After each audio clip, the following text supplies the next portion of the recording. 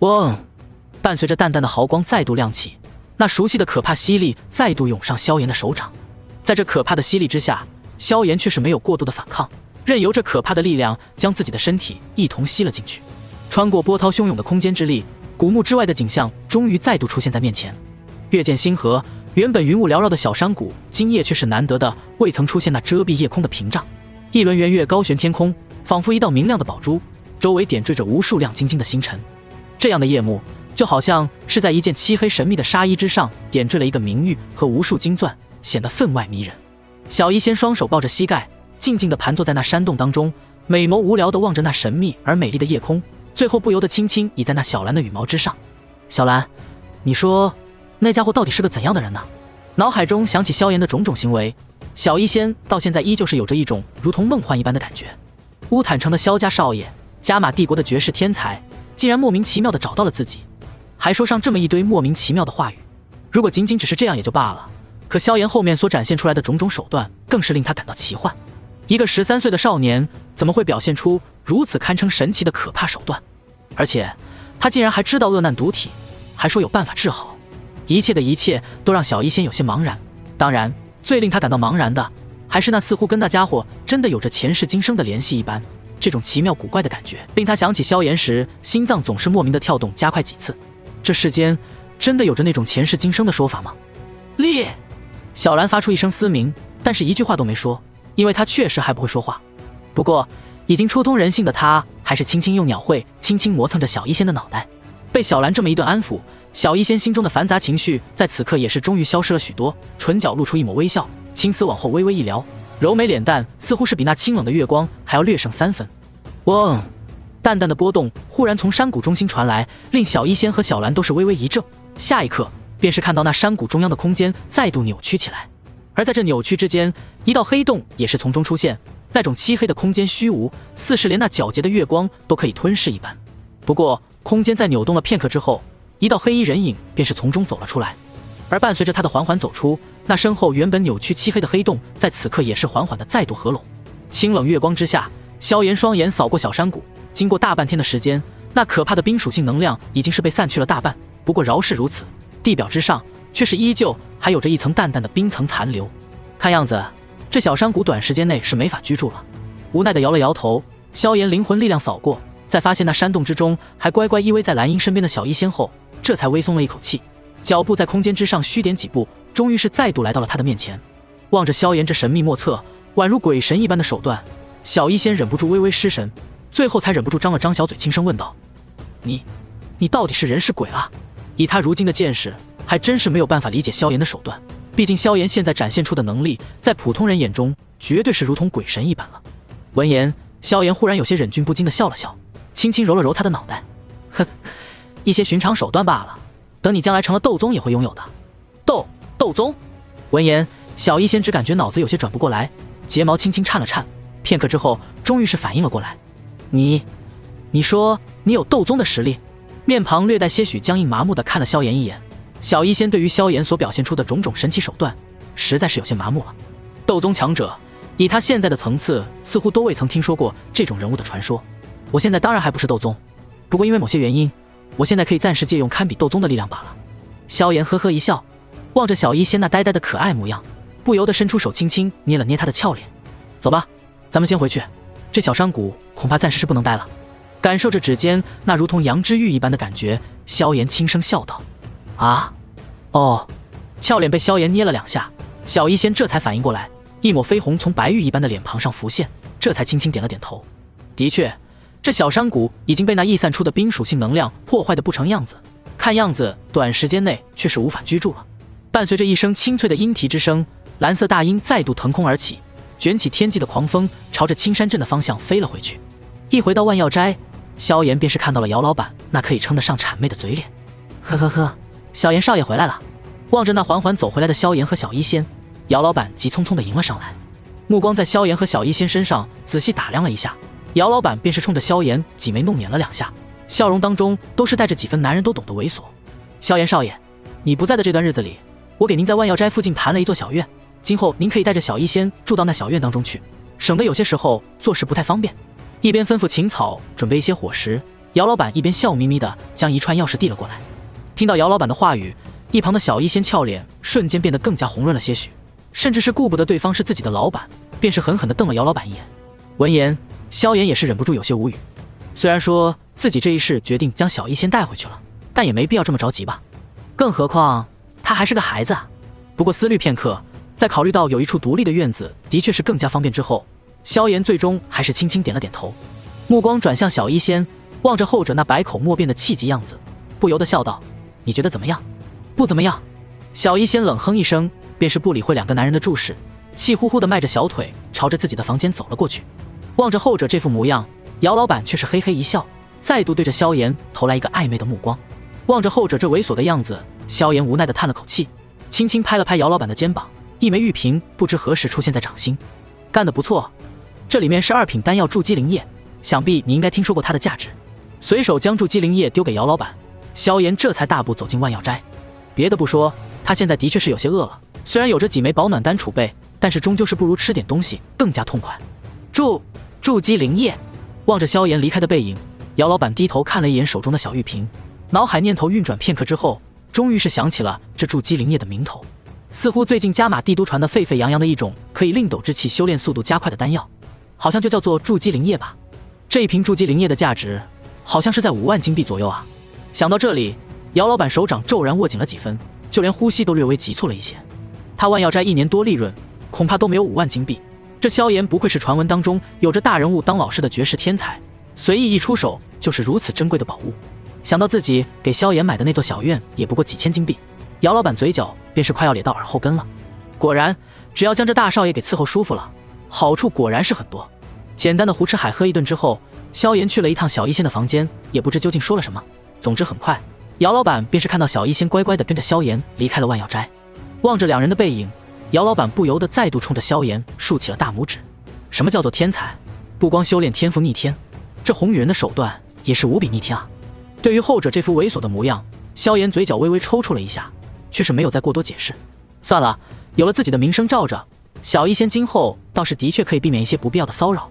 片刻之后，萧炎便是带着小医仙走进了那小院当中。假山池水之外种着几棵造型奇异的树木，还附带着几处小小的菜圃，房间风格也是简洁朴素，却又不失几分生活气息。在月光的照耀下，幽静而不失生气。看得出来，这姚老板为了巴结自己，真是费了不小的心思。我住这个房间。不等萧炎吩咐，小医仙已经是俏生生地站了出来，指了指一处厢房道：“没有问题，今天不早了，早点休息吧，明天我就交给你那灵植之术。”萧炎笑着点了点头，想要摸一摸后者的脑袋，却是被小医仙轻巧地躲了过去。“这可是你说的，你可不许反悔哦。”嫣然一笑，小医仙嘴角带着几分愉悦，跟萧炎告别之后，便是一溜烟的小跑回了自己的房间，好像是生怕萧炎继续调笑他一般。对于后者这副俏皮的模样，萧炎也是无奈地摇了摇头。之所以能够如此轻松地将小医仙给叫过来，当然不是后者现在已经爱上他了，而是因为萧炎又给了小医仙一个不小的诱惑——灵植之术。确切的来说，就是培育药材的一种手段。这种手段对于很多家族和炼药师的组织而言，都是十分常见的一种东西。就连萧家都是种植着一些低阶药材，小医仙自然也是略懂一些。不过萧炎拿出来的灵植之术，自然不是寻常势力能够拿出来的。那是前世的小医仙在双帝之战后，搜集了丹塔等诸多势力多年的积累，最后花费了10年时间所谱写的一套极为全面的灵植之术的秘典。毕竟，对于喜欢药材的他而言，虽然不能成为炼药师，但是培养药材依旧是他最喜欢做的事情。后来，还是萧炎亲自为这大典取了一个好听的名字——灵兰秘典。因为这本书的出现，斗气大陆从此也是渐渐多出了一套完整的新的职业体系——灵植师。而作为这一职业体系的鼻祖，小医仙即便是在飞升大千世界之后，也是被斗气大陆后来的那些灵植师给奉为祖师。即便是后面到了大千世界，在萧炎组建了无尽火域之后，小医仙的灵植之术也是为无尽火域炼药术的发展做出了巨大贡献。如果说萧炎是斗气大陆乃至无尽火域当中所有炼药师的信仰的话，那小医仙便是无数灵植师心中的信仰。后世之人甚至专门为其加封了医圣、灵植圣族等高端大气的称号。当然，这些本该是多年以后的小医仙所做的事情，不过这一世，萧炎却是要让他提前走到这一步了。反正这灵兰秘典也是他自己创造的，让他提前学上一些也是没有什么问题。放下这些心思之后，萧炎抬头看了一眼天上的明月，然后才走到自己选定的房间当中。比起外界的朴素幽静，这房间当中的布置倒是略带奢华，却又不显得俗气。看得出来，那姚老板的确是费了不少的心思。环视一圈，正准备继续修炼，萧炎的目光却是忽然落在了一道造型怪异的椅子上面。这是什么椅子？怎么这么古怪？萧炎眉头微微一皱，椅子下方有着可以供人来回晃动的木轮，若是如此也就罢了，怎么前面还加了一个稍小一点的座椅？还有，房梁之上怎么还悬挂着2道粉色的绳子？难道是……望着这造型古怪，甚至有些暧昧味道的椅子，萧炎的脸庞变得越发奇怪。这姚老板还挺会玩啊！不过有一说一，这老东西想得真周到。而在另一处的厢房当中，小医仙在好奇地打量了同样的座椅半天之后，也是终于恍然大悟地瞪大了美眸，一抹绯红迅速悬浮在脸上，令月色都少了几分光彩。小医仙有些羞恼地捂着俏脸，却是不知道在想些什么。哼，我堂堂无尽火域炎帝，干那种事情岂会用得着外力？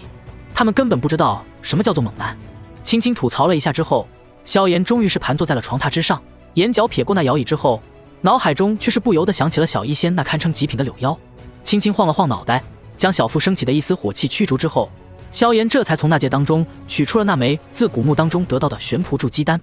他毕竟不是过去那个热血沸腾的少年了，对于这种男女之事已经不再像当年那样容易被影响。轻轻沟通了一下药老的灵魂，将那变得更加懒散的灵魂力量借了出来，然后迅速封锁整个房间之后，萧炎这才打开悬蒲筑基丹的瓶盖。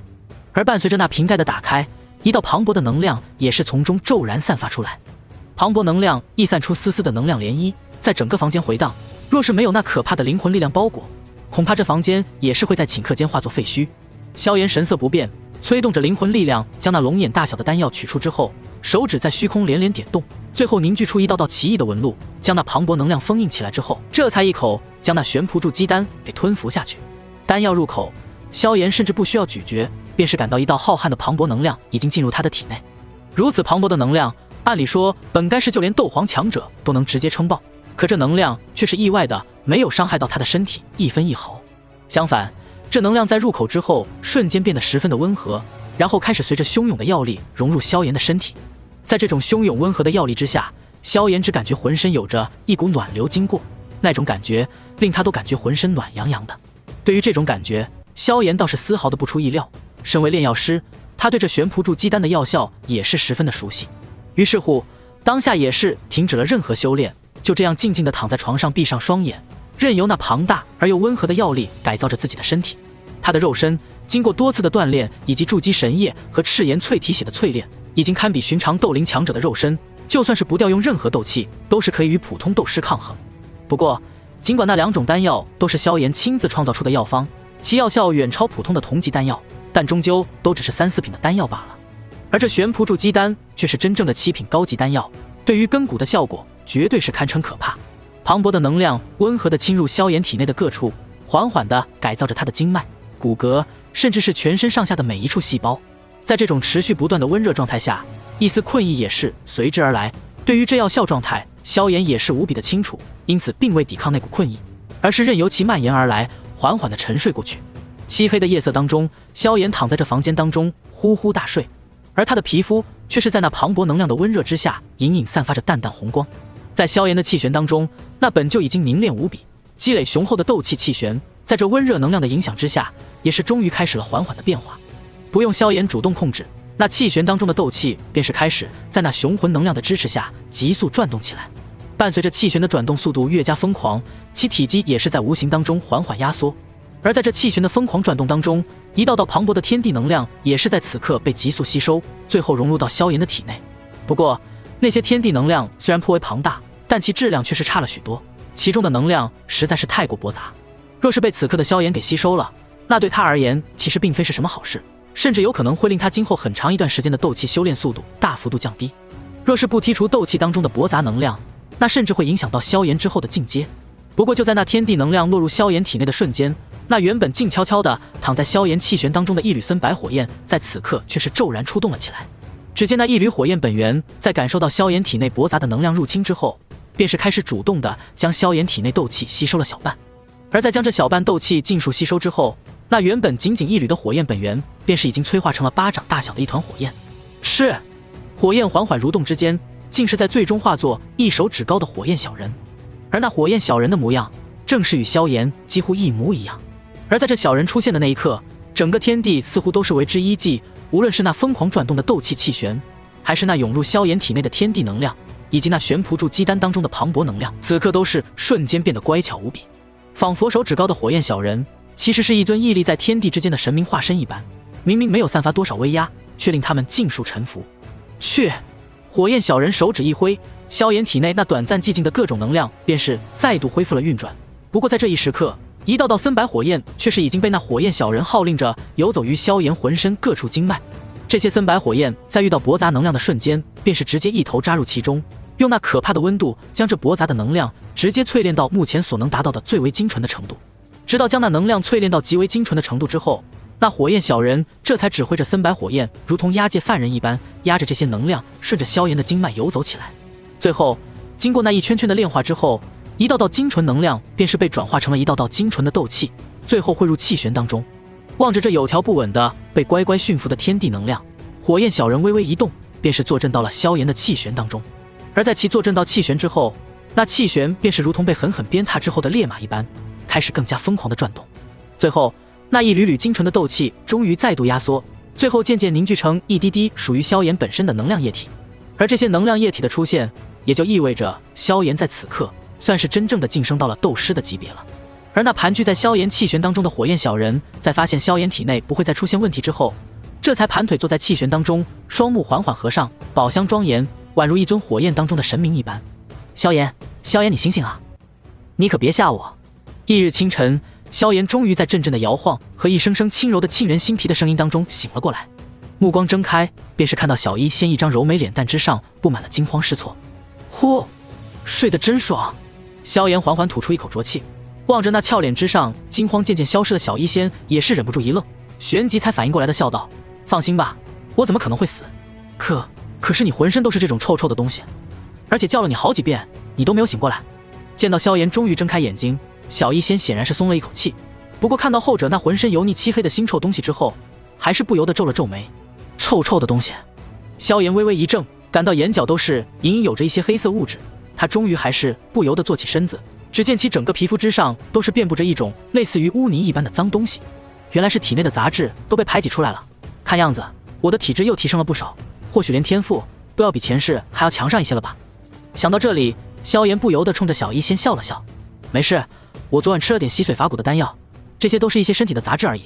你先出去吧，我得洗个澡了。闻言，小医仙终于是长长吐出一口气，有些嗔怪地看了他一眼，这才轻声吐槽道：吓死我了，我还以为你死了呢，我能有这么容易死吗？萧炎瞪了他一眼，然后嘴角才露出一抹笑容道：怎么现在已经这么关心我了？对于萧炎的这般调笑，小医仙却是轻轻翻了翻白眼。再怎么说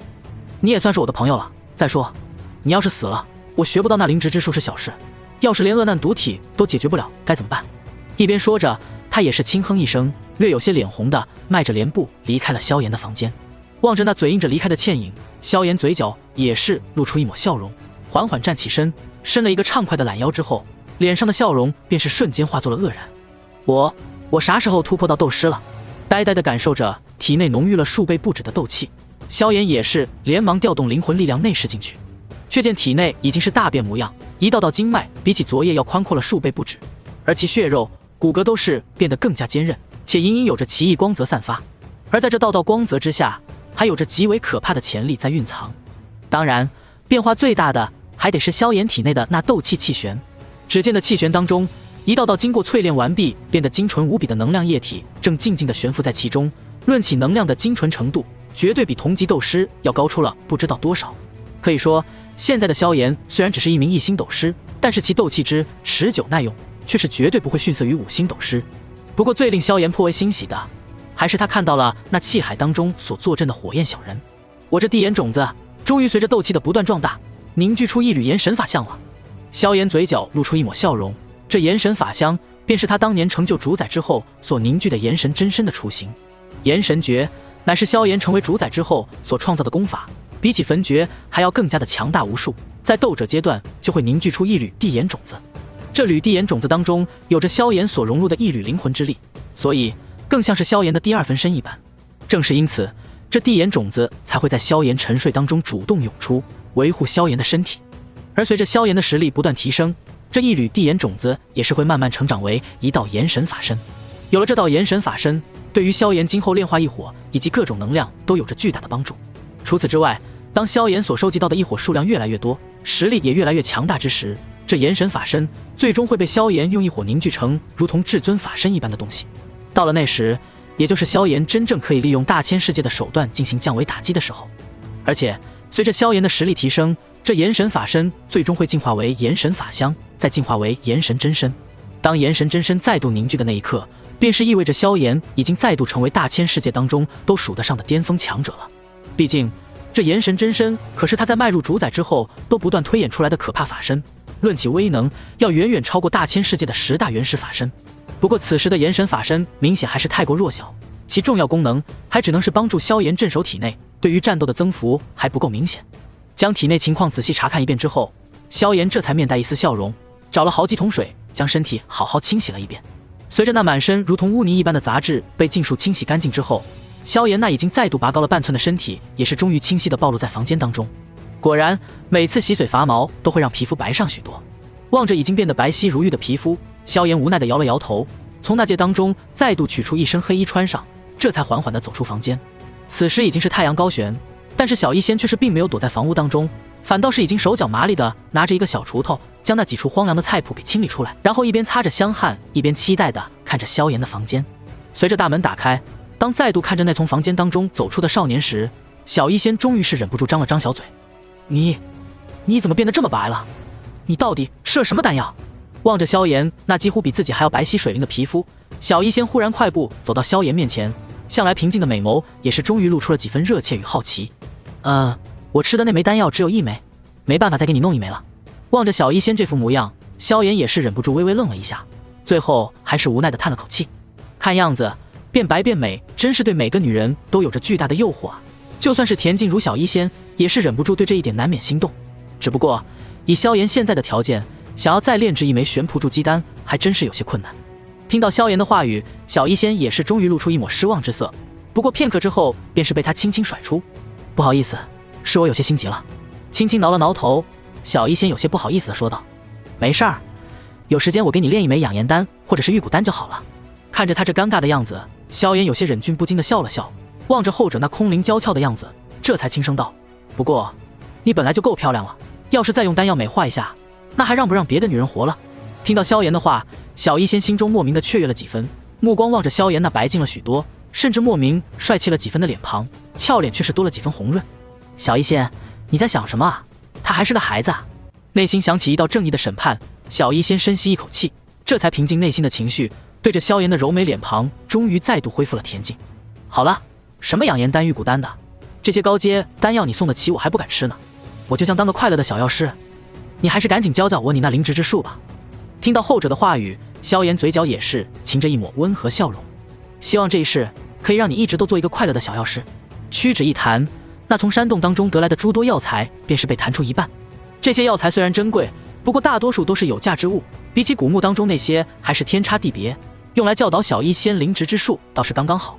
你先按我说的来，将这些药材按我说的方法种下去。屈指一弹，那从山洞当中得来的诸多药材便是被弹出一半。这些药材虽然珍贵，不过大多数都是有价之物，比起古墓当中那些还是天差地别，用来教导小医仙灵芝之术倒是刚刚好。你先按我说的来，将这些药材按我说的方法种下去。将那些个药材送到小医仙面前，萧炎轻声笑道：这些药材。俏脸低头看了一眼萧炎丢出来的几株药材，小医仙略微有些紧张地问道：这些药材可都是颇为珍贵的东西，以小医仙对于药材的辨识程度，自然是能够认得出，这些个药材随随便便便是能够卖出上万金币。不用怕，你放心大胆的种便是，若是死了，我再去给你摘。萧炎轻轻拍了拍他香肩，笑容温和地说道：你别对我这么好，我有点不习惯。小医仙嘴角勾起一抹苦笑，他怕这萧炎一直对自己这么好，自己或许真的有一天会沦陷到这个家伙的手里。虽然他现在对萧炎没有反感，反倒是颇为亲近，但是若是走到了那一步，可就是另一种说法了。更何况这家伙还是个孩子啊。这些药材除了那枚冰焰灵草，其他的对我都没有什么用，就当是暂时寄存在你这里吧。你若是再不种，我可就都喂给小兰了。见到小医仙这副模样，萧炎却是开口笑道：这么强悍的药材喂给小兰，她会受不了的。小医仙嘟囔了一下小嘴，最终还是屈服在萧炎的威胁之下。虽然跟小兰关系很好，可是拿这么珍贵的药材去喂小兰，他还是有些舍不得。嘿嘿，闻言，萧炎也只是嘿嘿一笑。以他几万年的阅历，想要拿捏现在的小医仙还是轻轻松松。接下来的几天时间里，萧炎便是始终都待在这院子当中，除了固定的时间拿出来修炼之外，其他时间便是一直在教导小医仙灵植之术。而在这段时间当中，或许是那养魂丹当中的药力颇为庞大，所以药老几乎已经是陷入了一种半沉睡的状态。除非是萧炎那灵魂力量狠狠戳他，否则药老基本上都是一动不动。对此，萧炎倒是也没有过多的打扰他，而是悠闲地享受着这份宁静。不过在他的心中却是十分的清楚，等到药老的灵魂再度苏醒之时，那便是他前往魔兽山脉中央寻找异火的时候。烈日当空，小医仙手持一个小锄头，小心翼翼地将一块泥土挖出一个1尺深的狭窄长度，然后又小心翼翼地将一株人参模样的血红药材给埋了进去。做完这一些之后，他才轻轻站起身子，有些略微狼狈地拿起袖角擦了擦额头的汗水。几天的辛勤劳作令他雪白皮肤都是多了几分小麦一般的颜色，看得出来这几天他的确是很辛苦。不过望着那几个小菜谱当中已经种了大半的药材，他俏脸上却是带着一分喜悦。虽然劳累，但收获感却是满满，这让他心中不由得多了几分雀跃。抓紧时间浇灌魔兽血液，否则这血灵参用不了多久就会枯萎。就在他嘴角带着洋洋得意的笑容之时，萧炎的声音却是在他身后不远处响起：“知道了。”小医仙点了点头，目光扭过去看了一眼萧炎，嘴角的笑容却是骤然凝固。只见这烈日之下，萧炎却是躲在一处阴凉之地，一边翘着个二郎腿，一边大口吃着某种不知名的瓜果。若是仅仅如此也就罢了，可那家伙的瓜果之上竟然还冒着丝丝凉气，看得出来这瓜果应该是经过冰镇过的。难以想象，在这么热的天里吃上这么一口甜甜的冰镇瓜果，该是何等的舒爽。这个混蛋！望着萧炎那一副享受的模样，小医仙脸上笑容飞速消失，取而代之的则是银牙紧咬的恨恨模样。爽啊！古灵冷火真是个好东西，换做别的异火可做不到这一点。悠闲地躺在藤椅之上，萧炎大口吃着冰镇瓜果，望着小医仙那颇为狼狈地弯着柳腰在田里劳作的样子，倒是感觉颇为有意思。不过这种情况在持续了片刻之后，也是终于结束了过去。只见那满头汗水的小医仙在将所有药材打理好之后，便是拖着沾满泥土的小脚走了过来。你过得倒是挺悠闲。望着萧炎那惬意的模样，小医仙美眸微微一瞪，然后便是顺手拿起了一片瓜果，有些不顾仪态的大口吃了一口。不吃不知道，吃了才知道萧炎这家伙到底是有多舒爽。冰凉的果肉入口，那又冷又甜的感觉真是令人浑身一个激灵，毛孔都仿佛张开了一般。迅速与萧炎争抢完那桌子上的冰瓜之后，小医仙这才得意地扬了扬雪白下巴，然后便是不理会无奈苦笑的萧炎，再度迈着小脚来到那小院当中的池塘一旁，将沾着泥土的脚丫往水中一泡，他便是与萧炎一般悠闲地找了块阴凉之下的大石坐了下来。或许是因为小脚经常埋在泥土当中的缘故，所以并没有被阳光影响太多，依旧雪白的小脚在池水当中轻轻滑动着，将其上沾染的泥土迅速洗涤。望着那白皙小腿在池水中来回晃动的小医仙，萧炎嘴角也是带着一抹笑意，看到他这副快乐的模样，令萧炎心情也是十分不错。不过就在两人都处于惬意的那一刻，萧炎那敏锐的灵魂感知力却是忽然察觉到池水当中的一丝异样，当下便是忍不住脸色微变，低喝道：“小心！”话音刚落下，池水当中便是溅起一片水花，紧接着一条五彩斑斓的小蛇便是在萧炎都来不及的速度当中骤然跃出水面，然后对着那雪白小脚一口咬了下去。啊！池水当中的变故令小医仙吓了一跳，尤其是在看到那条小蛇之后，更是俏脸下的微白，以至于那小蛇都咬在他脚上了，他都没有感到太过疼痛。孽畜！带着寒意的声音响起，下一刻一道无形劲气便是直接打在那小蛇身上，直接将这小蛇撕裂成了两半。下一刻，萧炎便是已经带着一道劲风来到，望着那俏脸吓得微微煞白的小医仙，萧炎心疼之余又感到有些许好笑。这个时候的小医仙还是那个善良温柔还略微有些胆怯的女孩，如果不是命途多舛，谁能想到这丫头将来会成为令附近几大帝国都闻风丧胆的天毒女。把脚给我看看。见到小医仙并无大碍，萧炎这才微微松了一口气。方才那条小蛇应当是连一阶魔兽都算不上，毒液应该也算不上太过强烈。我没事。小医仙也是终于缓了过来，正要拒绝，却是被萧炎直接霸道的抓住那还镶嵌着舌头的右脚，脚掌被萧炎温热有力的手掌抓住，小医仙脸上泛起一抹羞红，使劲挣扎了两下之后，发现根本拧不过萧炎，也就无奈地叹了口气。不过虽然表面是在挣扎，不过望着萧炎这副关心的模样，他的心底却是流过一道暖流。霸道的家伙！红润小嘴轻轻撇了撇，美眸之下却是有着一丝他自己都没发现的雀跃。应该没什么大碍。随手将那断开的舌头弄下来之后，萧炎刚要松上一口气，便是看到那静静躺在自己掌心的玲珑小脚。只见那一只小脚雪白细腻，纤细玲珑，不经意间散发着一种柔弱与优雅，令人不由得感叹天地造化的美妙。那被蛇牙咬出的2个小小血洞，就仿佛一抹雪莲之上点缀了些许的嫣红，不但没有任何的污染，反倒是多了一分妖艳。望着这只雪白精致的小脚，萧炎的脑海当中不由得直飘飘地闪过2个大字：玉足。微微愣神片刻，直到小医仙又动了动小腿，萧炎这才缓过神来，脸上露出一抹古怪的笑容道：要不要我帮你把毒吸出来？去死吧你！回应他的是小医仙另一只小脚溅起的水花。短暂的玩笑之后，萧炎神色也是终于严肃了些许，正要从那戒当中取出一些解毒药，却是忽然想起小医仙是恶男毒体的事情，于是当下便是寻出些许的疗伤药膏，轻轻涂抹在那一处伤口之上。做完这一切之后，萧炎这才轻轻搀扶着小医仙回到房间休息。被萧炎如此细心照料，小医仙俏脸一路上都是带着些许的红润，直到萧炎让他暂时躺在藤椅上之后，他才微微放松了些许。看不出来，原来这家伙这么会照顾人啊！嘴角微微勾起，小医仙美眸当中流露出一丝异彩。或许是经过这么一闹，两人的关系也是在悄然之间再度升温了些许。对于这种情况，萧炎倒是没有太多的表示，反倒是小医仙一直对萧炎强调两人只是朋友关系。对于这种表示，萧炎也只是笑笑不说话，普通朋友，至于每天都强调好几遍朋友关系吗？时间久了，等我真的只把你当朋友，难过的就是你自己了吧。对于这种情况，萧炎也不揭穿，反倒是颇为的享受着这种任由感情慢慢沉淀的过程。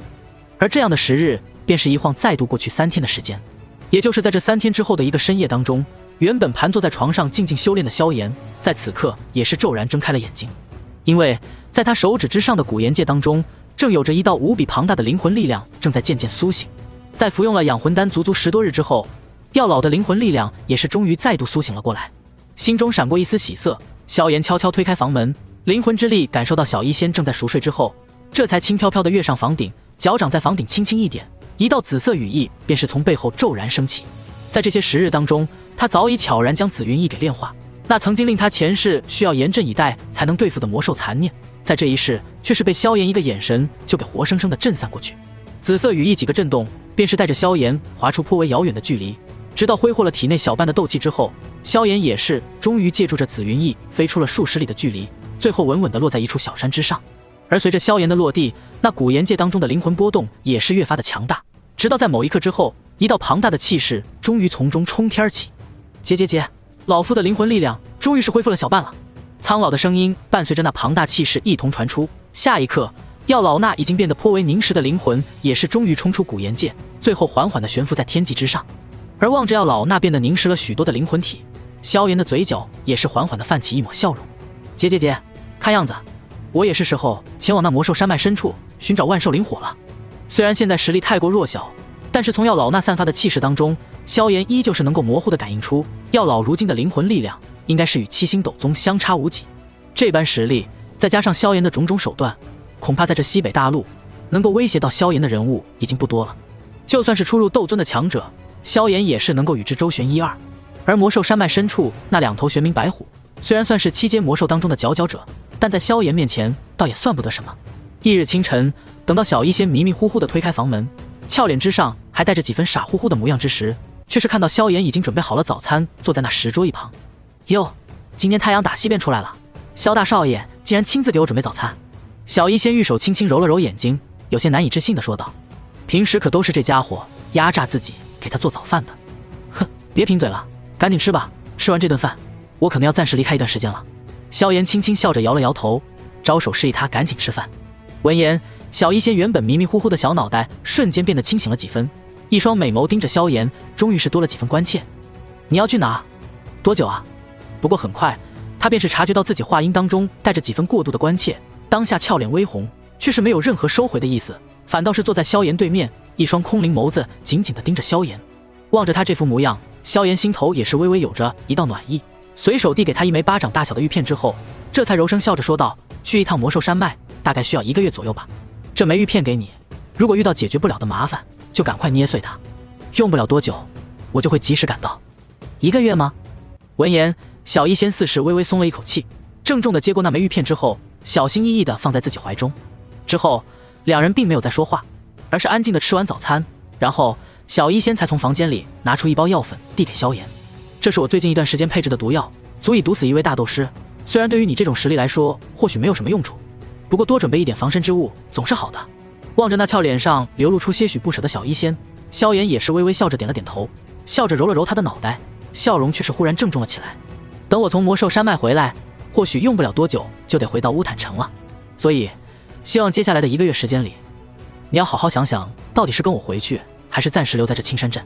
听到萧炎的话语，小医仙身体骤然僵硬了一下，片刻之后才有些恍惚地说道：“知道了，我会好好考虑一下的。”这一次他却是没有说出任何多余的反对，显然是真正的认真考虑了起来。望着他这副模样，萧炎也是不再多言，再度揉了揉他的脑袋，这才脚步一踏，径直化作一道流光冲天起。虽然说红颜很重要，可是在现在这个环境之下，还是提升实力更加重要。而且说实话，他现在还真想不到，万一小医仙到了乌坦城，又会爆发怎样的修罗场。毕竟那乌坦城当中已经有了轩儿和亚菲2个人了，若是再加上一个小医仙进去，那整个乌坦城都得打成一锅粥了。唉，想要平衡女人之间的关系，真是比炼药难多了。萧炎一声低叹，这才发现原来想要开辟后宫的想法是多么的困难。小院当中，小医仙静静地站在原地，目送着萧炎那神奇的离去手段，俏脸之上终于是露出了一丝黯然失色。虽然跟你的确很投缘，不过还是不要去打扰你的生活了吧。带着些许失落的低语在小院当中回荡，却是再无旁人听到。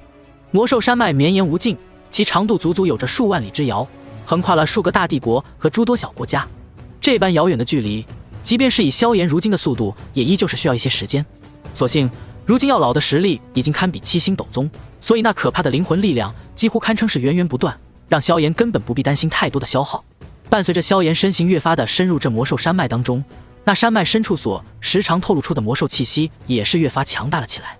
只不过当这些魔兽的目光扫过天空之上的黑衣人影之时，却是各个目中露出些许的敬畏和忌惮。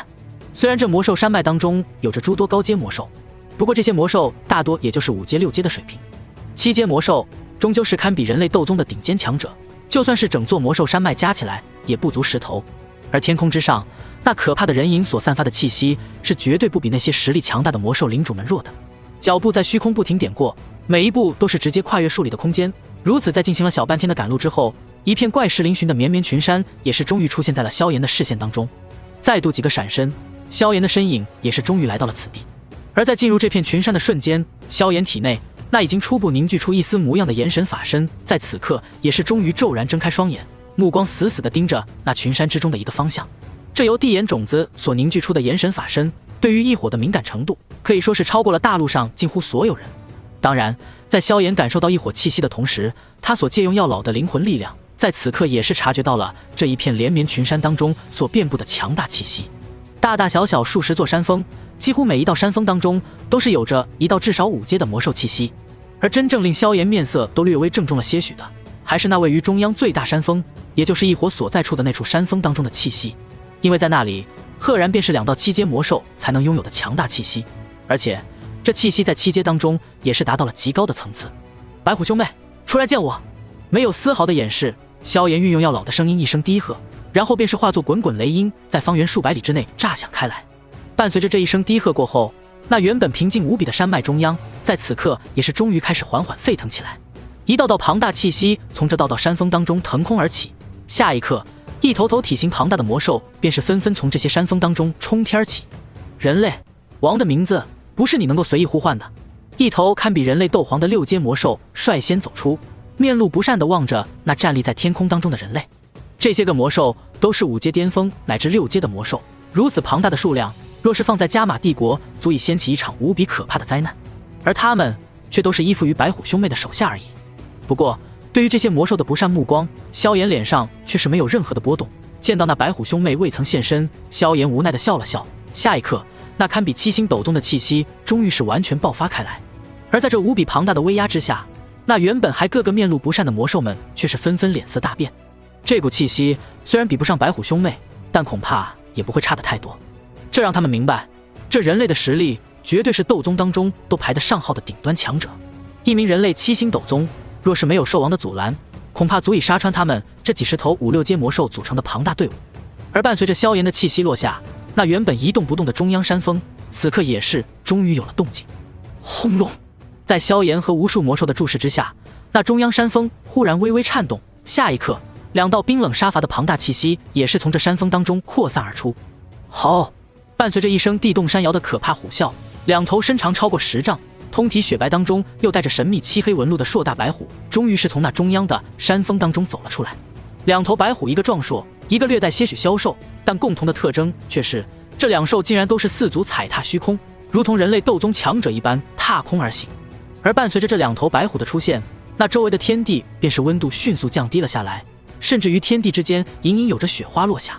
玄冥白虎，斗气大陆虎类魔兽当中的巅峰血脉，幽冥白虎的变异品种，其潜力比起幽冥白虎更加可怕，成年便是可以进化到7阶层次。少数玄冥白虎在经过各种机缘造化之后，便是有希望成为8阶魔兽，甚至极少数会觉醒体内那太古血脉，进而成为堪比人类斗圣的9阶魔兽。当然，这种情况已经有着数千年未曾出现了。不过饶是如此，这玄冥白虎的血脉依旧是虎类魔兽和冰属性魔兽当中的顶尖血脉，恐怕也只有太虚古龙、天妖皇等顶尖血脉当中的王族血脉才能将之压下一头。事实上，虎类魔兽当年也是斗气大陆的顶尖魔兽血脉之一，只是如今远古时期的强大魔兽血统却是只剩下了龙、黄、蛇这3种血脉能够有时常诞生9阶魔兽，而其余血脉大多都是8阶便已经是尽头。2头玄冥白虎脚踏虚空，一步一步朝着萧炎的方向走来，然后在诸多魔兽羡慕的目光当中，浑身白色光芒大盛，然后缓缓地化作了2道人影。7阶魔兽已经拥有化形之能，尤其是这2头7阶魔兽，一头堪比人类8星斗宗强者，另一头则是堪比人类6星斗宗。伴随着周围白光晃动，一男一女2道人影也是终于出现在了萧炎的面前。只见男子高大壮硕，上身赤裸，一张脸庞刚毅当中带着可怕的煞气，仿佛一头噬人的猛虎一般。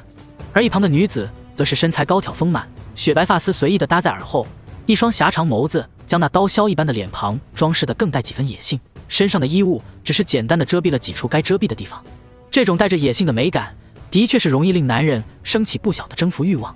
不过对于这女子的美貌，萧炎只是淡淡扫了一眼，便是再也不感兴趣。此女的容貌虽然已经算是颇为不俗，可是萧炎前世登临主宰，什么样的美人未曾见过，他若是愿意的话，甚至可以从一方位面当中随意挑选。美人对他而言并不值钱，到了他们这一层次，反倒是更加注重情感上的交流。被萧炎淡淡扫过一眼便是无视。那母狐所化的女子显然是微微一怔，这么多年来他所见到的诸多人类强者当中，还真是很少有人能够如此轻易地将他无视。望着萧炎那年轻的有些过分的脸庞，他的心中更是诧异无比。人类，你来魔兽山脉寻我2人，可是有什么事情？诧异之余，他一双狭长眸子也是带着几分野性地盯着萧炎。而伴随着他的问话，那眼神凶厉的壮硕男子以及那周围的诸多高阶魔兽也是纷纷地看向了萧炎。他们也很好奇，这人类来到这魔兽山脉到底是为了什么？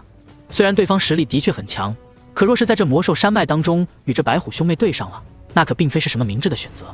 望着2人那虎视眈眈盯着自己的目光，萧炎嘴角忽然勾起一抹古怪的笑容。我来这里是想要跟2位借一样东西，这样东西的名字叫做万兽灵火。话音落下的那一刻，整片天地都是变得无比寂静了起来，只剩下些许魔兽的呼吸之声。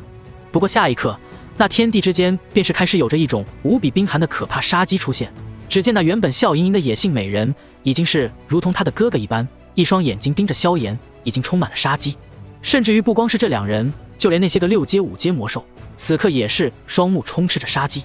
万兽灵火虽然在异火榜上只是排名第22，可是对于许多魔兽而言，这种火焰的帮助却是比其他很多异火都要更大。因为万兽灵火的诞生条件必须是在万兽陨落之地，经过无数中高阶魔兽体内兽火精血的酝酿，且需要一种9阶魔兽的兽火作为引子，才能在100年的酝酿沉淀当中诞生出来。可以说，这是最容易人为制造，也是最难人为制造的一种异火。而其在诞生之后，不但对于人类有着大用，对于魔兽的诱惑力更是巨大无比。因为万兽灵火拥有着洗炼魔兽血脉的神奇效果，虽说级别越高，便是越难提升，可对于很多4、5、6阶的魔兽而言，却是有着巨大作用。甚至就连7阶魔兽，在常年使用万兽灵火洗炼血脉之后，或许也是有着希望成为8阶魔兽。种种神奇的效果，令万兽灵火成为最受魔兽欢迎，也是最受魔兽重视的一种异火。所以，无论是这白虎兄妹，还是那周围的其他魔兽，都是绝对不可能将这万兽灵火交给面前这个人类的。现在滚开这里，本王可以考虑饶你一命，否则你今日怕是很难走出魔兽山脉了。粗犷沙哑的声音从那高大汉子口中传出，下一刻，可怕的杀机便是已经将萧炎牢牢地锁定。而伴随着他的声音传开，那天地之间飞行着的数十头魔兽，在此刻也是迅速扩散开来，甚至于他们喉咙当中已经开始发出一声声低沉的咆哮。在这无数咆哮当中，一道道强大气息正在这魔兽山脉中央的其他方向飞速赶来。可以说，萧炎只要再得寸进尺一下，便是即将遭到半个魔兽山脉的追杀。然而，对于这铺天盖地的朝着自己包围而来的可怕气势，萧炎却是依旧神色不变，目光淡淡的望一眼那面露不善的盯着自己的白虎兄妹，最后无奈的摇了摇头。前世自己成为斗帝之后，在回归西北大陆的时候，这对兄妹可是乖巧的如同小猫一般柔顺，甚至带着几分殷勤的头靠到炎盟麾下。不过这也是人之常情，毕竟这本就是一个实力为尊的世界，能够成为一个斗帝的麾下，那是何等荣耀的事情。而面对一个实力或许还不如自己的小小斗宗，甚至是那斗宗力量下的小小斗师，自然是没人愿意臣服。对于这一点，萧炎心中也是清楚无比，因此这一次他只能亲自动手，将这对兄妹打到臣服为止。刚好我现在的实力还做不到各方都照顾过来，萧家还缺少一个真正护院的高手，而这2头玄冥白虎倒是足够资格了。嘴角勾起一抹笑容，萧炎无奈地摇了摇头，抱歉，这一次不光是万兽灵火，恐怕就算是你们兄妹2人也要暂时跟我离开一段时间了。不过我会给你们足够的补偿的。找死！听到萧炎这句话的刹那，那原本就已经杀机酝酿的白虎兄妹，此刻也是不再犹豫，下一刻便是纷纷化作2道残影消失在原地。白虎冰天爪！下一刻，2只锋利的令周围空间都划过丝丝漆黑裂缝的虎爪便是骤然出现，朝着萧炎的脑袋狠狠拍了过去。在这2只虎爪出现的那一刻，不但是周围的空间都被那爪尖上的锋芒给撕出道漆黑痕迹，就连萧炎周围的天地温度都在以一个极度可怕的速度降低。那种可怕的低温，恐怕就算是斗皇强者挨上了，都要身体瞬间僵硬，片刻之后被冻成一具冰雕。而那2只巨大的足有1人之高的巨大虎爪，若是拍在人的身上，就算是真正的斗宗强者，也要当场重伤，甚至是身体都被打爆。这白虎兄妹之所以能够成为魔兽山脉的霸主，除去因为其哥哥白寒是7阶巅峰的一种魔兽之外，与其妹妹白雪娜配合无比默契的手段也是极为有关系。凭借着这种可怕的默契，他们兄妹曾经联手击杀过不止1头7阶魔兽，这才造就了2人凶名赫赫的魔兽山脉霸主之位。如此默契的手段，加上彼此强悍的实力，使这兄妹2人联手之下，只要不遇到斗尊强者，大多都能立于不败之地。不过很可惜的是，今天他们所遇到的对手实在是不能用常理以置之，因为他们的对手是炎帝萧炎。望着那扑面而来的2道凌厉攻击，萧炎并未做出如何大动作的躲闪，森白火焰瞬间从体表升腾而起，几乎是在瞬间驱散了那可怕无比的寒意。下一刻，萧炎脚掌之间空间扭动，周身空间诡异无比的一阵扭动，等他再度出现之时，便是已经出现在了那较小的一只虎爪面前，而避开了那道更为强大的一只虎爪。紧接着，药老那堪比7星斗宗的灵魂力量便是被萧炎运转到了极致，脚掌在空间狠狠踏出，直接是将脚下的空间都震得出现了道裂缝。8级帮，狠狠的一道肘击狠狠撞击在那虎妹白雪的虎爪之上，一瞬间2道汹涌的劲气浪潮便是令周围的空间如同蜘蛛网一般裂出了道粗大裂缝。一次交手，萧炎脚掌倒退2步，然后便是再度诡异扭转，身形骤然消失在原地。在他身形消散的瞬间，那白虎兄长的另一只虎爪已经撕裂空间，将萧炎留下的一道残影粉碎。咚咚咚！下一刻，一道身材妖娆的野性美人便是从空间当中蹭倒退了数十步，并且脸色微变地调动浑身斗气，驱散着体内那诡异的劲气。只不过任由他如何驱散，那可怕的斗气还是夹杂着一丝丝比他的寒冰斗气还要可怕的冰冷火焰在他体内轻轻爆开。伴随着一声低哼，白雪脸色微白，红艳的嘴角流出一丝血迹。显然方才的一记交手令他受了一些不轻不重的伤势。而在同时，萧炎和那白虎大汉的身形也是再度出现在天际。望着这一幕，那些周围围观的魔兽都是兽脸微变，他们也是没有想到仅仅一个交手，那虎妹白雪便是受了轻伤。要知道，虽然对方只是6星斗宗的实力，可若是加上那可怕的肉身和强悍的血脉，比起人类的7星斗宗，应当是丝毫不差才对。可是没想到，仅仅一个交手，便是受了轻伤。这般实力，恐怕就是那虎王白寒也很难留下对方。兄长，小心！这家伙的力量虽然只能媲美人类7星斗宗，可是他的速度和对于力量的运用，却是达到了一个极为恐怖的层次。红润舌头伸出，将嘴角的鲜血舔干净。虎妹白雪颇为忌惮地看着萧炎道：“我知道了。”虎王白寒看了一眼白雪，又将目光再度看向一旁的萧炎，一双虎目当中寒意便是变得更加浓郁。人类，敢让我妹妹受伤，今天你恐怕走不出魔兽山脉了。不过刚好，本王倒是很久没有品尝过人类斗宗强者的血肉了。话音落下的那一刻，那虎王白寒身形便是再度变化。下一刻，一头吊睛白额、身长10几丈的巨大白虎便是再度出现在天地之间。雪白皮毛之上，仿佛上古绘画一般的黑色纹路蔓延，淡淡的血色煞气弥漫。紧接着，便是一道惊天动地的虎啸之声响起。吼！可怕的声波令得空间都微微震荡。而在这一声虎啸之下，那但凡是听到这虎啸的魔兽，身体都是不由自主地颤了颤，甚至一些实力较弱的魔兽更是直接匍匐在地，身体颤抖不止。虎乃是百兽之王，即便是斗气大陆上的猛虎一族，已经不再像远古之时那般强盛，可终究不是寻常魔兽可以比较的。今日本王便是要活生生撕了你！再度发出一声震耳欲聋的虎啸，那虎王白寒周身血色寒气涌动，最后狠狠朝着萧炎爆射而来。白虎撕天裂，血色寒气在其身后渐渐凝聚成一道直径数十丈的血色能量虎头，声势骇然。这么一招，便是寻常的9星斗宗强者见到，恐怕都要微微色变，暂避锋芒。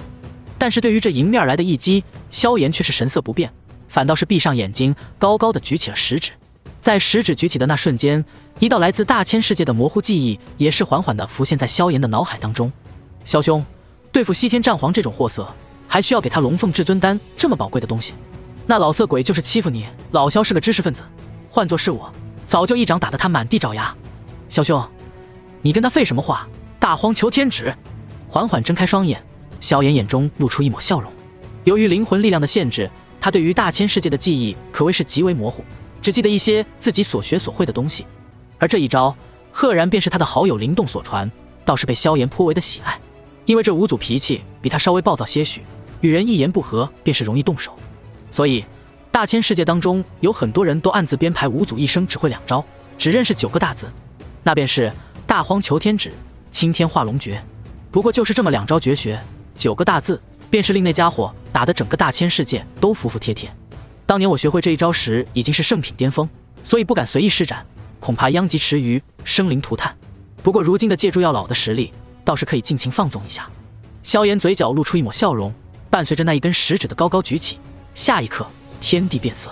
只见那原本的万里晴空瞬间开始变得阴沉起来，一道道云雾迅速汇聚，将方圆数百里的天地都是遮挡得黑压压的一片。望着这一幕，那白虎兄妹都是微微一怔，旋即彼此对视一眼，这才都看到了彼此眼中的不可置信之色。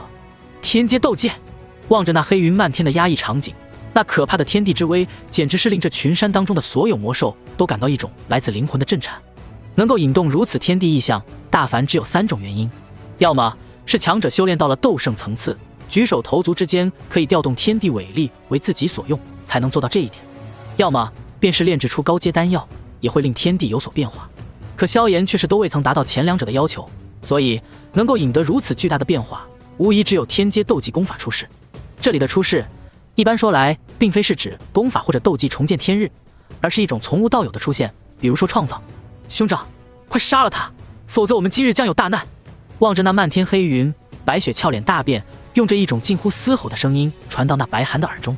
天阶斗技，那可是足以令斗尊强者越级而战的可怕手段。白雪虽然对天阶斗技也是有所贪念，可她却是更加的清楚，一旦被这家伙施展出天阶斗技来，那这个实力上与他们相差不多的家伙，便是即将以一种碾压的姿态打败甚至击杀他们。闻言，那虎王白寒终于是反应过来，浑身气息爆发到极致，身后的巨大虎头能量虚影在此刻近乎凝聚成了实质。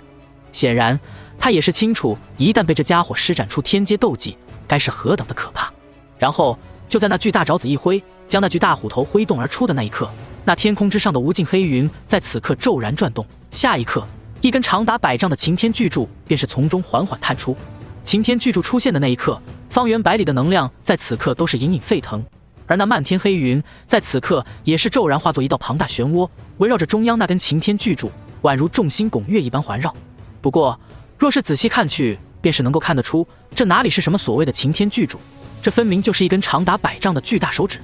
今日便要先拿你们兄妹试试手了。望着那浑身毛发都炸开的虎王白寒，萧炎嘴角露出一抹笑容，那高高举起的手指在此刻骤然落下，而随着他的手指落下，那巨大无比的能量手指在此刻也是骤然落下。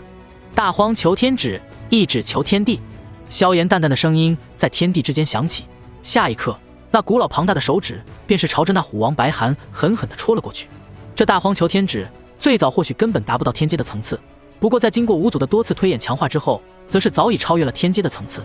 如今萧炎的实力所能施展的，也只是其中的冰山一角而已。巨指之上布满着无穷古老的纹路，一种沧桑古老之气弥漫天际，在这堪称恐怖的气势之下，就连地面的泥土都在隐隐之间下降了些许，而天地之间的空间似乎在这一刻都是变得凝固，令人感到移动都是变得颇为艰难。轰！在所有魔兽惊骇的目光当中，那古老的巨大手指与那血色虎头瞬间撞击在一起。咚！伴随着一声震耳欲聋的响声，那两道能量的交接之处，几乎是在瞬间便是有着大片的空间被崩碎。下一刻，那令整个魔兽山脉诸多强者闻风丧胆的血色虎头，便是在这些魔兽呆滞的目光当中瞬间粉碎。而在这血色虎头粉碎之后，那具大手指除了其上的古老纹路略微模糊了些许之外，便是再没有了任何的损伤，依旧是带着无可匹敌的力量，径直落在了那虎王白寒的身上。噗嗤！伴随着一声沉闷响声，那虎王白寒几乎是瞬间喷出一口鲜血，庞大的身躯宛如折断的风筝一般急速坠落，最后在大地之上砸出一个深达数丈的大坑。做完这一切之后，萧炎才缓缓抬起手指，身后那巨大无比的手指再度随着食指指向那脸色惨白的白雪。现在给你们兄妹2个选择，臣服我或者死。望着那蕴含着无比庞大气势的巨大手指，白雪脸色苍白，沉吟片刻之后，一双美眸才不甘地看了一眼萧炎，低声道：你放了我哥哥，我愿意臣服你，成为你的奴婢，万寿灵火我也会拱手送上。他的话音刚刚落下，那地面的大坑当中便是再度飞起一抹血色流光，冲到了他的面前。放了他，我愿意将万寿灵火交给你，并且臣服于你。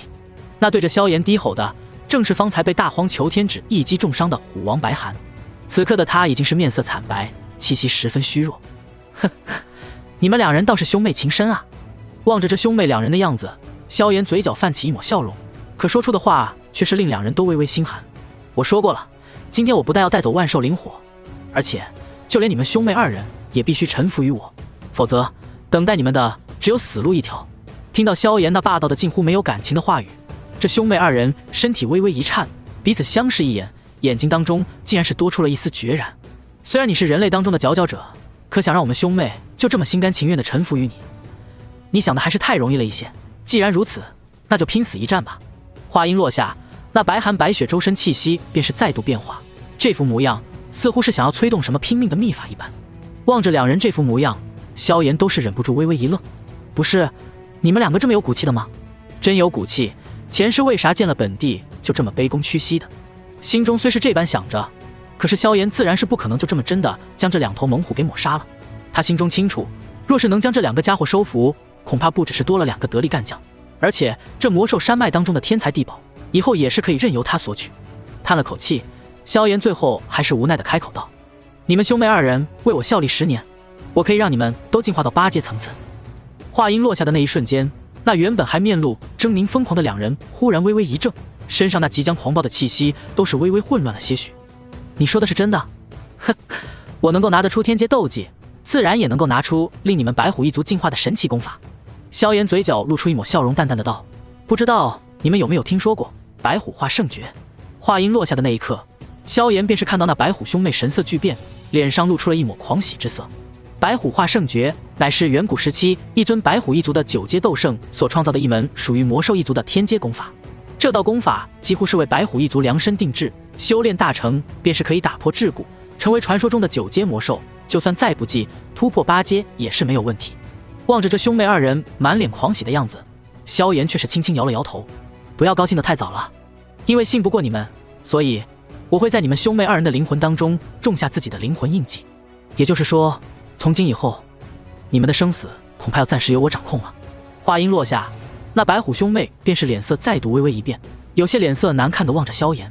我们怎么知道你说的到底是真的还是假的？若是你随意一忽悠，就将灵魂印记种植在我们的灵魂当中，结果却并没有那白虎化生诀，那我们兄妹不是亏大了？白雪那妖娆野性的美丽脸庞之上浮现出一抹不甘和怀疑。让别人将灵魂印记种植在自己的灵魂当中，的确就等于是生死彻底交给别人掌控了。这种传说中的方法，就算是他们这般实力，也仅仅只是听说过，而未见识过。没想到今天这黑衣少年竟然还会如此可怕的手段，加上对方施展出的那从未出世过的可怕天阶斗技，他其实也是对于萧炎拥有所谓的白虎化生诀有所期待。可若是那种将生死都交给对方掌控的情况，却是他们十分抗拒的。堂堂的魔兽山脉霸主，即将如同走狗一般被一个人类掌控生死，的确是令兽难以接受的一件事。是真的还是假的？你们已经没有资格讨价还价，这只是我给你们的一个台阶罢了。如果你们不肯接受，那我也只能让这玄冥白虎的血脉从此消失在西北大陆了。萧炎轻轻摇头，声音渐渐变得冷漠起来，背后那威慑天地的大荒求天指已经是蠢蠢欲动，可怕的威压令白虎兄妹再度变色。以这家伙施展的那堪称可怕的天阶斗技来看，恐怕这一指下去，便是有可能令他们兄妹二人双双陨落。看得出来，这家伙的耐心似乎已经不多了。望着这一幕，那身为兄长的白寒终于是缓缓站了出来，咬了咬牙说道：“让我们兄妹二人臣服你也不是不行，但是我还有一个条件。”听到后者这句话，萧炎再度皱了皱眉头，背后巨大手指微微颤动，令空间都出现了道道裂缝。如果你的条件不过分的话，我可以考虑一下。不过，如果你们屡次挑战我的耐心，那我也不会再手下留情了。我的条件其实很简单。望着那眼中渐渐升起一道杀机的萧炎，白寒却是无奈的苦笑一声。他们兄妹在魔兽山脉称王称霸这么多年，如今终于还是被别人给制服了。无奈的摇了摇头，一道声音便是被斗气包裹，传入了萧炎的耳中：“能不能不要当着这么多魔兽的面奴役我们？好歹我们以前也是他们的老大。”听到这句话之后，萧炎都是忍不住微微一愣，目光古怪地看着这一对脸色不易察觉中微微泛红的白虎兄妹，最后才无奈地点了点头：“你自己将这些家伙遣散吧，在我没有足够的把握掌控你们的生死之前，这大荒求天指是不可能消散的。”闻言，那白寒不由得苦笑一声，最后才拖着重伤的身体朝着天际一声怒吼：“都散了吧！”略带虚弱的吼声远不如方才与萧炎大战之前震撼心神，不过饶是如此，那百兽之王的吼声依旧是带着可怕的威压。于是乎，那周围围绕的足足近百头5阶6阶魔兽都是纷纷一怔，面面相觑之后，终于是一个个摇晃着脑袋离开了此地。虽然败给一个人类有些耻辱，不过从另一个方面来说，如果真的要跟这个人类血拼的话，那他们能不能耗死这个人类不知道，但是很多魔兽肯定会成为炮灰，他们这近百头魔兽也不知道还能存活下多少头。毕竟就连那虎王白寒都是被对方一击重伤。于是乎，这些魔兽们也是纷纷带着一丝庆幸的赶快离开。等到这漫天魔兽全部散去之后，萧炎这才目光望向了那白虎兄妹，声音依旧是带着几分淡漠的说道：“现在你们可以敞开自己的灵魂了，记住不要抵抗，否则你们的灵魂或许都会受伤。”听到萧炎的话语，这对兄妹对视一眼，相互交流了一番眼神之后，最终还是不甘的点了点头。如果不是萧炎抛出了白虎化圣诀这个致命诱惑，他们兄妹二人自然是会拼死抵抗，成为别人的随从，甚至连生死都要被人掌控，的确是一件生不如死的事情。白虎一族是无比高傲的，都怪这该死的人类拿出这么巨大的诱惑。片刻之后，伴随着2声痛苦低沉的虎啸之声，萧炎也是终于脸色微白的收起了那释放而出的灵魂力量。2头7阶魔兽，即便是魔兽的灵魂力量要比人类差上一些，可要凝聚出一道可以控制他们的魂印，依旧是比当初奴役柳潘龙所耗费的灵魂力量要庞大的多。还好萧炎如今突破斗师之后，肉身所能承载的灵魂力量再度暴涨了许多，否则单单奴役其中一头都是未必能做到。饶是如此，在同时给2人种下灵魂印记之后，萧炎依旧感到微微的晕眩之感。带我去看看万兽灵火吧，至于白虎化圣诀的事情，等我休息片刻便是可以传授给你们了。感受着2人的灵魂已经完全被自己掌控在手中，萧炎轻轻吐出一口气，淡淡说道：“是，主人。”闻言，那白寒白雪相互对视一眼，最终还是无奈的点了点头。魔兽的世界相对还是比较简单的，在被对方打服了之后，自然就会变得恭敬许多。而2人的灵魂也被萧炎奴役，生死都被他掌控。虽然还有着些许的不情愿，可是在感受到萧炎方才的手段之后，2人还是乖乖的答应了下来。那种灵魂撕裂的痛楚，简直是令他们这种7阶魔兽都感到承受不住。如果不是因为手下都在这附近，他们早就大声吼出来了。而且萧炎手中终究还是有着白虎化圣诀这一超级大饼，晋升8阶乃至9阶的希望，没有任何一头魔兽能够拒绝。很快，两人便是带着萧炎来到那中央最为高大的山峰当中，迈入其中那营造在山腰之间，内部丝毫不比人类差的巨大宫殿。萧炎目光在那大殿当中随意摆放的一些天材地宝上看了看，嘴角不由得露出一抹笑容。不愧是魔兽山脉的霸主啊，这收藏就是丰厚。有了这么多宝物，他所需要炼制的很多丹药，恐怕都能在接下来的一段时间里炼制出来了。再度跟随两人朝着一处洞穴前进，在朝着地底飞了足足100丈之后，那可怕的高温终于是令扑面而来。在这山峰的地底深处，赫然是一片与岩浆接壤的赤红大地。在这片类似于海岸一般的赤红大地之上，一道道庞大的魔兽骨架随意地散落在这里，那遍地的骨架足足绵延出了数十里上百里，几乎覆盖了小半个赤红大地。萧炎借助着药老的灵魂力量一阵探测，便是轻易地察觉出了能够有资格躺在这里的白骨，生前恐怕至少也得是4阶魔兽才可以。而在这堪称白骨海洋的中央位置，一团色彩斑斓的彩色火焰也是静静地悬浮在其中。在这彩色火焰熊熊燃烧之间，一丝丝极为淡薄的各种颜色的兽火正从附近几道还算新鲜的魔兽尸体上飘出，最后缓缓汇聚在那火焰当中。望着那悬浮在中央的彩色火焰，就连萧炎身后的白虎兄妹都是眼神当中闪过一抹炽热。万兽灵火以9阶魔兽体内兽火为引子，汇聚万兽兽火，在火属性浓郁的地方经过千锤百炼，最后方能成型。这种火焰可以淬炼魔兽体内那驳杂的血脉，令其血脉精进，有着更大的进化空间。可以说，万兽灵火就是化生火的终极形态，也正是因此，其威能才有资格被列入到异火榜当中。望着那悬浮在白骨海洋当中的万兽灵火，萧炎的眼中也是露出一抹笑容。算算时间，自己已经重生了整整1年的时间了，而经过这么长时间的努力，他也终于是再度得到了第1种异火。不错，我们先回去吧。满意的点了点头，萧炎目光看向那白虎兄妹，笑道：白寒白雪对视一眼，都是有些疑惑，这家伙为什么不赶紧炼化万兽灵火？不过如今生死已经被对方所掌控，他们也是不敢多问，只能是无奈的点了点头。等回到那属于他们兄妹2人的辽阔大殿之后，萧炎这才找了一处安静的地方盘坐下来。你们2个过来一下吧。足足静坐了半个时辰之后，萧炎这才睁开眼睛，略带笑意的看着白寒白雪。闻言，兄妹2人对视一眼，也是不再犹豫的走到萧炎的面前。只见萧炎手指之上灵魂力量酝酿，足足半刻钟之后，才缓缓地轻点在了2人的额头之上。顷刻间，庞大的信息流便是伴随着灵魂力量灌注到了2人的脑海当中。而在那庞大的信息流灌入到2人脑海当中之后，萧炎的脸色也是再度变得苍白了一分。反观那白虎兄妹的脸上，此刻更是露出又痛苦又惊喜的神色。以魔兽那比人类逊色许多的灵魂力量，即便2人都是7阶魔兽，可是达到这些信息依旧是感到有些头痛。不过那痛苦当中所夹杂的信息却是令2人无比惊喜。萧炎果然没有骗他们，这竟然真的是白虎一族传说当中的白虎化圣诀，只是这功法怎么只有上半部？睁开眼睛，白雪一双狭长美眸有些疑惑地看着萧炎，眼中的炙热并没有因为缺少下半部功法而感到不满，反倒是更加的浓郁。与此同时，一旁的白寒也是睁开双眼，有些郁闷地盯着萧炎。哼，我不是说过，我只能保证你们10年之内晋升到8阶层次。这白虎化圣诀的上半部已经足够你们修炼到8阶的层次了。至于那有希望修炼到9阶层次的下半部功法，还要看你们日后的表现了。倘若你们的表现足够让我满意，我自然不会嫌弃手下的实力太弱。萧炎眼睛微微眯起，笑盈盈地说道：若是将这白虎化圣诀全部交给对方，他还怎么指望这2个家伙今后给自己卖命？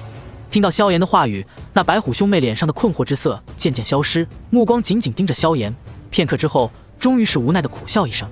主人放心，今后我兄妹2人一定会对主人唯命是从，赴汤蹈火，在所不辞。听到这兄妹2人几乎异口同声的话语，萧炎却是不置可否地笑了笑。在斗气大陆，任何的诱惑恐怕都没有对于实力提升的诱惑更加庞大。他这一卷白虎化圣诀足以将这兄妹2人吊得死死的，再加上对方生死受自己掌控，想必是再无背叛的可能了。不过就如当初降服柳潘龙那般，想要掌控对方生死容易，可想要让对方尽心尽力，才是考验萧炎手段的时候。忠诚可不是用嘴巴说的，这样你们就先将这些药材给我找过来，来向我表现一下你们的能力吧。萧炎淡淡一笑，手指再度轻点2下，一道长长的药材名单表示出现在2人的脑海当中。不过这次的传输可比上次消耗小得多，因此对于萧炎而言并没有造成太大的负荷。再度闭上眼睛，感受着脑海当中的长长名单，2人再度睁开眼睛之后，这才点了点头。主人放心，这些药材虽然稀有，可大多数都是我魔兽山脉所拥有的，除了极少数的确难以找到，其余都不是什么问题。闻言，萧炎也是终于满意的点了点头。他之所以花费力气降服这白虎兄妹，除了因为对方实力刚好合适，主要原因便是对方身为魔兽山脉之主，对于收集药材该是有着何等巨大的助力。去吧，我也要暂时休息一段时间，希望3天内你们能够先收集到大半的药材。萧炎微微一笑，挥了挥手，这2兄妹便是自觉地退出萧炎的房间。短短片刻，他们对于萧炎的指挥便是从被迫化为了主动。在白虎化圣诀乃至于达到9阶魔兽这个传说层次的诱惑之下，什么尊严乃至生死似乎都是可以放手一搏的东西。而在这兄妹离开之后，萧炎也是缓缓地闭上了双眼，一丝疲累从灵魂深处涌出。这一番大战，他虽然是占据了绝对的优势，可无论是对他精气神的消耗，还是对于药老灵魂力量的消耗，都不是一个小数目。如果不是因为萧炎对于能量的运用了如指掌，恐怕这一招还没发挥完全，就已经将药老的灵魂力量都给吸干了。不过饶是如此，以药老现在的状态，恐怕都难以再施展第2次大荒求天指了。不过好在吞服了养魂丹之后的药老恢复的并非是单纯的灵魂力量，而是灵魂本源在那强横的能量之下都恢复了许多。因此这种单纯的力量消耗并不会让药老的实力再度大幅下降。有了萧炎传授的太一地魂诀和混沌神魔观想法，药老的灵魂在恢复之后只会变得更加坚韧与强大。当然一切的前提都是有足够的时间恢复，也正是因此萧炎才需要原地休息3天的时间。3天的时间当中，萧炎和药老几乎便是一同处于这种闭关休息的状态当中。而在3天之后，当萧炎推开房门走到那白虎兄妹的大殿当中之时，饶是他心中早有准备，也是忍不住的被眼前的一幕给弄得多出了几分惊喜。只见大殿当中的一角当中，正有着密密麻麻的中高阶药材被随意的摆放在那里，足足上百平方米的地面之上，尽是各种各样的药材和各种奇珍。按照萧炎的估算，这些药材的数量之多，至少他手上那枚低阶内戒是绝对塞不开的。以萧炎前世的经验来看，恐怕就算是一名7品炼药师的收藏都不可能这么丰厚。这白虎兄妹不愧是魔兽山脉的霸主，一声令下，不知道有多少魔兽为其效力，其效率之高，自然不可能是寻常强者可以媲美。如此众多的药材，就算是将我所需要的各种丹药都给炼制出来，恐怕也还能剩下许多。望着那满地的药材，萧炎眼中露出一抹喜色。主人，您要的大多数药材我跟哥哥都已经弄过来了，不过有极少数几种却是要么无比罕见，要么便是被其他7阶魔兽所守护。望着萧炎走出，那守在门口的白雪也是迈动着修长玉腿走了过来，随意的撇了撇额前的银色发丝，带着几分野性的美艳脸庞之上露出些许的恭敬之色。没办法，那白虎化圣诀的诱惑实在是太大了，而且萧炎所表现出的实力也是令他们无比的忌惮。那几道药材的确是不太好弄，不过现在这些倒是暂时够用了。望着那满地的药材，萧炎点了点头，满意的笑道：做得不错，你哥哥的伤势的确有些重，不过等会儿我会给他炼制几枚疗伤丹药。听到萧炎最后的话语之后，那白雪也是微微一怔，旋即俏脸之上便是露出一抹喜色。主人，难道您还是一位炼药师不成？对于白雪的疑惑，萧炎只是淡淡一笑，如果不是炼药师，我让你寻找这么多药材干什么？去，现在给我寻找一处僻静之地，然后给我护法，我要开始炼制丹药了。听到萧炎的话语，那白雪也是面露喜色，连忙点头照办。只见他脚步一点，然后便是消失在了原地。片刻之后，山洞之外传来一声虎啸，然后便是听到一阵鸡飞狗跳的动静。过了几分钟之后，白雪便是再度回到洞府，示意萧炎外界已经清理出来一片清静的地方了。闻言，萧炎也是略带无语的点了点头，随着那白雪一同离开了这处洞府大殿。一走出来，萧炎便是看到一头雪白大虎正静静的匍匐在洞口，丝丝天地能量正在缓慢的涌入他的身体。大虎眼神萎靡，皮毛都是暗淡了几分，正是前段时间被萧炎打成重伤的虎王白寒。望着他这副有些虚弱的模样，萧炎摇头一笑，也不理会对方略带恭敬的动作，轻轻摆了摆手，便是跟随白雪几个闪烁出现在一处平静的山峰之上。此刻的山峰之上已经是再也没有任何的魔兽存在，显然白雪方才那一嗓子直接将这些弱小魔兽给吓跑了，而且那山顶之处更是被后者直接削出了直径10多丈的平台。望着这一幕，萧炎也是略带满意的点了点头，看得出来这母老虎是用心了。你现在下去为我护法，记住，不准任何人和兽来到这山峰当中，包括你自己。萧炎看了一眼白雪，神色郑重当中带着些许淡漠。被萧炎这么一盯，饶是以白雪那纵横魔兽山脉的实力和地位，都是莫名的感到身体一寒，当下连忙点头称是。只要你做得够好，此番炼丹结束之后，会有你们兄妹二人想象不到的好处的。点了点头，萧炎这才脚步一踏，直接出现在那山峰之上的大平台之上。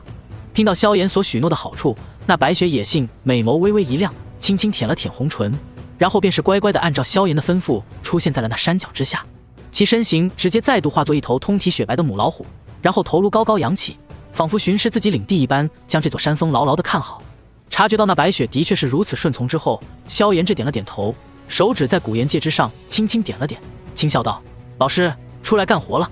回应他的是古岩界毫无动静的波动。如此过了半刻钟，直到萧炎打算再叫药老之时，那古岩界当中才骤然冒出一道黑白相间的流光。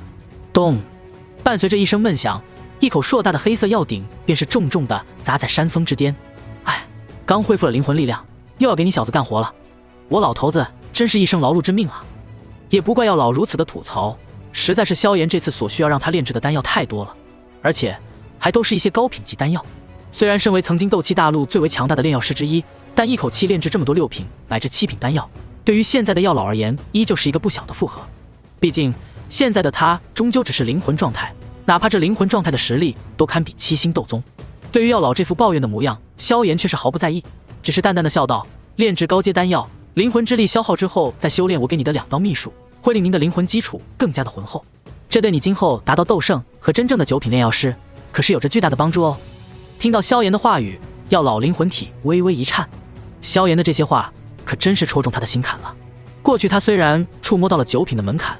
可却终究是很难单独炼制出一枚9品丹药，而若是他有了斗圣的实力，加上更加牢固的灵魂根基，那么成为真正的9品炼药师自然也就是水到渠成的事情了。而且那药地点当中的诸多高深炼药术和控火手法，你难道不想好好实践一下吗？萧炎的声音宛如恶魔的低语，不断地诱惑着药老。够了，你别说了，我练便是了。药老轻轻摆了摆手，显然是放弃了抵抗。比起萧炎说的那些东西，不过是让灵魂劳累一点，这又算得了什么呢？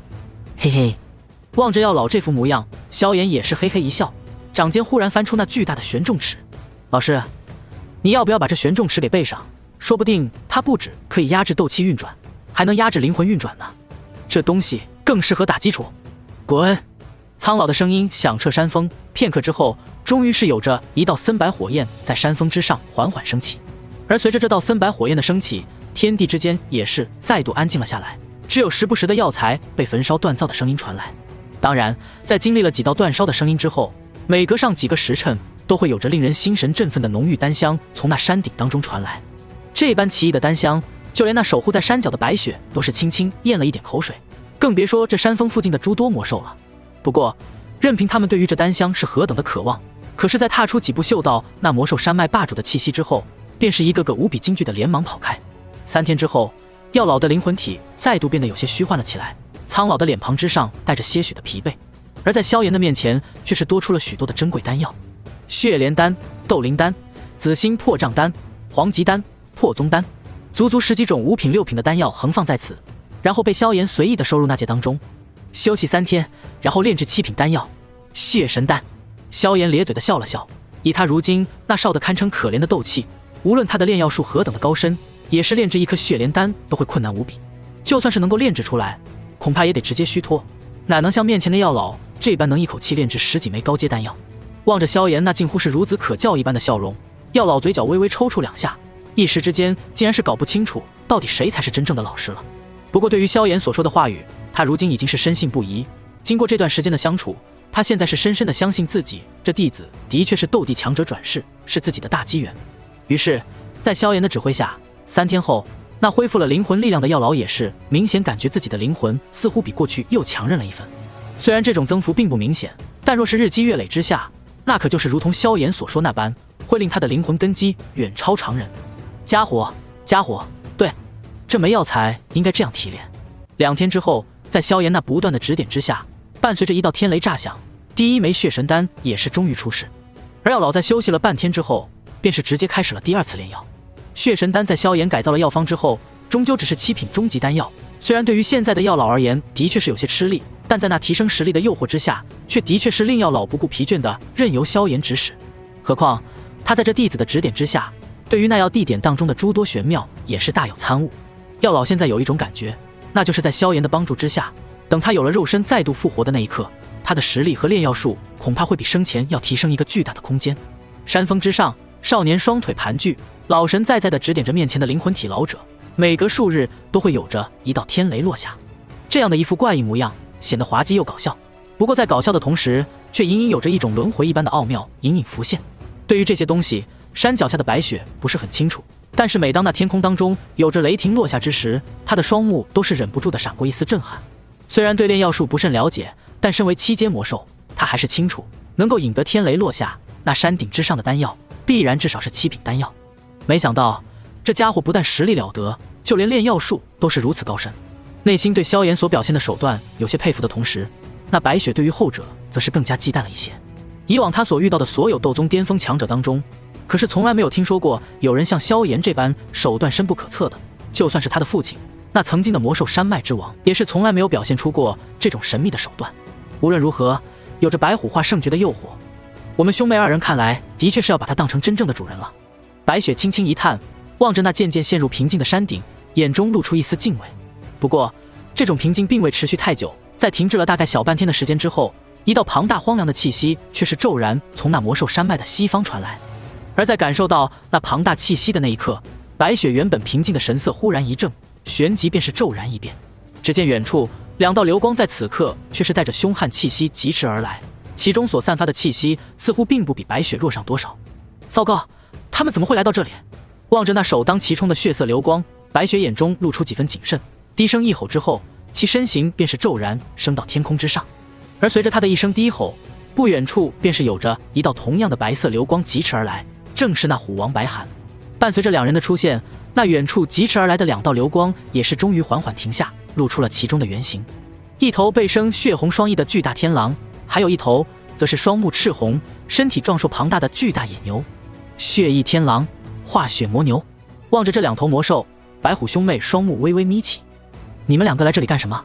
望着2人的身影，白雪忍不住冷声低吼道。这2头魔兽在这魔兽山脉当中也都是一方霸主的存在，实力都超过了人类5星斗宗，与那白雪都是相差无几。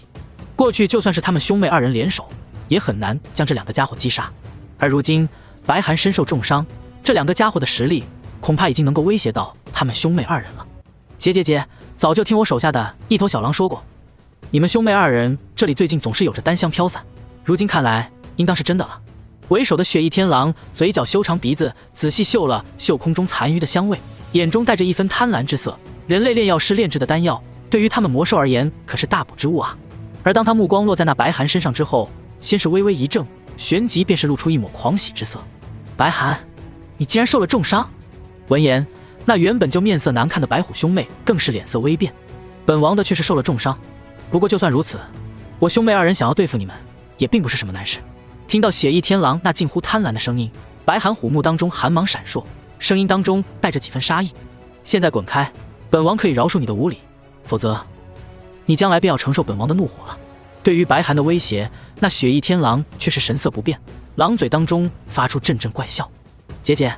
你觉得这么宝贵的一个机会，一旦我说出去，这魔兽山脉当中的想要趁此机会解决你们兄妹2人的，可并不在少数。听到这句话，在他身旁那头高大壮硕的化血魔牛此刻也是露出一抹冷笑。昔日白虎兄妹能够霸占魔兽山脉，占据这最核心的地段，以及那令人眼馋的万兽灵火，便是因为2人联手之下，纵然是其余7阶魔兽共同联手，也最多只能压制2人。可是如今伴随着那实力最强的虎王白寒身受重伤，这兄妹2人的战力便是瞬间降低了许多。或许若是魔兽山脉的众多7阶魔兽联手，成功击杀这2人，也未必不是什么不可能的事情。虎王，我已经嗅到了这空气当中弥漫的丹香，你身后的悬崖之上必然隐藏着一位人类的高级炼药师。在白虎兄妹脸色难看的同时，那头化血魔牛却是率先站了出来，一双血色双眸有些贪婪地盯着2人身后山峰上渺小的黑点。以他的目力，自然是能够看出那里正有着一道人影盘膝而坐。化血魔牛的血脉告诉我，这人类炼制的丹药会对血脉的进化有着不小的帮助。你们两人将这人类炼制的丹药交给我，我便不参与此事了，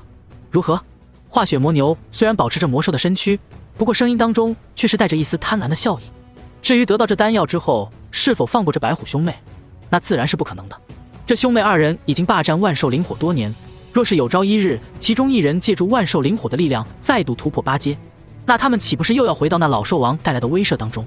最好的方法便是趁其病要其命。到了这一层次的魔兽，智慧早已与寻常人类相差无几，尔虞我诈也是丝毫不差。你想要那人类的丹药？闻言，那原本还脸色难看的白寒却是微微一怔，旋即脸上终于是露出了一抹古怪的笑容，就连他身边的白雪也是同样露出一抹古怪笑容。望着这兄妹两人的笑容，那化血魔牛微微一怔，旋即便是冷笑一声：“哼，两个故作玄虚的家伙，想要借此来掩饰自己体内的劣势吗？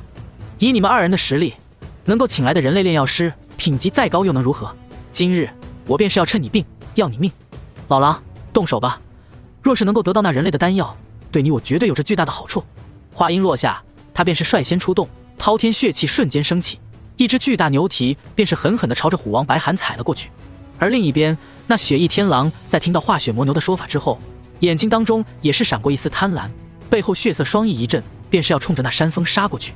想动主人，你还是先过了我这关再说吧。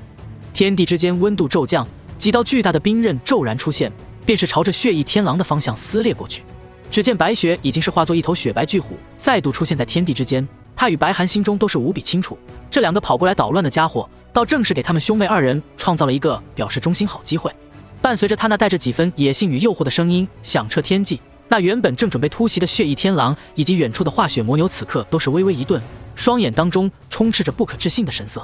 虽然彼此的关系不太好，但是相识数百年，他们怎么可能不知道这白虎兄妹是何等高傲的家伙？以这二人的傲气，就算是人类的斗尊强者想要将之收为仆从都是不太可能。那盘坐在山峰之巅的人类到底是个什么身份？骇然的思路在脑海中旋转片刻，那血翼天狼便是发出一声冷笑：“以你们兄妹二人的傲气，若是能令你们二人奉为主人，那这家伙恐怕就不会袖手旁观了吧？虽然我对人类的炼药术了解不多，可也知道最近几天所出现的丹雷也不过是7品丹药而已，所以这人类的实力最多也就是斗宗罢了。”话音落下，他便是再度化作血光，朝着萧炎冲杀过去。7品丹药啊，姐姐，本王尝过斗宗级别的人类，可还从来没有尝过7品丹药是什么滋味呢？虚构一个莫须有的主人，便是想要镇住本王，雕虫小技。对于那血翼天狼的自言自语，白雪却是冷笑连连，甚至懒得解释，便是挥动巨大虎爪与对方厮杀在一起。轰隆隆，4尊7阶魔兽的厮杀令得空间震荡，天地之间都是传来隆隆巨响。而这般动静很快便是惊动了魔兽山脉的诸多魔兽。起初还只是一些5阶6阶魔兽有所察觉，可如此厮杀了片刻之后，终于是再度有着2头7阶魔兽缓缓浮现在天空之上。显然之前萧炎炼丹所导致的丹雷也是很早便是引起了他们的一丝贪婪，悄悄潜入不远处观察。不过此刻他们的贪婪此刻却是并不在萧炎身上，相反却是放在了那与化血魔牛厮杀都略带些许吃力的虎王白寒身上。是虎王白寒，他的气息怎么这么弱了？哈哈，他受重伤了，没想到这家伙也有身受重伤的一天。速速通知其他7阶魔兽，这可是个千载难逢的好机会。他们兄妹霸占万兽灵火已经上百年，若是此次能够击杀那白寒，我们便是也能够享受一番那万兽灵火的玄妙了。2头7阶魔兽神色大喜，虽然人类的丹药的确是令人心动，可与万兽灵火的诱惑相比，却是又差了一筹。噗嗤，伴随着又一次交锋，那虎王白寒虎爪狠狠地在那化血魔牛的背上划出一道汹涌的血痕，而他本人则是被牛蹄踩中，身体倒飞数十丈，虎口忍不住喷出一口鲜血。望着那曾经压着自己打的兽王，如今竟然落于下风，化血魔牛的血红双眼当中带着几分兴奋之色，以至于发出了一声仰天咆哮：“哈哈，白寒，今天你死定了！等其他魔兽过来，你今日必然陨落。杀了你，我会好好品尝一下你这玄冥白虎的血液到底是个什么滋味。还有，你身后那人类，他的丹药，以及你们兄妹的万兽灵火，甚至包括你妹妹，他的声音在天地间回荡，带着几分邪意。化血魔牛虽然是牛，可却最喜吞噬其他魔兽的血脉，其凶残贪婪，就算是身旁的血翼天狼都是比之不及。不过其血脉倒也是极为罕见，整个魔兽山脉恐怕也只有白虎兄妹的玄冥白虎血脉比他更加稀有一些。混蛋，本王巅峰时期，你可敢跟本王说这种话？听到这话，血魔牛的言语，白寒虎目瞬间变得血红，当下便是要不顾伤势催动秘法，拼死击杀这话血魔牛。不过就在他体内血脉暴动，即将施展秘法的时候，一道淡淡的声音却是忽然在其身后响起，紧接着便是响彻着这片天地。你们兄妹二人做得还不错，退下吧。话音落下的那一瞬间，在场的诸多高阶魔兽便是纷纷一怔。不过在这一怔之后，那白寒白雪兄妹便是纷纷化作人类身体出现在了萧炎的身后。是主人。望着那凌空出现的萧炎，这兄妹二人也是纷纷恭敬地说道：主人。听到那白虎兄妹的称呼，那雪翼天狼与化雪魔牛此刻也是忽然汇聚到一起，望着那凌空而立的身影，眼中略带一丝忌惮。尤其是看到面前这黑衣人年轻的有些过分的脸庞之时，他们更是忍不住微微一怔。难不成面前这个年轻人甚至可以说是人类少年，真的就是他们二人的主人不成？不过从后者身上所散发的那气息波动来看，对方的实力恐怕也不过是只有斗宗而已。斗宗强者虽然实力与他们相差无几，但若是想要凭此影响整个魔兽山脉的格局，恐怕还差点意思。人类，虽然不知道你们在耍什么花招，但是今天这白虎兄妹必须死在这里。此刻魔兽山脉当中的其他7阶魔兽恐怕都已经赶了过来，你若是不想给他们兄妹陪葬，就乖乖交出身上丹药，赶紧离开。望着那神色平淡的萧炎，雪翼天狼心中升起丝丝不妙。不过在感受到萧炎身上的波动只是斗宗之后，他心中也是放心了许多。一名人类斗宗而已，除非他是8星、9星斗宗，否则对于这魔兽山脉的局势恐怕也是难以改变。这魔兽山脉当中，想要白虎兄妹小命的7阶魔兽可是有着足足近10头，加上万兽灵火的诱惑，恐怕还会有更多的7阶魔兽赶来。到时候不管这人类再强，恐怕也架不住这么多7阶魔兽的围攻。听到那雪翼天狼的低吼，萧炎却是神色不变，而是淡淡笑道：虽然我也不想多管魔兽山脉的闲事，不过他们兄妹二人如今的确是我的麾下了。况且你们想要我手里的丹药，似乎也不太可能。至于万兽灵火，现在同样也是我的东西了。二位现在离去，我还可以既往不咎，放你们一条生路。听到萧炎那淡淡的笑声，两头魔兽相互对视一眼，彼此的眼神也是变得寒冷了下来。人类不想交出丹药也就算了，你竟然还想要贪图万兽灵火，既然你自己寻死，那就只能给他们陪葬了。话音落下，那化血魔牛便是已经将目光投向极远处观战的另外2头7阶魔兽。二位暂时替我等拖住这人类，等到其他兽王赶来，我们便是可以一举围歼这白虎兄妹，到时候万兽灵火就由我们诸多兽王共享，如何？听到化血魔牛的话语，那2头7阶魔兽显然也是心动了，正欲向前一步，那白寒的大笑之声便是忽然响彻天际。因为那天空之上不知何时忽然有了极为剧烈的能量波动，而那凌空站立的黑衣少年此刻不知何时已经高高的举起了食指。一群愚蠢的东西，你们难道就不愿意动脑子想想本王到底是被什么人重伤的吗？话音落下，不等那雪翼天狼和化血魔牛脸色大变，天空之上便是骤然有着一道庞大的压力降临。这一刻4头7阶魔兽都是神色骇然的看着那天空之上的不知何时悄然出现的巨大手指，巨指之上布满着无穷古老的纹路，一眼望去便是令人有着一种来自远古一般的战栗之感。而在看到这具大手指的那一刻，那雪翼天狼和化血魔牛便是瞬间浑身毛发炸起，一种无比强烈的生死危机也是从心头升起。前辈饶命啊！我愿意像那白虎兄妹一般奉您为主。看到那具大手指的那一刻，那雪翼天狼便是终于明白了事情的所有经过。原来那虎王白寒便是因此而重伤，原来这白虎兄妹真的是被对方打服了而选择了认主。可是那只是一个人类斗宗啊，他是怎么施展出这样令他连反抗念头都生不起的斗技的？回应他的是萧炎无比淡漠的声音：你的血脉驳杂，资质也不好，想要成为本地的麾下，档次未免太低了一些，所以你还是乖乖将精血与魔核奉上吧。与话音一同落下的还有萧炎的手指，而伴随着他的手指落下，那擎天巨指也是轰然落下，所过之处周围空间都是轰然崩裂。望着那可怕的巨指，雪翼天狼满脸惊惧，正欲躲闪，却是发现周围的空间仿佛成了囚牢一般，令他移动极为困难。大荒求天指，一指求天地。在所有高阶魔兽惊骇的目光当中，那擎天巨指便是硬生生地落在了那雪翼天狼的身上，而后者则是在双目露出绝望惊慌之后，便是在所有魔兽的眼中，整个身体轰然崩裂，然后直接化作一团血雾。最后，这原本在魔兽山脉当中几乎仅次于白虎兄妹的顶尖兽王，便是只剩下一枚光溜溜的魔核还在空中飘荡。这样的一幕，令所有魔兽心中都是升起一股惊惧的寒意。前辈，前辈，我的血脉还算稀有，我乃是远古魔兽血神魔牛的后裔，我出生不过100年，便已经是7阶高级魔兽了。望着那血翼天狼的惨状，那化血魔牛只感觉牛腿发软，当即直接跪伏下来求饶道：“血神魔牛！”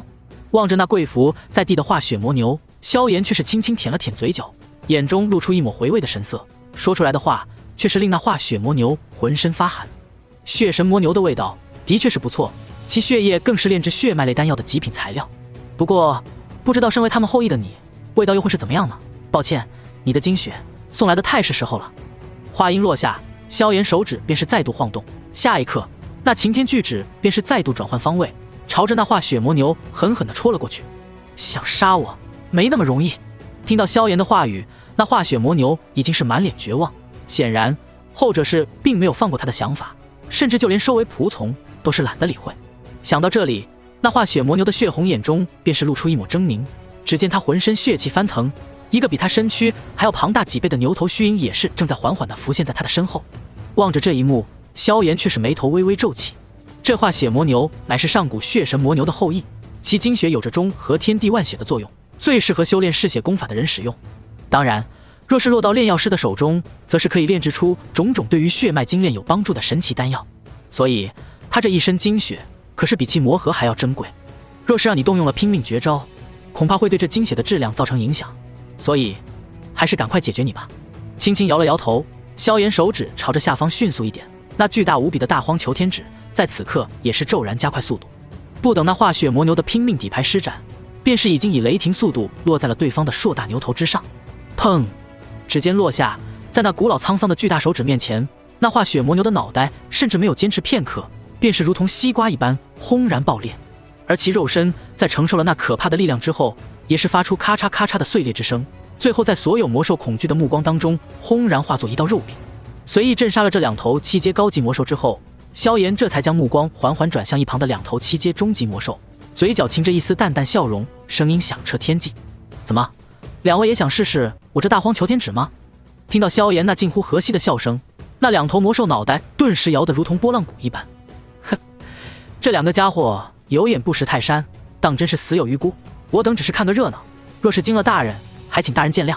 2头7阶魔兽发出讪讪的笑声，然后便是迅速化作2道流光飞速逃窜，似是生怕速度慢了，便是会被对方也一指镇杀。望着那飞速逃窜的2头魔兽，萧炎倒是也不在意，心意一动，那令无数高阶魔兽都心神震撼的大荒求天指终于是悄然散去，脚步一踏，便是出现在那血翼天狼的陨落之处，手掌之上苍白火焰升腾，然后便是对着下方狠狠一吸，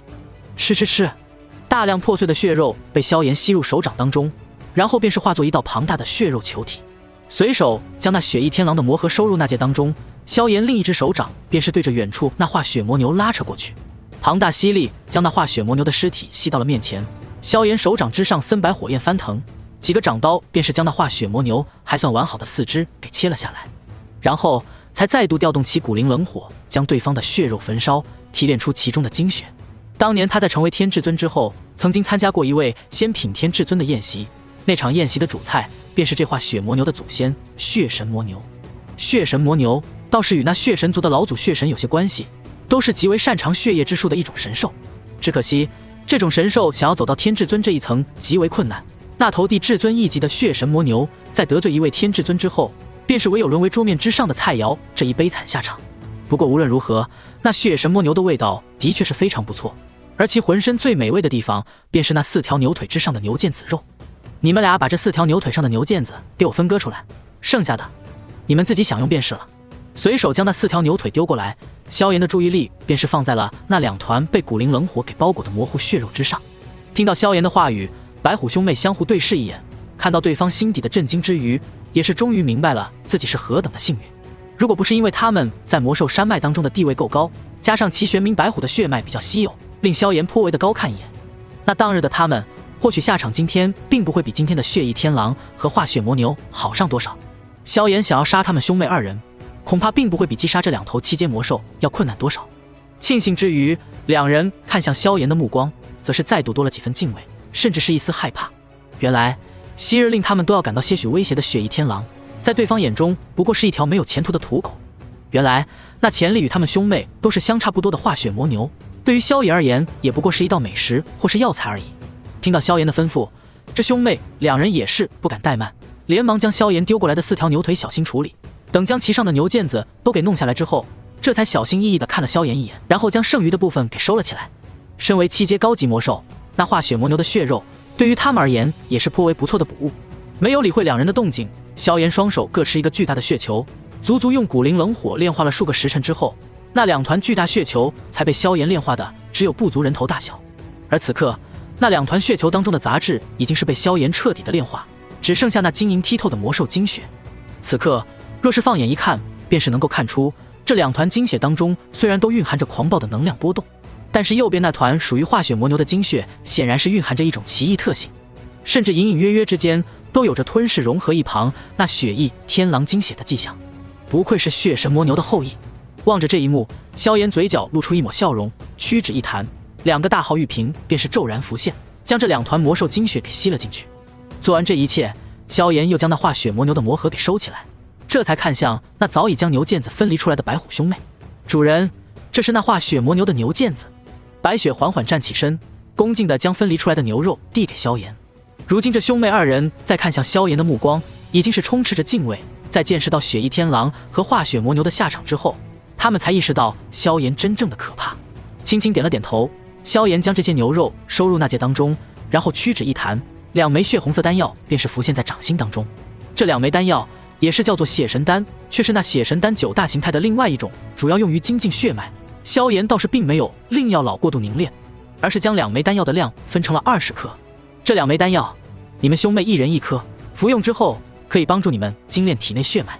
今后我每年都会赐予你们1颗，对于你们修炼白虎化圣诀更有好处。想必5年之内，便是足以令你们触摸到乃至突破8阶的瓶颈。听到萧炎的话语，那白虎兄妹先是微微一怔，旋即2人便是露出一抹狂喜之色。本以为得了白虎化圣诀便是极为了不得了，没想到竟然还有上好的丹药辅助修炼。多谢主人。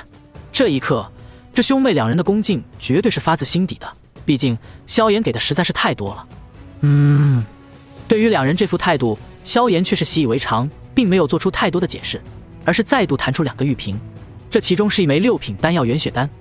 你服用之后伤势应当可以恢复大半，剩下的只需静养半个月便是可以彻底恢复。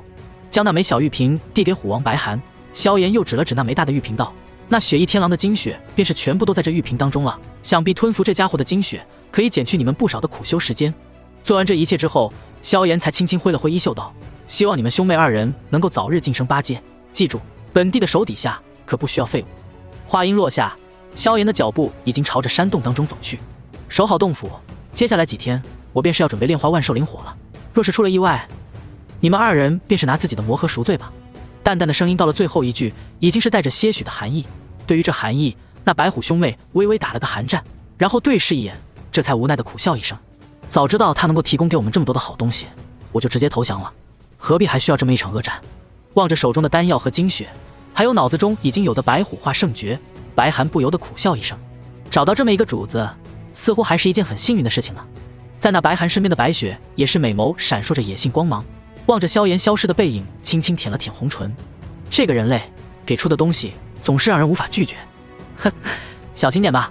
咱们这位主子虽然非常大方，可其手段也是异常狠辣。在这种人的手底下办事，若是不上点心，说不定我们下一刻便是会如同这血翼天狼一般，化作一团精血被赏赐给别人了。白寒轻轻摇了摇头，他对于萧炎如今还是敬畏更要多上几分。哥，你说的对。闻言，那原本眼神还带着几分灼热的白雪忍不住再度打了个冷战。这位新主子可不是个好伺候的主啊。或许是萧炎的雷霆手段实在是太过狠辣，在他随手将血翼天狼和化血魔牛镇杀之后，那魔兽山脉当中的其他魔兽便是再也没有了动静。对他们而言，这2位便是仅次于白虎兄妹的顶尖强者，连这2位都是被一击必杀，那他们去了又能如何？不过是送死罢了。没看到那昔日的魔兽山脉霸主此刻都是沦为了对方的奴仆，因此在这一战之后，便是再也没有高阶魔兽敢前往虎王兄妹的老巢。别说是冒犯，就连瞧一眼，他们都是不敢再瞧了。有了如此平静的日子，对于萧炎炼化万兽灵火，自然是多了几分保障。于是乎，再度经过3天的休养之后，等到自己的状态恢复到了巅峰，且就连药老的状态都是恢复到一个极为不错的情况之后，萧炎也是终于再度驾驭着药老的灵魂之力，来到了那岩浆海岸。无数巨大的魔兽骸骨铺就在赤红大地之上，一团彩色火焰正在其中缓缓跳动。火焰跳动之间，丝丝缕缕的魔兽火焰从周围的魔兽骸骨之上被吸取。萧炎行走在这炙热的赤红大地之上，一层森白火焰环绕在身体之上，目光落在那位于白骨海洋中央的万兽灵火，古井无波的双眼深处终于是有了一丝波动。重生过来都足足1年的时间了，终于是可以炼化第一种属于我的异火了。望着那丝丝跳动的万兽灵火，萧炎嘴角终于是勾起了一抹笑容，脚步在虚空当中几步轻踏，便是直接出现在了这团万兽灵火的面前。万兽灵火之所以在异火榜上排名第22，并非是因为这种火焰的威能太弱，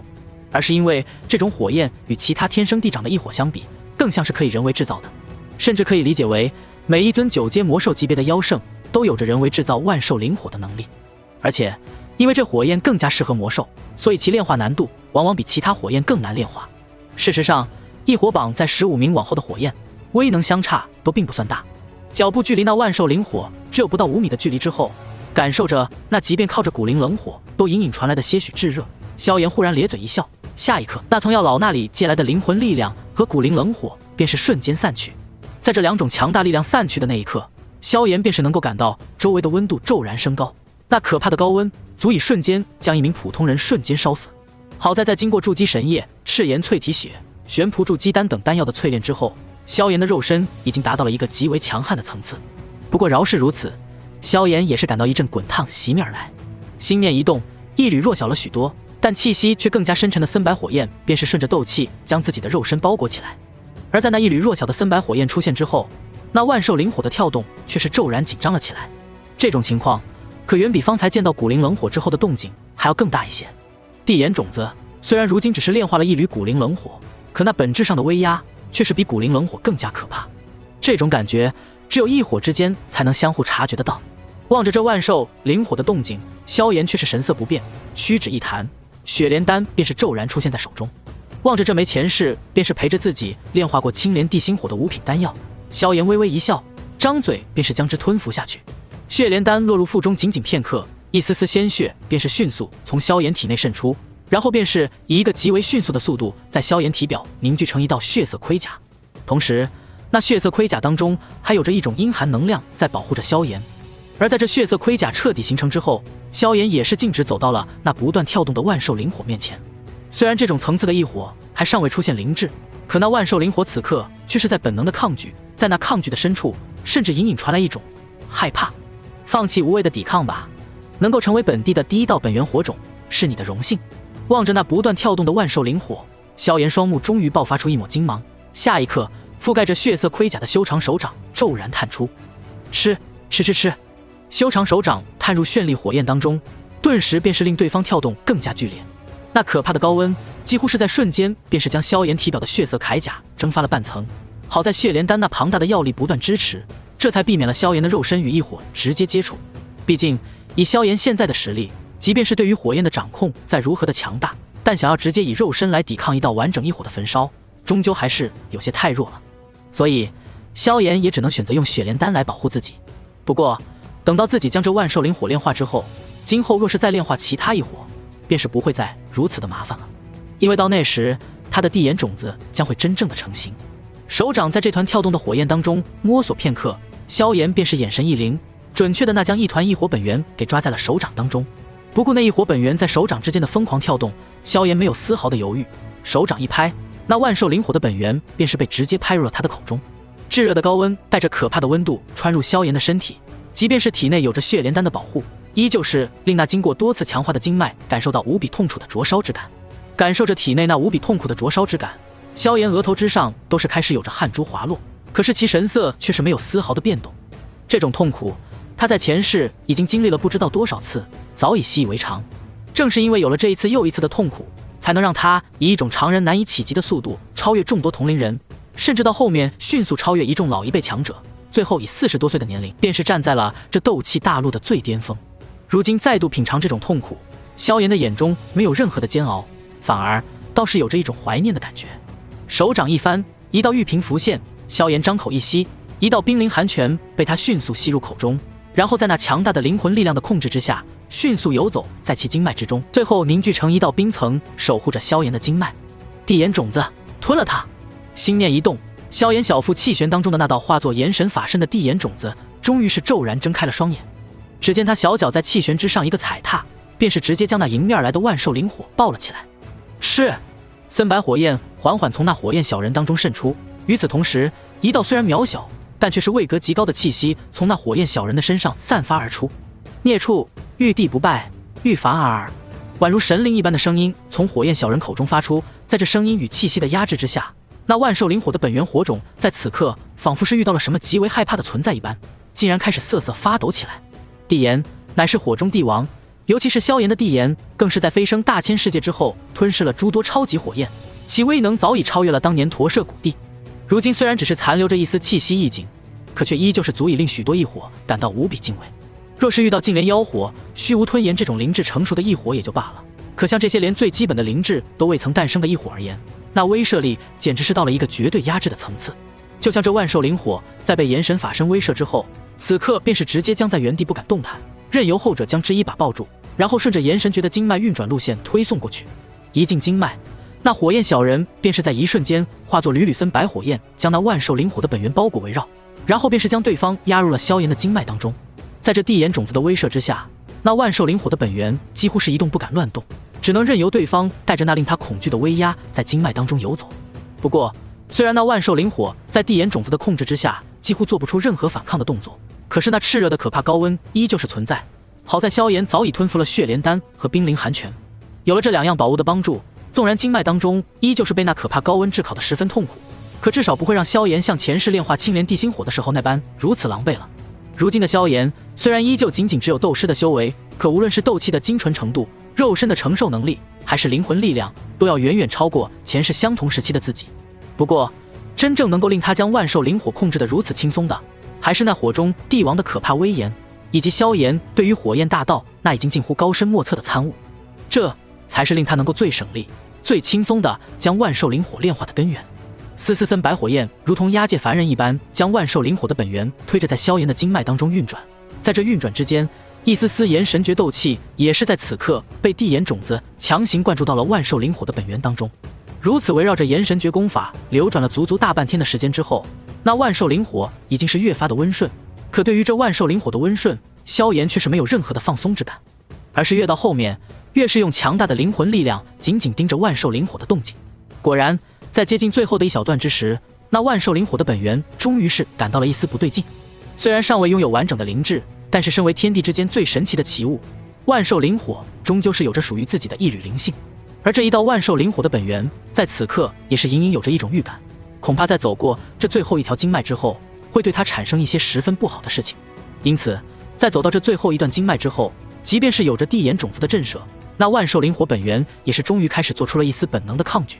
虽然帝王的威严不可侵犯，可在面临生死危机之时，所谓的臣民自然也不愿坐以待毙。那万兽灵火看似微弱的反抗，对于如今实力的萧炎而言，却是一道不小的伤害。对方的几个波动，那可怕的高温和能量，便是令这最后一条经脉当中的血莲丹和冰凌寒泉能量瞬间消去许多，甚至就连经脉都是在这可怕的冲击下出现了丝丝裂缝。经脉裂开，那可怕的痛苦足以令寻常人直接痛苦的浑身抽搐。不过面对这可怕的痛楚，萧炎却仅仅只是脸色微白，任由斗大汗珠滴落，磅礴灵魂力量直接镇压过去。在那看似寻常的灵魂力量当中，一种属于掌控天地万火，宛如火中真神一般的可怕威严却是从中爆发。这种可怕的威压甚至超过了地炎种子，在这可怕威压之下，那万兽灵火本源直接当场呆滞下来。而就是在对方呆滞的这么一瞬间，丝丝苍白火焰便是裹挟着大量斗气，直接将对方狠狠一推，以一个极为快速的速度绕过最后一段经脉。或许是萧炎灵魂当中那爆发出的意志实在是令万兽灵火吓到了，后者在这最后一段经脉当中终究是没有做出太大的反抗。等到那万兽灵火反应过来的时候，其本源已经被地炎种子推着在经脉当中绕行了整整一圈，而在这一圈之后，他便是已经再无任何反抗的机会。只见无数森白火焰在这一刻便是直接夹杂着大量斗气，如同一根根触手一般，狠狠地插入了万兽灵火的本源当中。在这种可怕的侵袭之下，后者本能的想要防抗，却发现，在围绕着炎神诀经脉路线流转1周之后，身体已经是变得懒洋洋的，再无反抗之力。不，万兽灵火本源传来最后一丝抗拒的波动，然后便是再无动静，只能任由那一缕缕苍白的火焰触手将自己包裹。半个小时之后，萧炎体内的那一缕地眼种子已经是彻底的消失不见，取而代之的则是那变得多了些许森冷意味的万兽灵火。紧接着，那万兽灵火的本源便是无需萧炎再去操纵，便是自动的钻入萧炎的经脉当中游走起来。古老的岩浆海岸，森森白骨海洋中央，萧炎双目闭合，体内却是开始了一场真正的蜕变。不知过了多久，或许是3天、7天，还是半个月，这其中也是无人能够说得清楚。不过，在这没有时间概念的某一天当中，那一直盘坐在原地的萧炎，在这一刻却是终于睁开了眼睛。而在他睁开眼睛的那一刻，一道彩色火芒便是直接从其眼中爆射而出。可怕的火焰在落在一处魔兽骨骼之上后，便是直接将后者灼烧出了一个不小的大洞。而萧炎也是在这一道火芒喷出之后不久，终于是缓缓地站起身来。在他站起身的那一瞬间，萧炎的气势便是在这一刻开始了一个极为可怕的暴涨。2星斗师、3星斗师、4星斗师，一路之上，直到萧炎的气息暴涨到5星斗师的层次之后，才终于是缓缓地停止下来。感受着体内那雄浑了数倍不止的斗气，萧炎嘴角缓缓露出一抹笑容。比起那强大了许多的斗气，更加令他心情十分不错的，还是那体内气旋当中已经再度变化的炎神法身。此刻的炎神法身已经是彻底改变了先前森白虚幻的模样，取而代之的是其颜色变得多彩斑斓。而在这色彩斑斓当中，一缕森白则是颇为的显眼。与之前的些许虚幻相比，此刻的这道炎神法身已经是变得无比凝实，其模样虽然与萧炎一模一样，可是其身体却是完全犹如同岩浆一般的彩色液体构成。如今这万兽灵火已经彻底的融入了萧炎的炎神法身当中，也彻底的被炼化为了萧炎的异火本源。而在拥有了真正属于自己的第一道异火本源之后，萧炎前世的无数强大手段，在这一刻也终于是可以彻底的施展出来。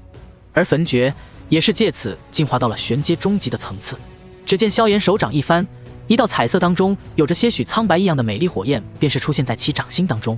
望着这团火焰，萧炎嘴角带着笑容，双掌轻轻一搓，这火焰便是瞬间化作一道长鞭，长鞭一甩，却是又骤然化作一道长矛。长矛旋转几圈之后，其上火焰再度升腾，最后又化作一道火焰锯齿。有了这第一道火焰之后，萧炎也是终于不用时刻再借用药老的灵魂力量了。如今的他虽然依旧仅仅只有斗师修为，可以他将万兽灵火玩的出神入化的水平，以及那种种可怕无比的底牌，斗王之下将再无人能够威胁到他。就算是真正的斗王强者，萧炎在特殊情况下也未必不能将之击杀。当然，尽管他手段再如何逆天，可如今终究只是一个小小斗师，即便是有着万兽灵火，恐怕也难以正面硬刚斗王强者。不过对于成为斗王这一天，萧炎却是觉得并不会有多远的距离。重生以来，满打满算不过1年多一点的时间，他便是已经达到了5星斗师的层次。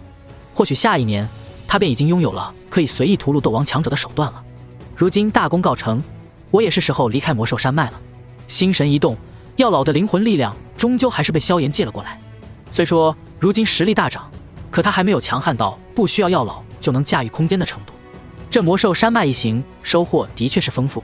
先是再度遇到了小医仙，然后又得了一位半圣强者的宝藏，接着又降服了白虎兄妹，最后还炼化了万兽灵火，修为也是暴涨了许多。如此看来，这一趟魔兽山脉之行应当算是相当圆满了。满意的点了点头，萧炎身形在空间当中几度穿梭，等到再度出现之时，便是已经出现在了那白虎兄妹的洞府门口。主人，您出关了。望着那突兀出现的黑衣人影，白寒白雪都是脸色微变，不过在看到是萧炎之后，彼此眼中也是终于露出了一抹喜色。萧炎微微点了点头，没有再多说什么，可是这副不怒自威的样子却是让这兄妹两人更加敬畏。我闭关了多少天？望着那烈日炎炎的外界，萧炎不由得问道。回主人，共计10天左右。听到萧炎的问话，白寒神色恭敬地说道。10天，看样子我估算的倒也不错，将这些事情全部办完，差不多也就是1个月左右。如今事情都办完了，也是时候该回去了。目光扫过白寒白雪兄妹，萧炎嘴角微微勾起。看样子我闭关的这段时间，你们的实力似乎也精进了一些，而且白寒的伤似乎也好了许多。闻言，两人脸上也是露出一抹笑容，略带几分殷勤的笑道：“多亏了主人赐予的丹药，加上白虎化圣诀的帮助，我们这段时间的血脉之力明显精进了一些。”一旁的白雪笑盈盈的说道，野性美眸当中却是带着一抹炽热。只有吃过萧炎赐予的那枚血神丹之后，他才知道这丹药的效果有多好。恐怕就真的如同萧炎所说，若是能够多吞服几颗，加上白虎化圣诀的帮助，两人晋级8阶，那希望的确是不小。对于两人的回应，萧炎却只是笑了笑，这些东西对他而言也不过是一些小手段罢了。沉吟片刻之后，这才淡淡开口道：“我准备最近几天离开魔兽山脉了，不过我现在手底下倒是颇为缺人，所以你们2人便是暂时随我离开魔兽山脉吧。”离开魔兽山脉？闻言，那白寒白雪都是忍不住微微一愣，片刻之后望着这庞大无比的大殿，彼此眼中都是有着些许的不舍。他们兄妹几乎是出生就一直生活在这魔兽山脉，从2头幼兽一直成长到今天，对于这片山脉还有这座生活了数百年的大殿，自然是十分的眷恋。怎么，你们2人不愿意吗？望着这对兄妹的模样，萧炎眼帘微微垂下，声音当中已经是多了几分淡漠。启禀主人，我们并非不愿，只是对于这从小长大的地方有着几分不舍而已。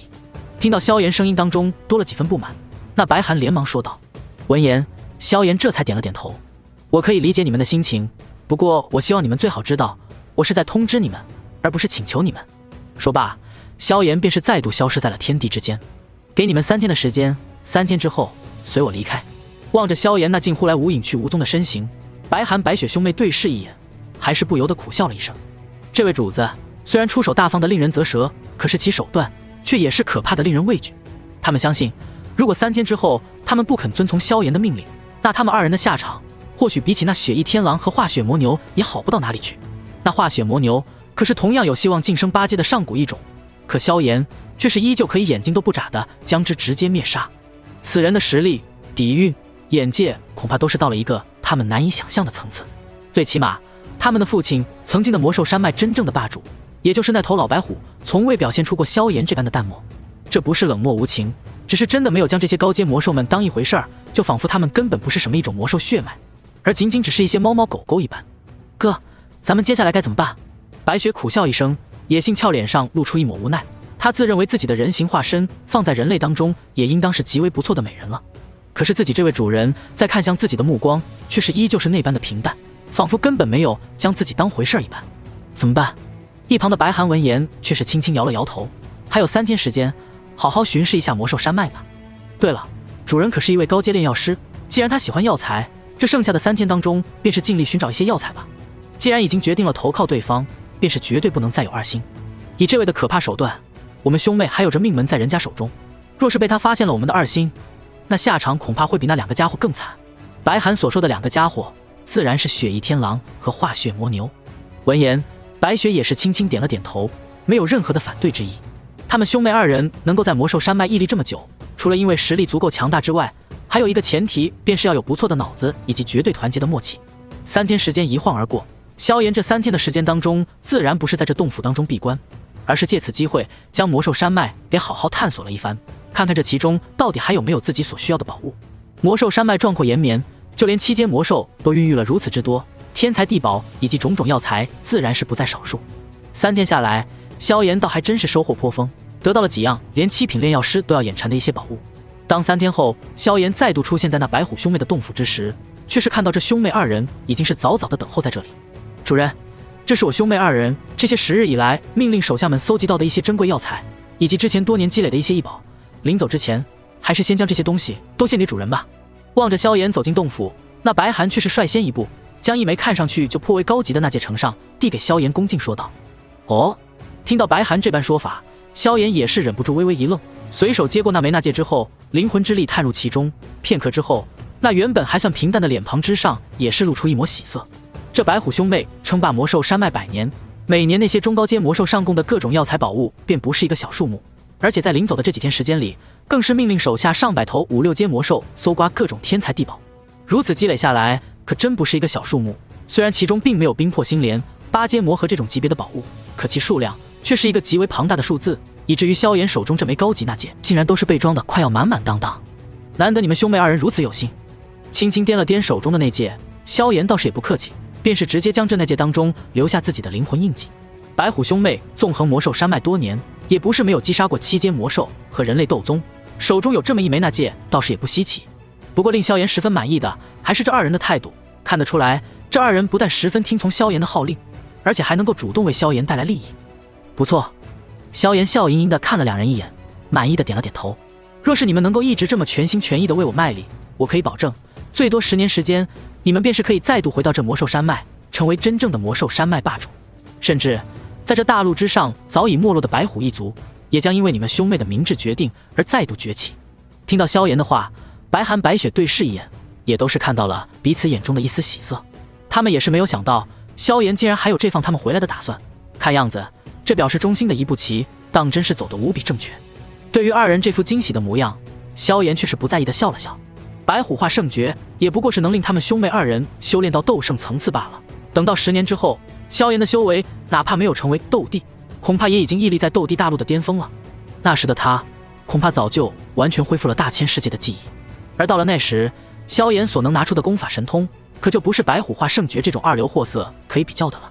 恐怕到了那时候，这兄妹二人怕是要巴不得留在他的身边。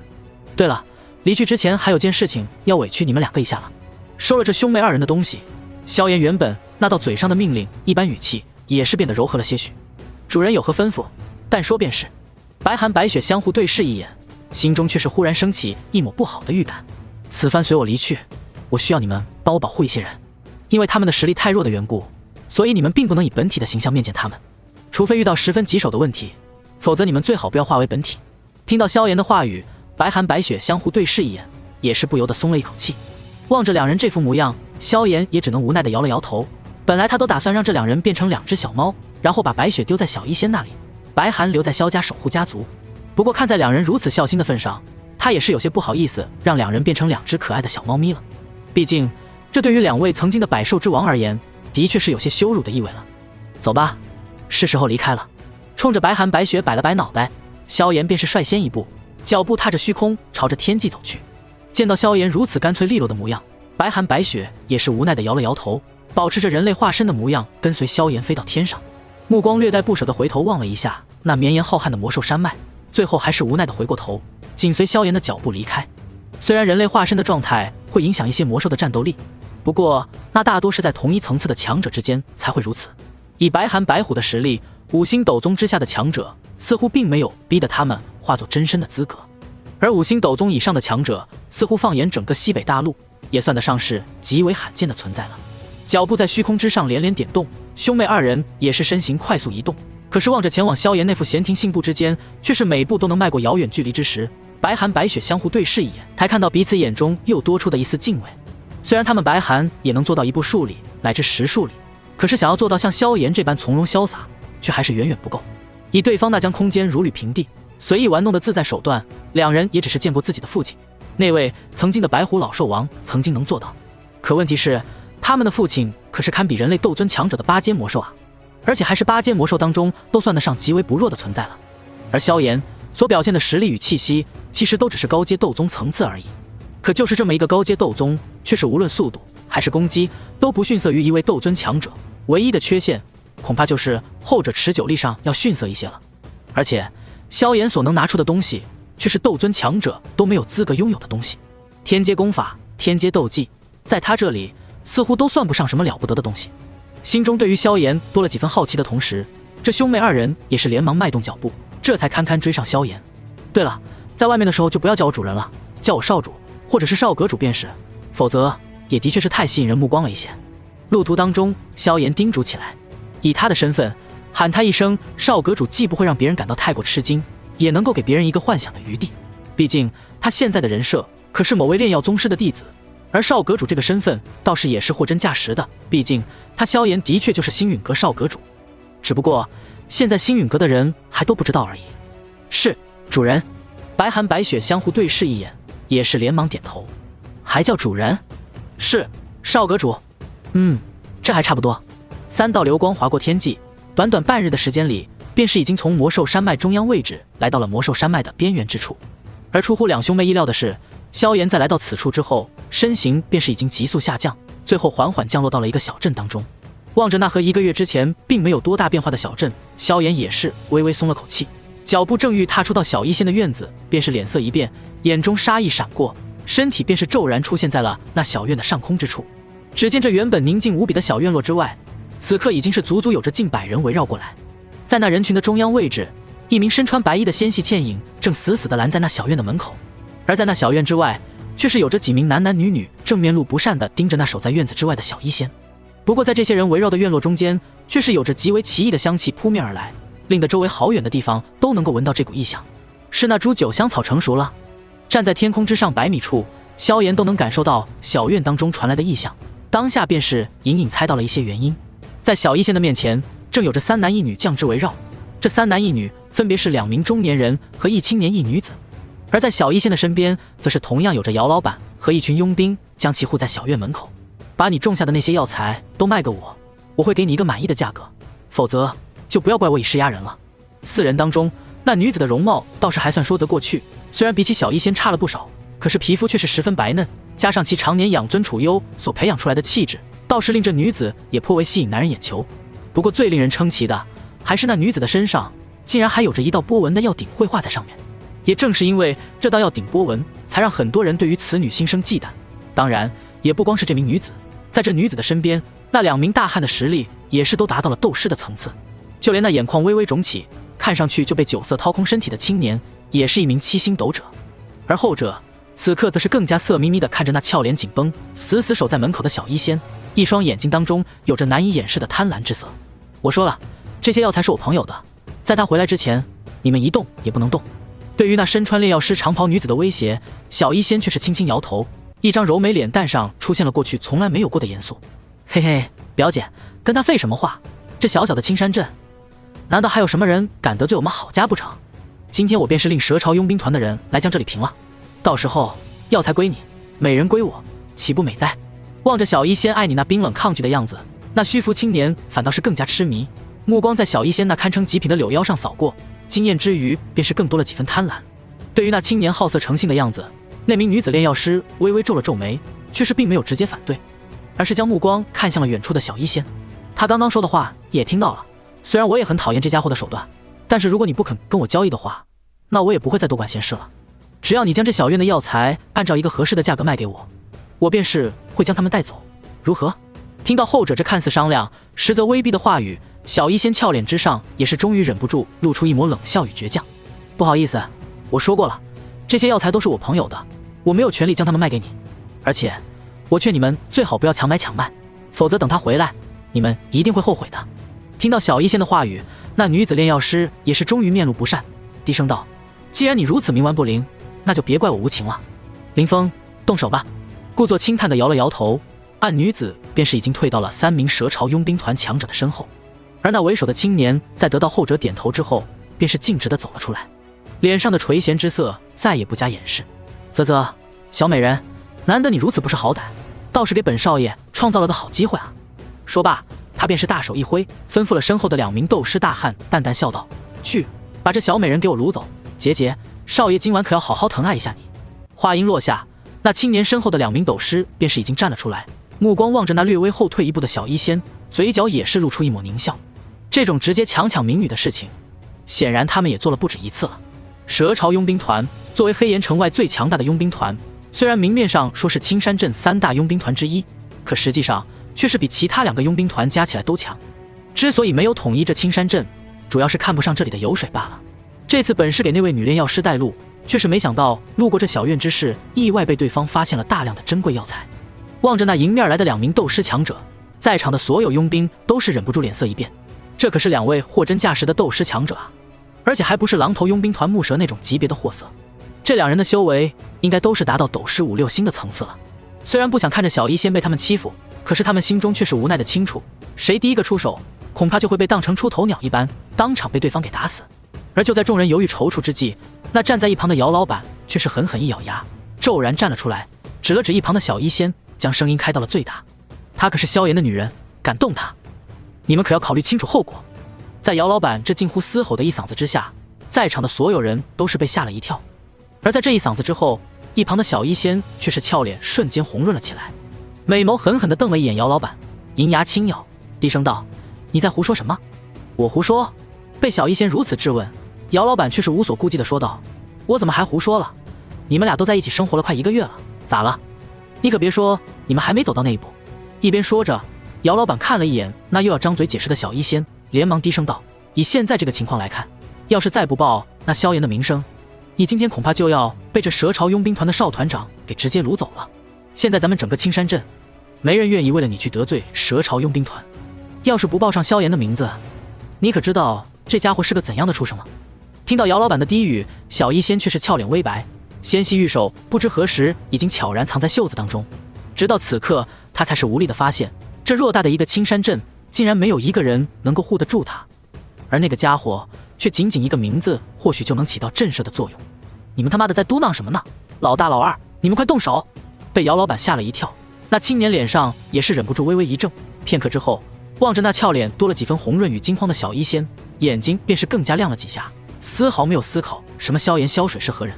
是少团长。听到青年的命令，那2名大汉此刻也是纷纷点头，旋即便是再度狞笑着朝着小医仙走去。等一等！不等2人迈出2步，那身穿炼药师长袍的女子声音却是忽然响起。见他出声，2名大汉也是停下了脚步。虽然这女子并不是蛇潮佣兵团的人，可是对方的身份却是令蛇潮佣兵团的团长都要客气几分。原因无他，因为对方是郝家家主最疼爱的孙女，同时还是一位了不得的一品炼药师。郝家家主可是一位货真价实的斗王强者，甚至就是黑岩城的最强者，而后者能以这个年纪成为一品炼药师，将来必然也是郝家的重要力量，所以后者的身份可是比他们少团长要高贵不知道多少。郝兰表姐，又怎么了？见那女炼药师打断自己的好事，那虚浮青年眼中露出一抹不耐。此刻他的心中早已是火急火燎了，没有理会后者的打扰，那名为郝兰的女炼药师缓缓走到姚老板和小医仙不远处，原本高高在上的声音在此刻竟然是客气了几分。这位老板，不知道你方才说的那个萧炎到底是哪个萧炎？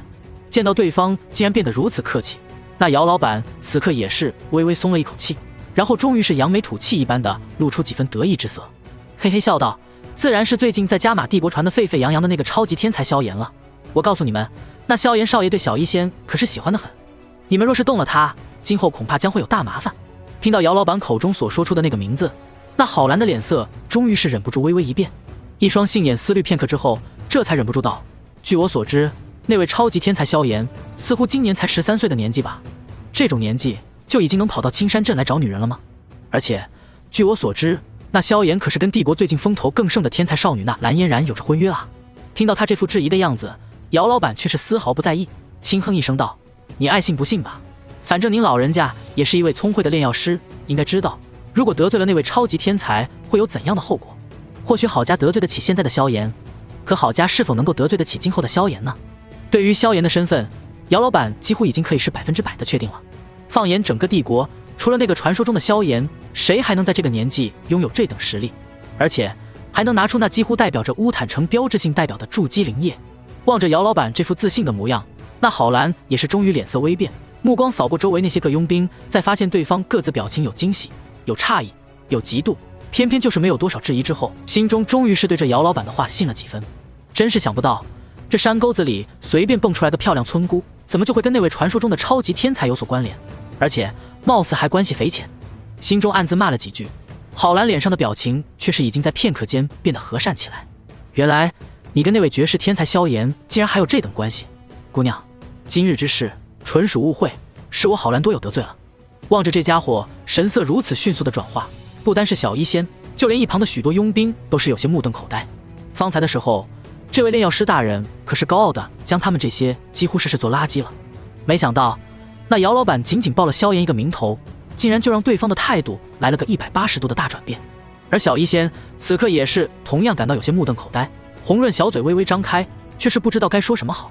他却是不知道，比起青山镇乃至蛇潮佣兵团这些底层人物，这郝兰毕竟是能够接触到斗灵斗王以及黑岩城炼药工会那几位4品炼药师的人物。而半年前，郝兰便是听自己的老师和爷爷多次谈起过那萧炎的名字，言语之间都是对那个仅仅13岁的少年充满了羡慕和忌惮。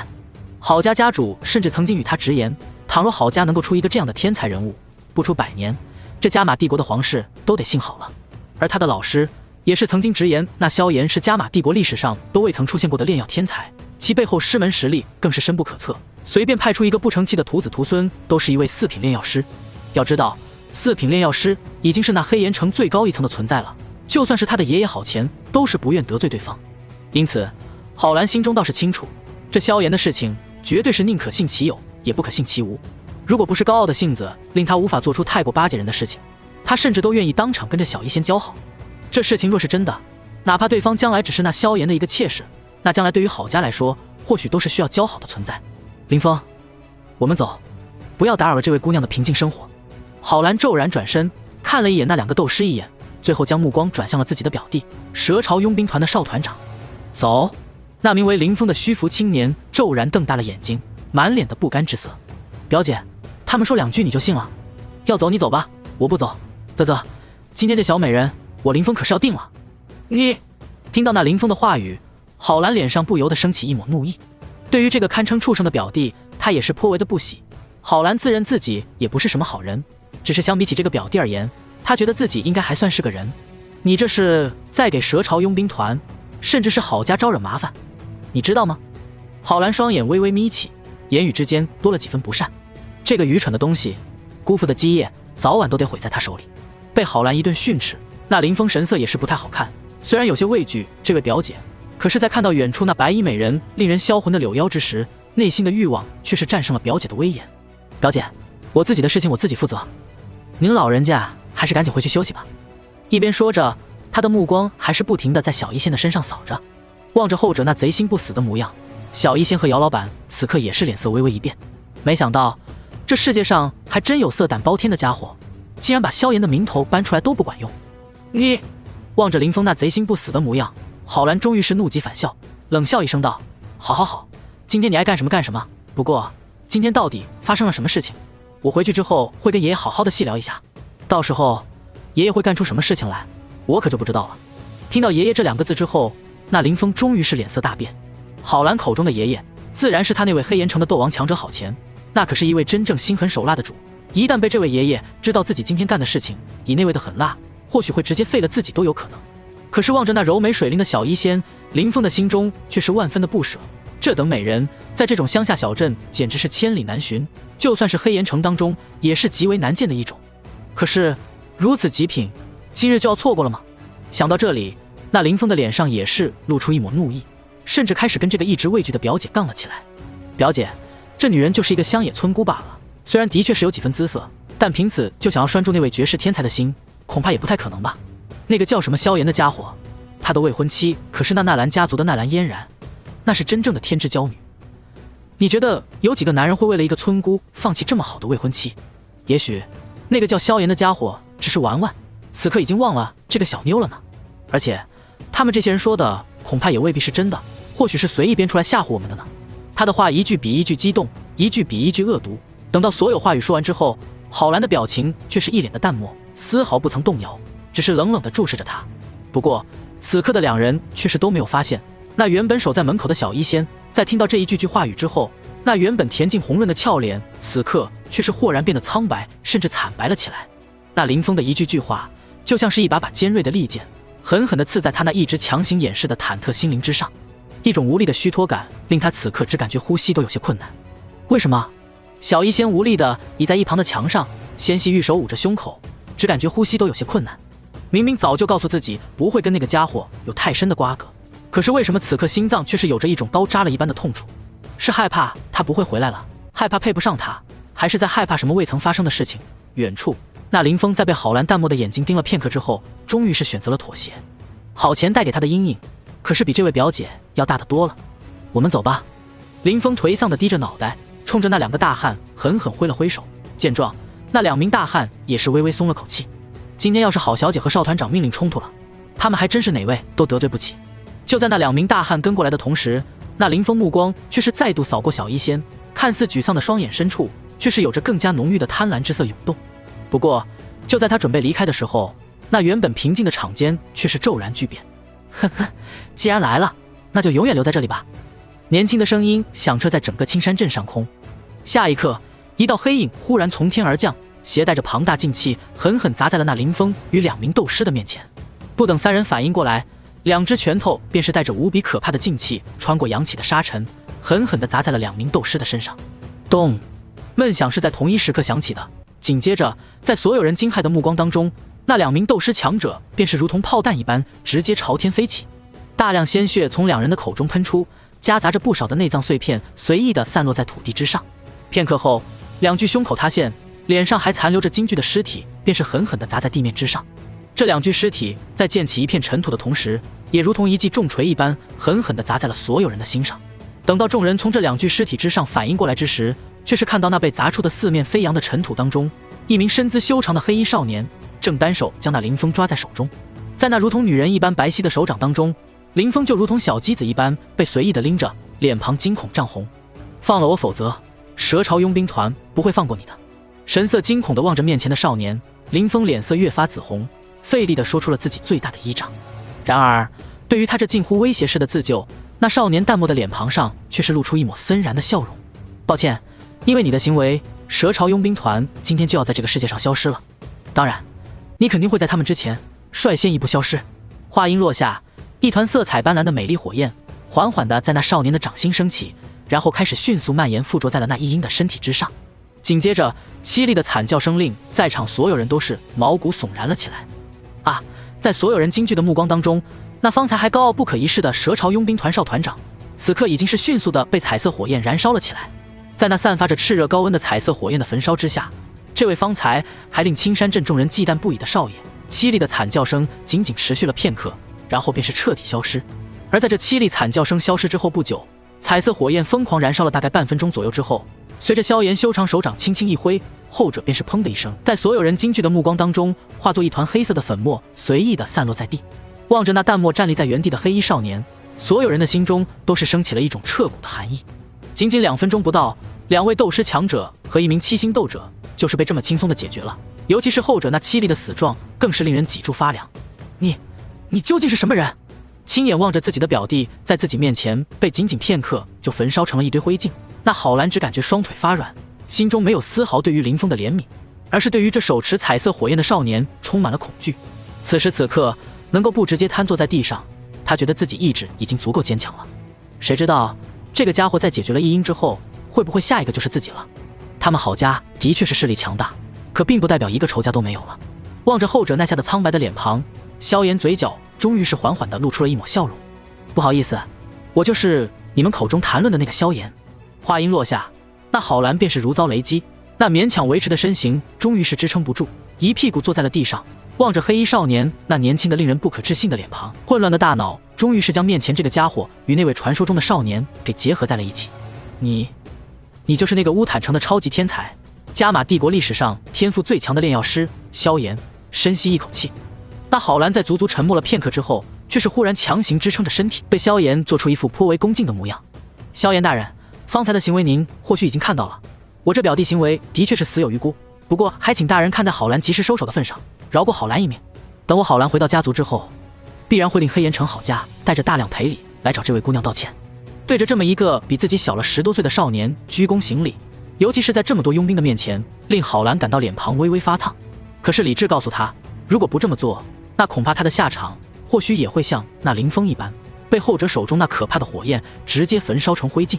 而且真正令他如此惊恐和恭敬的，更是面前的萧炎所表现出的令人心颤的实力。一个回合便是令2位斗师强者毫无还手之力的直接陨落，更是召唤出了4品炼药师才能召唤出的实质火焰，将林峰直接焚烧成了灰烬。这个名为萧炎的家伙，实力到底达到了一个怎样的恐怖层次？若是黑岩城那些上了年纪的炼药师也就罢了，可是面前这个传说中的天才，似乎才只有13岁的年龄吧。能以13岁的年龄做到这一步，就算对方是从娘胎里开始修炼，都是有些超过了郝兰的想象力。本以为这位传说中的超级天才，就算天赋逆天，也要有个10年20年才能成为一代巅峰强者。不过如今看来，或许后者3、5年之后，便是有可能拥有碾压郝家的实力了。所以经过重重猜测之后，这郝兰望向萧炎的目光简直是如同看待鬼神一般敬畏。黑岩城郝家，听到这个有些熟悉又模糊的名字，萧炎眉头微微皱了皱，最后问道：郝家家主郝乾是你什么人？启禀大人，郝乾正是我爷爷。见到萧炎问话，郝兰心头立刻大喜，连忙躬身回答道。不过就在他以为萧炎准备看在郝家的份上放过他的时候，却是忽然看到后者嘴角渐渐扬起的不屑笑意，原来是那个老东西。对于那郝乾，萧炎终于是想起来，当年他在魔兽山脉闭关突破斗皇之前，这老家伙似乎便是想统一整个黑岩城和周围的所有势力，是个颇有野心的家伙。而那蛇潮佣兵团似乎也是这个家伙的麾下。本以为这一世会跟这些货色平行错过了，没想到还是机缘巧合之下再度遇到了。听到萧炎口中的这声老东西，那郝兰却是脸色再度苍白起来。听萧炎的语气，似乎对于自己的爷爷都是满是不屑。若是如此，无论郝家能不能对付得了这个萧炎，自己今日恐怕都是难以活着走出这青山镇了。萧炎大人，想到这里，那郝兰脸上也终于是露出几分凄惨之色，一双杏眼望着萧炎的目光当中带着乞求之色。她的容貌虽然算不上美丽，可也算得上不错，如此一副娇柔的模样，倒是颇为的令人怜惜。只可惜萧炎的目光却是一如既往的冷淡，仿佛面前的女子只是一个破木头桩子一般。就在郝兰心生绝望之际，萧炎却是忽然咧嘴一笑：“放心吧，看在你方才如此识相的份上，我不会杀你的。”听到萧炎这如同审判一般的话语，那郝兰终于是松了一口气，双腿一软，再度瘫软在地上，小嘴喘着粗气，最后才面带感激之色地对着萧炎道：“多谢大人不杀之恩。”此刻他的心中只觉得方才的自己简直是前所未有的明智，若是自己跟林峰一般同流合污，那自己现在恐怕也已经是一团灰烬了吧。心中正在庆幸之余，他却是看到萧炎笑容玩味地开口了：“不过你们郝家仗着家族势力庞大，这种强买强卖的事情也是干了不少吧？我若是不出手教训一下，今后你们郝家这仗势欺人的毛病恐怕还是改不了。今日遇到我萧炎，算是遇到脾气好的了，若是招惹了其他人，或许整个郝家都要被灭族了。”望着那脸色再度苍白的郝兰，萧炎嘴角缓缓升起一抹笑容道：“放心，我不会专门针对你这么一个小辈的，我会让整个郝家都知道什么叫做人外有人，天外有天。”话音落下，萧炎便是在郝兰震惊的脸庞当中转过脑袋，望向了一旁的白寒。白寒，你去一趟黑岩城郝家，告诉他们，今后出门在外可莫要如此嚣张，仗势欺人的事情还是少做一些的好。记住，我要郝家家主郝乾在床上躺上7天，1天不能多，1天不能少。是，少阁主。闻言，那白寒却是嘿嘿一笑，一张粗犷脸庞之上带着几分兴奋。不过，对于他们二人的这副交谈，无论是那郝兰，还是青山镇的诸多佣兵，甚至是姚老板，都是微微一怔，脸上露出一些懵逼的表情。那郝家可是黑岩城的顶尖家族，甚至说是方圆近千里的霸主也没有问题。可是萧炎竟然轻描淡写的让手下的人将那郝家家主郝乾给打在床上躺7天，他难道不知道这位郝家家主是一位货真价实的斗王强者吗？不过，就在所有人的茫然当中，却是看到那原本还对着萧炎笑盈盈的壮硕大汉，却是忽然一动不动。足足过了片刻之后，伴随着那大汉的身形渐渐虚幻，所有人才意识到了不对劲的地方。残影。望着那渐渐淡去的白寒的虚影，郝兰只觉得大脑一阵晕眩。看样子，郝家这次的确是要倒大霉了。不过比起郝家，那蛇潮佣兵团似乎则是更加倒霉一些。白雪，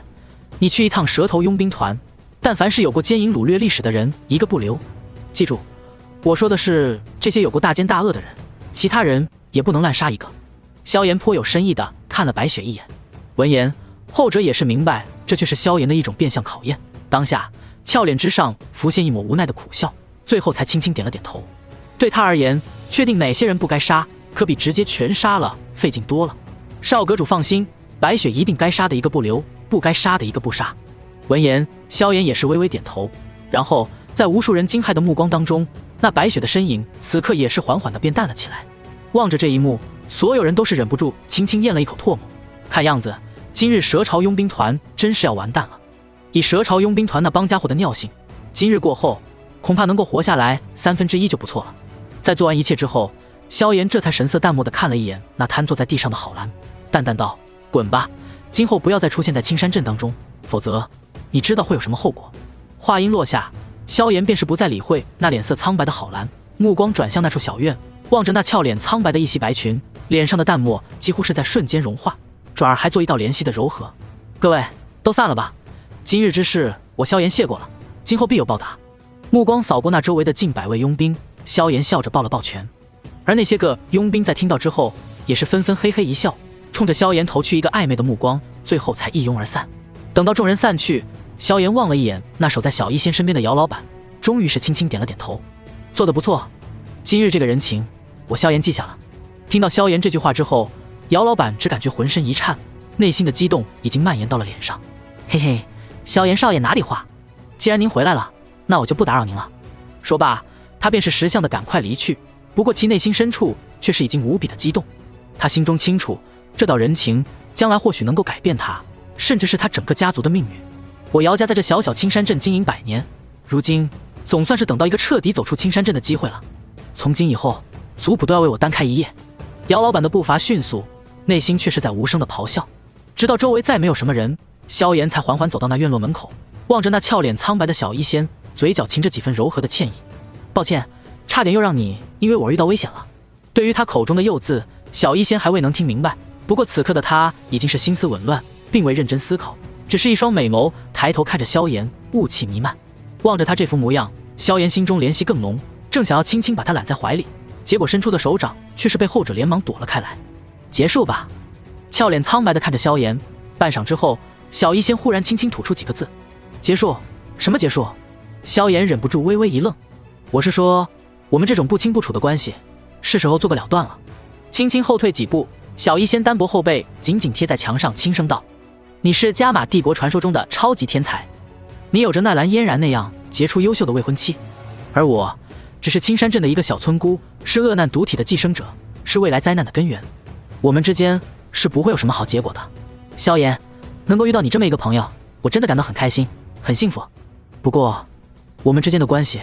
还是不要再进一步了。听着小医仙这带着3分自暴自弃一般的话语，萧炎微微怔了怔，望着后者那苍白的俏脸，脸庞终于渐渐阴沉了下来。是方才那个畜生说的话刺激到你了？一边说着，他的脚步逐渐靠近小医仙，而后者在看到他逐渐靠近的身形，却是挣扎着摇了摇头。他说的本来就是事实。你不在的这些日子里，我一直都在思考这件事情。以你的优秀天赋，这加玛帝国甚至斗气大陆什么样的女人找不到，何必苦苦纠缠我这一个小小村姑？小医仙凄然地笑了笑，望着他这副模样，萧炎嘴角忽然微微抽搐了2下。前世的他可是从来没有想过，当自己与小医仙快要走到这一步的时候，后者心底竟然会有这种近乎自卑的情绪。那时的他们还只是一个为了一雪前耻而埋头苦修的热血少年，和一个对未来憧憬着向往的小小医师，彼此之间尚还只是并肩作战的好友。不过这一世，或许是因为自己崛起的太快，又或者是种种原因，竟然让这个心思细腻的姑娘那本就敏感的内心多了许多危机感。对于这些变故，萧炎最终也只能是无奈的苦笑一声，然后在小医仙那带着几分抗拒的动作当中，将之一把拉进怀里，不顾后者的反抗与挣扎，霸道的将他死死的抱住，下巴紧紧贴着后者那逐渐翻红的晶莹耳朵。萧炎的声音充满了郑重：别听那些废物的狗叫，你记住，你不比任何人差。纳兰嫣然算什么？你的未来将会是站在这斗气大陆的巅峰，甚至走得更远。最重要的是，不管你心里怎么想，我都不会再让你一个人面对未来了。温和当中夹杂着些许霸道的声音，伴随着温热传入小医仙耳中，令后者那原本挣扎抗拒的娇躯微微一颤，最后还是缓缓软了下来，无奈地倒在萧炎的怀里。小医仙最后还是无奈地长长叹了一口气，遇到你这个家伙，真是命里该着的。对于小医仙那无奈的低吟，萧炎没有接话，只是嘴角微微勾起一抹笑容。见到后者终于平静下来之后，这才在后者的惊呼当中将之一把拦腰抱起。放我下来，放我下来！被萧炎如此抱着，小医仙俏脸通红，羞涩的轻轻捶打着萧炎。对于后者的挣扎，萧炎当然不会言听计从，相反倒是抱得更紧了一些，直到带着他走进那小院之后，将其放到藤椅之上，这才轻轻松了手。你这个家伙怎么这么霸道？见终于被萧炎放开，小医仙这才轻轻喘了一口气，嗔怪地瞪了萧炎一眼。不过在被松开的同时，他心中却是不知何时多了一分失落。呵呵，没有理会小医仙这副气呼呼的模样，萧炎目光扫过小院，全是发现那几个菜谱当中已经是被小医仙规划的整整齐齐，其中的药材生长茂盛，生机勃勃，甚至就连小院当中的其他设施都是被后者收拾得颇为雅致。目光再度回到小医仙那张柔美俏脸之上，萧炎这才轻声笑道：怎么不难受了？我过2天就要回乌坦城了，你要不要跟我一起回去？听到萧炎的话语之后，小医仙那原本已经变得缓和了许多的俏脸终于是再度一僵，最后才在萧炎略微失望又有些松了口气的目光当中摇了摇头。虽然我现在的确对你这个家伙很有好感，不过还是等你再长大一些，我们再讨论一些其他的事情吧。这几年我也很想到外面的世界好好走一走，让自己变得更加优秀一些。俏脸只是略微的暗淡，然后便是转化为一副柔和与向往。小医仙轻声笑道，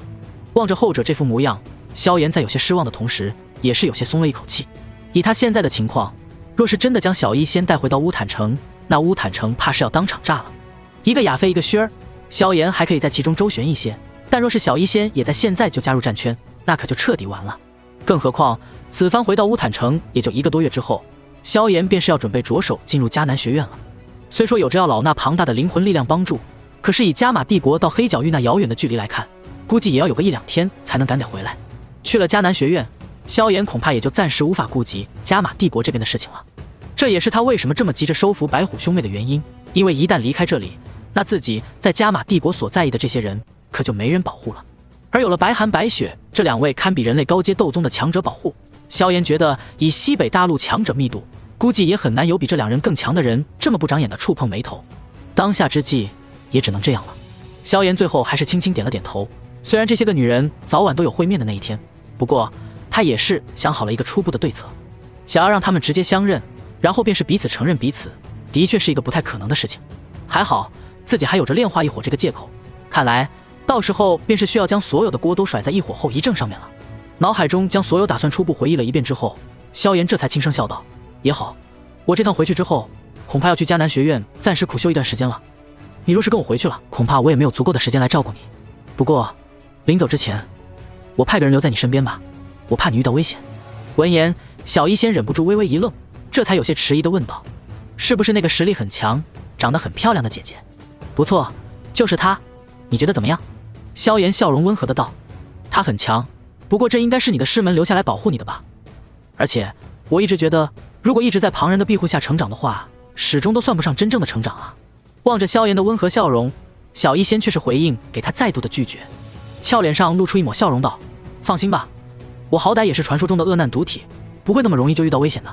对于后者这副俏皮模样，萧炎也是无奈的摇了摇头。虽然话是这么说的，不过如今有着足够力量的他，又怎么放心这家伙自己独自出去闯荡？既然如此，那就先这样吧。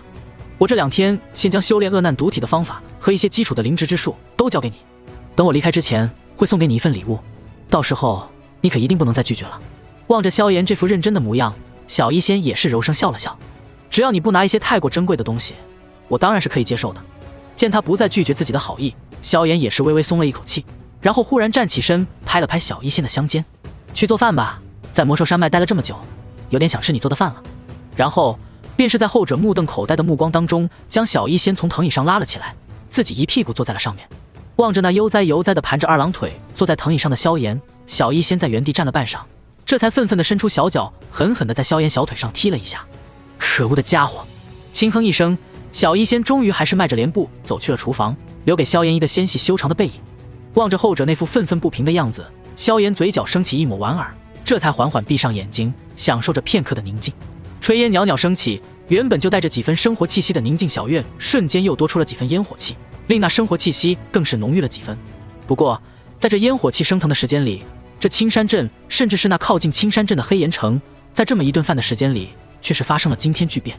先是那黑岩城的郝家当中，不知何时突然出现了一名身材壮硕的白衣男子。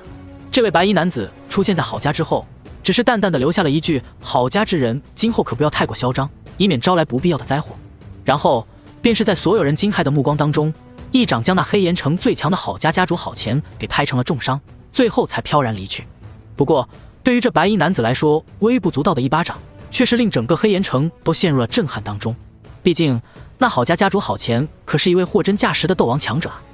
虽然实力在斗王当中只能排到末流，可这诺大加玛帝国当中，恐怕就算是那所谓的10大强者，也有着大半根本做不到一掌就将一位斗王强者给打成重伤吧。尤其是传说中那白衣男子手段无比的轻松，一点斗技都没有施展之后，更是令很多人都感到震撼。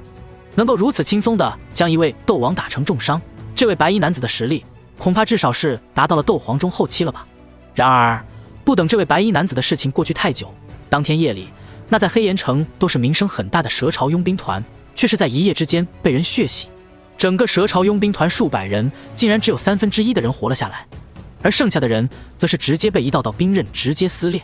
那般地狱一般的惨烈景象，直接是令那些存活下来的佣兵都产生了巨大的心理阴影。而那灭掉整个蛇潮佣兵团的人，却仅仅只是一个身穿白衣，带着几分野性的妖娆美人。随着这道消息在第2天传遍整个黑岩城，所有人都是忍不住目光怜悯地看向那曾经雄踞黑岩城的郝家。蛇朝佣兵团与郝家之间的关系，黑岩城的很多人都是心知肚明。毕竟这蛇朝佣兵团团长是郝家家主女婿的事情，也不是什么秘密。而郝家在家主当天被人打成重伤之后，那麾下的蛇朝佣兵团更是被直接血洗。这般可怕变化，自然是令很多人推测出来，这郝家应当是得罪了什么不该得罪的人。与这些外人相比，其实郝家之人才是更加的疑惑与惶恐。忽然被两位实力如此可怕的强者给盯上，谁能不怕啊？没看见家主都被人一掌打成重伤了吗？这种疑惑一直到第二天中午，那郝家3代子弟当中最受重视的郝兰回到郝家之后，才终于是真相大白。原来一切的源头只是因为郝家家主那个不成器的外孙蛇朝佣兵团的少团长林峰太过嚣张，得罪了惹不起的大人物，最终导致了郝家家主挨了一掌，蛇朝佣兵团的人更是被血洗了大半。能够活下来的都是一辈子没干过多少坏事的善人。不过真正令郝家和黑岩城，甚至是整个加玛帝国都终于开始感到震惊的是，那林峰所得罪的所谓人物，竟然是那位传说中的超级天才萧炎。而根据郝兰的解释，那位随手一掌便是将郝前这位斗王强者打成重伤的白衣壮汉，竟然是那萧炎的护卫。这个可怕的信息在郝家和黑岩城仅仅酝酿了半天之后，便是以一个极为可怕的速度朝着整个加玛帝国蔓延开来。一位可以随手将斗王打成重伤的强者，其实力绝对是达到了斗皇级别。这种层次的强者放在加玛帝国这种偏僻之地，已经是帝国的巅峰强者。可是如此强者却是心甘情愿的在那萧炎的手下做一个护卫，是这萧炎的天赋强到了令斗皇强者都要巴结的程度，还是他身后的师门强到了一个令人匪夷所思的程度？这一点但凡是正常一点的人，自然是会联想到那萧炎背后的师门之上。而且那白衣大汉至少是斗皇是被确定了，那白衣女子的实力却是还未定下。但仅仅凭着后者轻松单人血洗蛇朝佣兵团的战绩来看，后者也至少是一位斗王强者。连2个护卫都如此强大，这萧炎背后的师门实力看来还是超过了很多人的想象。反正这加玛帝国的云岚宗和帝国皇室都是没有这般手笔，能够让一位斗皇强者担任弟子的护道人。一时之间，萧炎的名头再度上升到了一个可怕无比的新高度，在帝国高层引起了广泛关注。不过正是因为有了这种热度，加上或许是那郝兰没敢刻意多说的缘故，萧炎与小医仙的暧昧关系，以及前者那可以秒杀斗师强者的实力，都是没有离开青山镇太远。至少以青山镇的传播速度，这些消息恐怕至少要半个月才能传到乌坦城。而半个月之后，萧炎所引起的轰动应当是不会太过显眼了。接下来的几天里，萧炎都是在不断的一点一点的将恶难毒体的修炼方法和灵植之术传授给小医仙。虽然隐隐约约听说自己的名声已经再度轰动帝国，不过他却是懒得理会，却是不想自己的事迹已经在帝都再度卷起一层波涛。纳兰家族的府邸当中，纳兰嫣然的父亲纳兰素在听到这个消息之后，几乎是激动的差点跳了起来。姐姐，当真是天佑我纳兰家啊！萧炎这小子背后的势力绝对是比云岚宗和皇室要高出不少。现在看来，他的那位老师也绝对是比古河要强了不知道多少，或许真的是一位传说中的7品炼药师啊！这种等级的炼药师手中的资源简直是堪称可怕。如果将来嫣然与萧炎成了婚，那萧炎背后的神秘老师若是愿意随意抛出一些资源，都是能够让嫣然受益匪浅啊！而且萧炎本身也是一个炼药师，结。想到这里，那蓝素便是不由兴奋地笑了起来。有个这样的女婿，他实在是想不到这纳兰家将来会得到何等令人艳羡的好处。瞧你那没出息的样子！一旁的纳兰杰也是忍不住笑眯眯地摸了摸胡子，虽然没有纳兰素这般激动，可是一双老眼当中也是带着几分激动之色。听说嫣然这段时间的修炼可以暂时缓一下了，而且据说连云韵宗主都对萧炎这小家伙十分的好奇，打算带着嫣然去乌坦城见见这个传说中的天才少年。纳兰杰轻轻抚了抚胡子，老眼当中多了几分深邃。素儿，你这2年跟萧战联络没有断了吧？回父亲，我自然是不能断了这层联系的。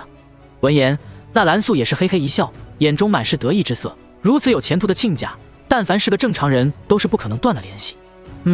那就好。纳兰杰满意的点了点头，轻声道：既然云宗主和嫣然打算前往乌坦城，那我们也就跟着一起去看看吧。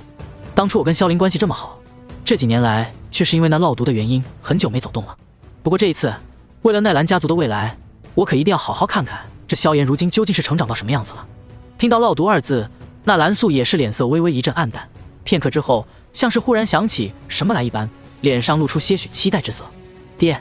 您说起这烙毒来了，那萧炎的老师不是一位高阶炼药师吗？或许蛊核解不了的毒，对他而言也并非什么难事。闻言，纳兰杰也是微微一怔，旋即双眼当中也是忍不住微微露出一抹金光。若是如此，自然是最好不过。虽然说这些年的病痛折磨令他早已对生死看得稍微淡漠了些许，但若是能够多活几年，想必也没人愿意拒绝。在纳兰家族带着兴高采烈的时候，皇室的后山当中，一袭黑袍的嘉刑天却是淡漠地坐在半山腰上，在他的面前，一高挑妖娆的高贵美人却是静静地笔直站立。没想到，那一个小小的乌坦城，如今竟然是出了这等人物，还有那个萧炎背后的师门，那实力真是令我都感到有些恐怖。嘉刑天无奈地叹息一声，显然对于最近的风波也是有所耳闻，而且对于萧炎背后势力所展现出的实力，也是感到了莫大的压力。随手将一名斗王强者打成重伤，哪怕对方只是一个在斗王当中接近垫底的家伙，那也是货真价实的斗王。寻常斗皇强者或许也能做到一击重伤，可绝对不可能像传说中的那样轻描淡写。恐怕那萧炎的一个护卫实力都是不比他嘉刑天要弱上多少。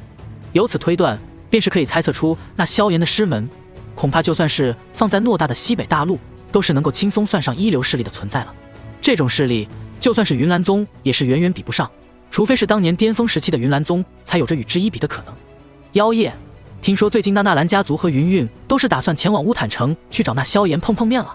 嘉刑天老神在在的坐在一块大石头上，目光望向面前出落的冷艳动人的曾孙女。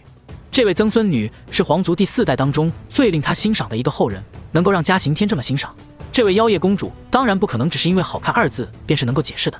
后者的修炼天赋虽然不比萧炎甚至纳兰嫣然这般逆天，不过也是在18、19岁的年纪便是已经修炼到了斗师层次。除去相当不错的修炼天赋，后者那驾驭人心甚至是能够统御军队的杰出天赋，更是令嘉刑天十分欣赏，暗地之中已经将对方当作加玛帝国的下一任女皇培养。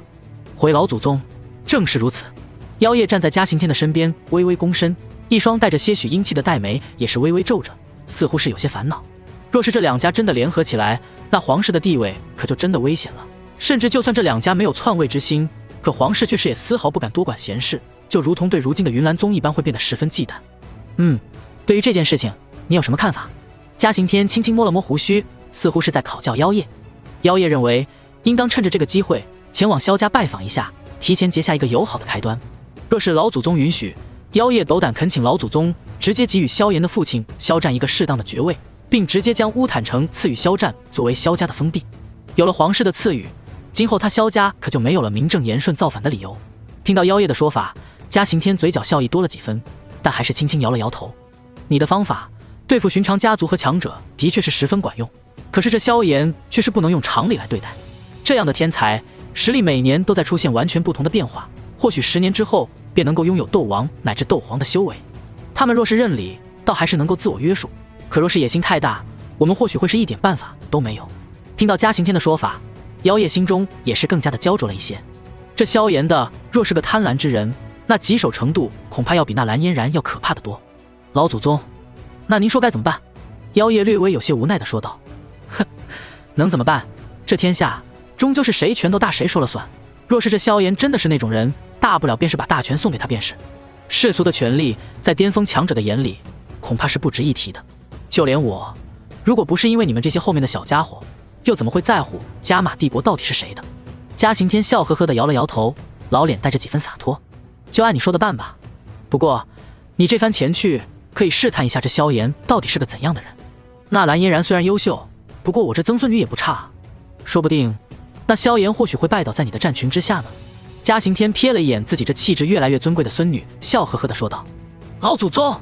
被嘉刑天这么调笑，妖夜美眸微微一瞪，有些羞恼地看了嘉刑天一眼，轻轻撇过头去。那萧炎还是个13岁的孩子啊。嘿嘿，女大六抱金山吗？嘉刑天嘿嘿一笑，最后才意味深长地说道。你也知道，帝国内部因为你是女子的原因，其实一直是有些人对你持反对意见的。你若是能够趁此机会拿下那个萧炎，他们今后恐怕就不敢再说什么了。而且有一位真正的超级强者守护你，站在你的身后，你才能有机会更进一步，让加玛帝国更加繁荣昌盛，甚至就连版图都可能在你的手中扩大。所以趁着那小家伙年纪还小，倒是可以试着争取一下，否则等到纳兰家的那个小丫头长大了，你可就真的未必能够争得过她了。听到嘉刑天的话语，妖夜也是微微一怔，思虑片刻之后，终究还是轻轻点了点头。我会尝试一下的。说罢，便是与嘉刑天告辞，穿着华丽皮甲的高挑身影渐渐离去。不过在他即将离开之前，嘉刑天的声音却是再度从他身后传来：去的时候把邀月那个小丫头也带上吧。倘若这丫头能与萧炎看对眼，也未尝不可。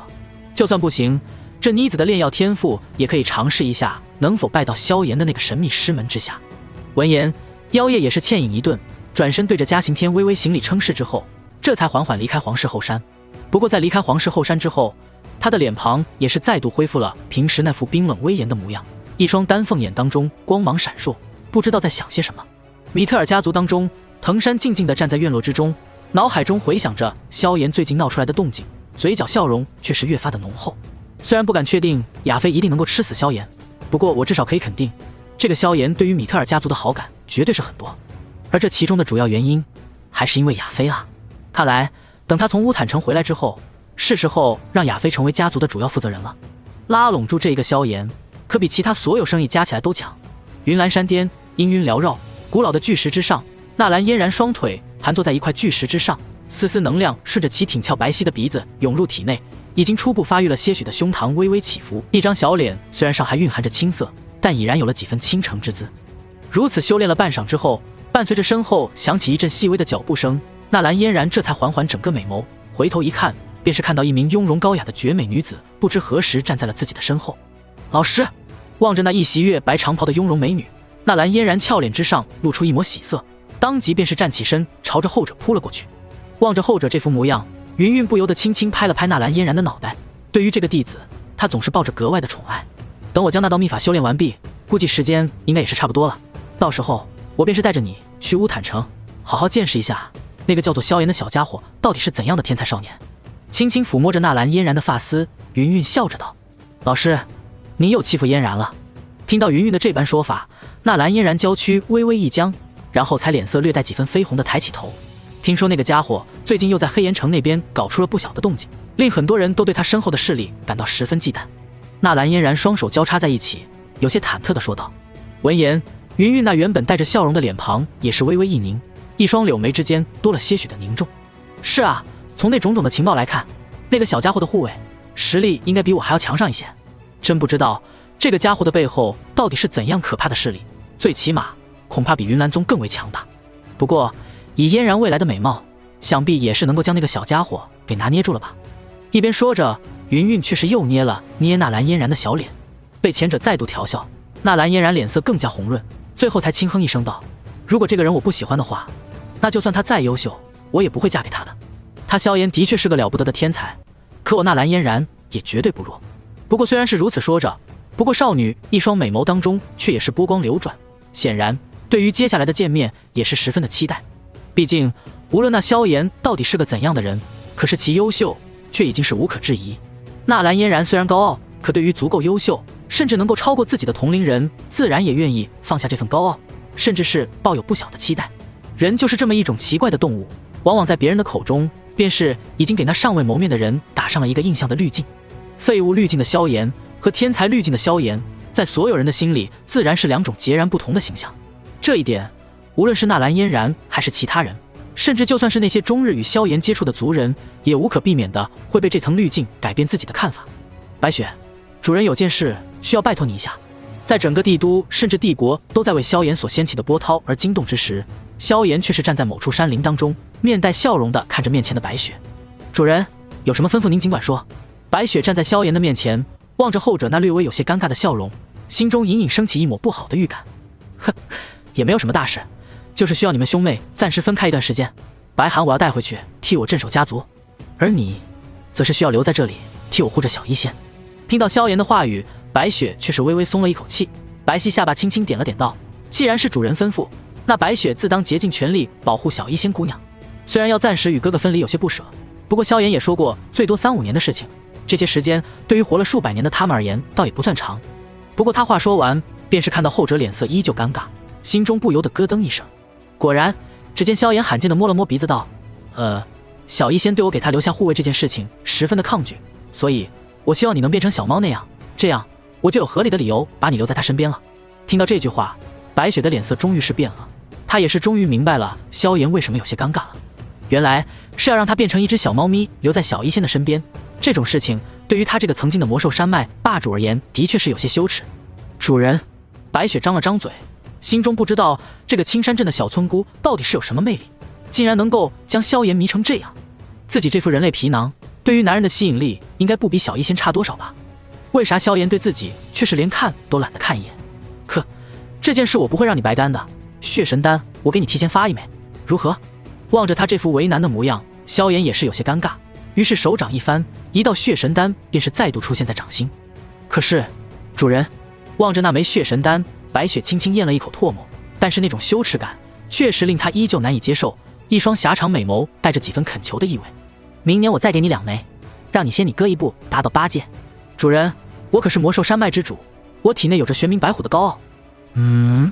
喵。片刻之后，萧炎从山林当中走回到小院，手中却是不知何时多出了一只通体雪白的漂亮小猫。这只小猫不但皮毛光洁的远超寻常猫，就连气质和模样都是堪称极品。不过那一双幽深的眸子深处却是带着抗拒和委屈。别这么死气沉沉的，一会儿会露馅的。望着这小猫生无可恋的模样，萧炎轻轻拍了一下猫屁股，然后便是看到那原本雪白的毛发竟然隐隐多了一丝粉色。不好意思，拍错了。见到那小猫眼中多出的羞愤与委屈，萧炎又讪讪地笑了笑。这时小医仙也是刚刚从那菜谱当中将一众成熟药材都挖了出来，正欲与萧炎笑着说话，一双美眸微微一顿，然后便是将目光转移到萧炎怀中抱着的精致小猫身上。一时间，萧炎竟然从他眸子中看到了星星。喏，这就是我送给你的离别礼物，喜欢吗？见他这副兴奋的模样，萧炎将白雪往前一递，笑呵呵地说道：喜欢，我真是太喜欢了。望着那雪白灵动魅惑天成的小猫，小医仙十分雀跃地将白雪接了过来。好可爱的小猫咪啊，你是从哪里找到它的？先手将雪白小猫高高举起，小医仙忍不住将俏脸都贴了上去。小猫咪，你真的好可爱，姐姐真的好喜欢你。喵！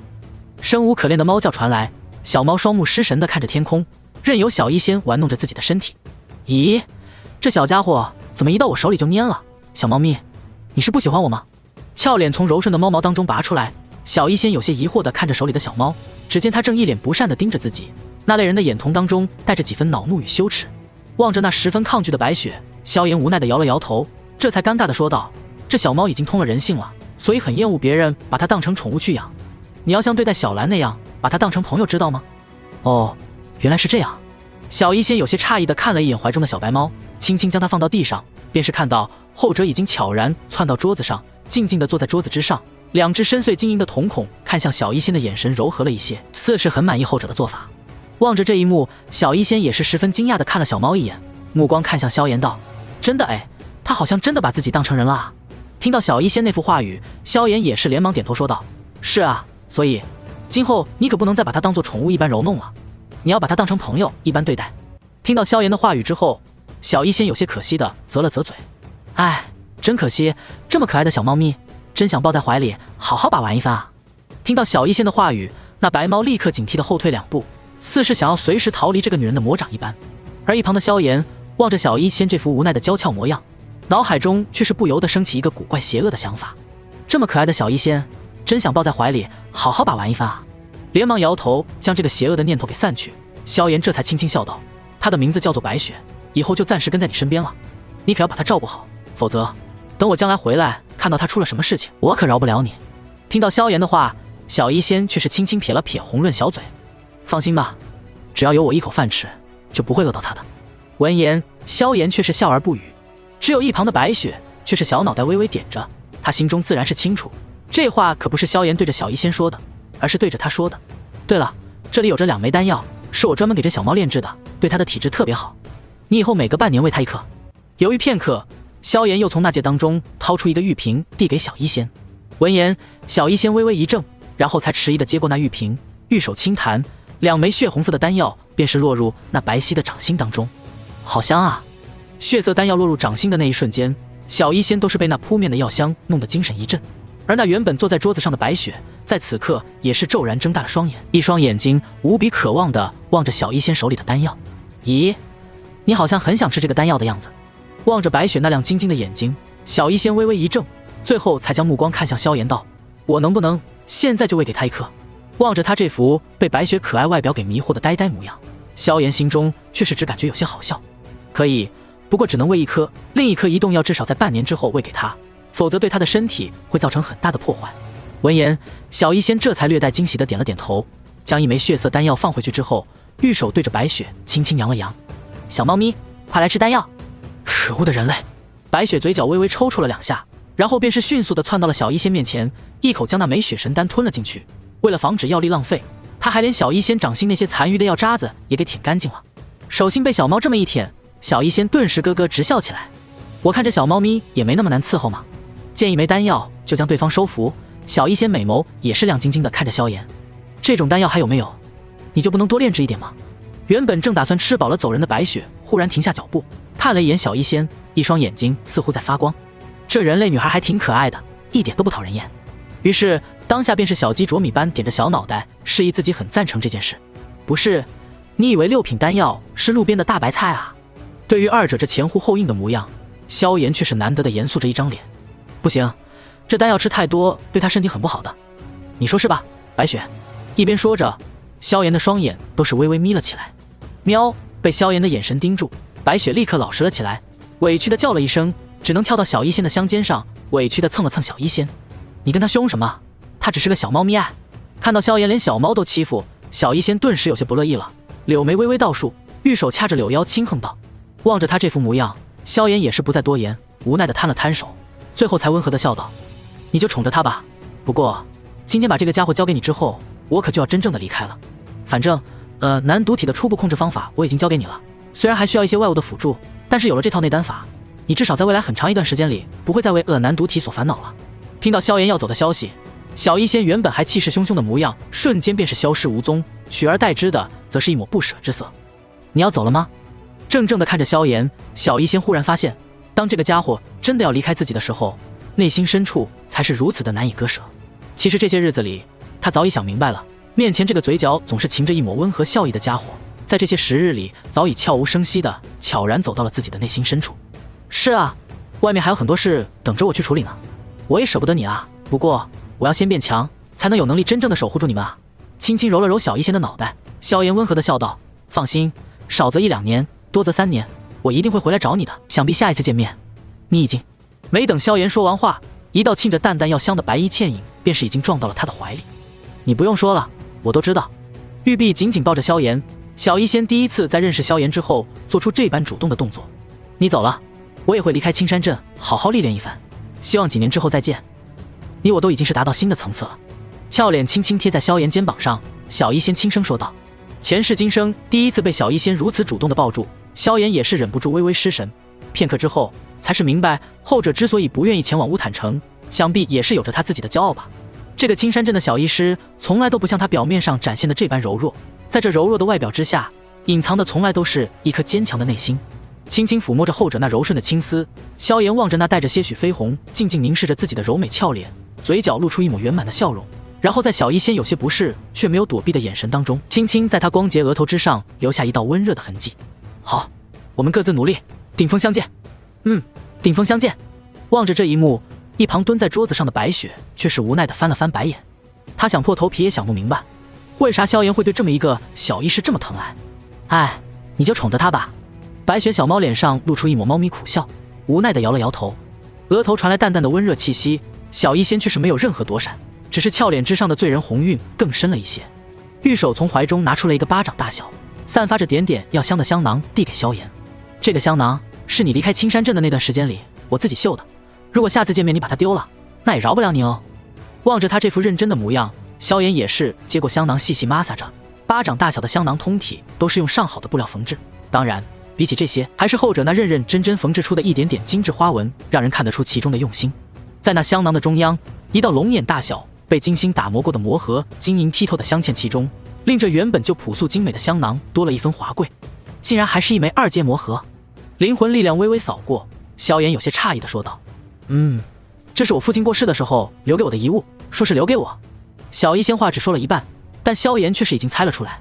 因为后者那如玉脸庞已经比方才还要红上几分，那种红润几乎快要蔓延到了后者的耳垂。这世间的真话本来就不多，女子的脸红便已经胜过一大段告白。这枚魔盒在前世想必是一直没有机会送出来吧。每次看到这个命途多舛的女孩，萧炎心中都是忍不住的生出怜惜的情绪，再度将小医仙抱住，感受着对方身体之上传来的温度。良久之后，萧炎才缓缓松开怀抱。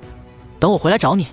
话音落下，萧炎终于是不再留恋，脚步一踏便是已经冲天起。望着萧炎那冲天去的身影，小医仙也是嘴角露出一抹柔美笑容，那原本温润如水的眼神，随着萧炎离开之后，也是缓缓地变得坚定起来。我知道现在的我其实跟你有很大一段距离，但是我相信迟早有一天我能追赶上你的脚步。萧炎，既然打算接受了你，那我就要真正的成长到能令你身边的人都认可我的程度。嘴角弥漫着轻轻的呢喃，小医仙身上的柔弱气质在这一刻都是瞬间消失的无影无踪，取而代之的是一种令远处白雪都感到诧异的坚韧，而他的气息也是在后者那目瞪口呆的目光当中，开始以一个诡异的速度暴涨起来。2星斗者，3星斗者，这气息几乎是一路势如破竹，直到达到了9星斗者巅峰才缓缓停止。这一刻，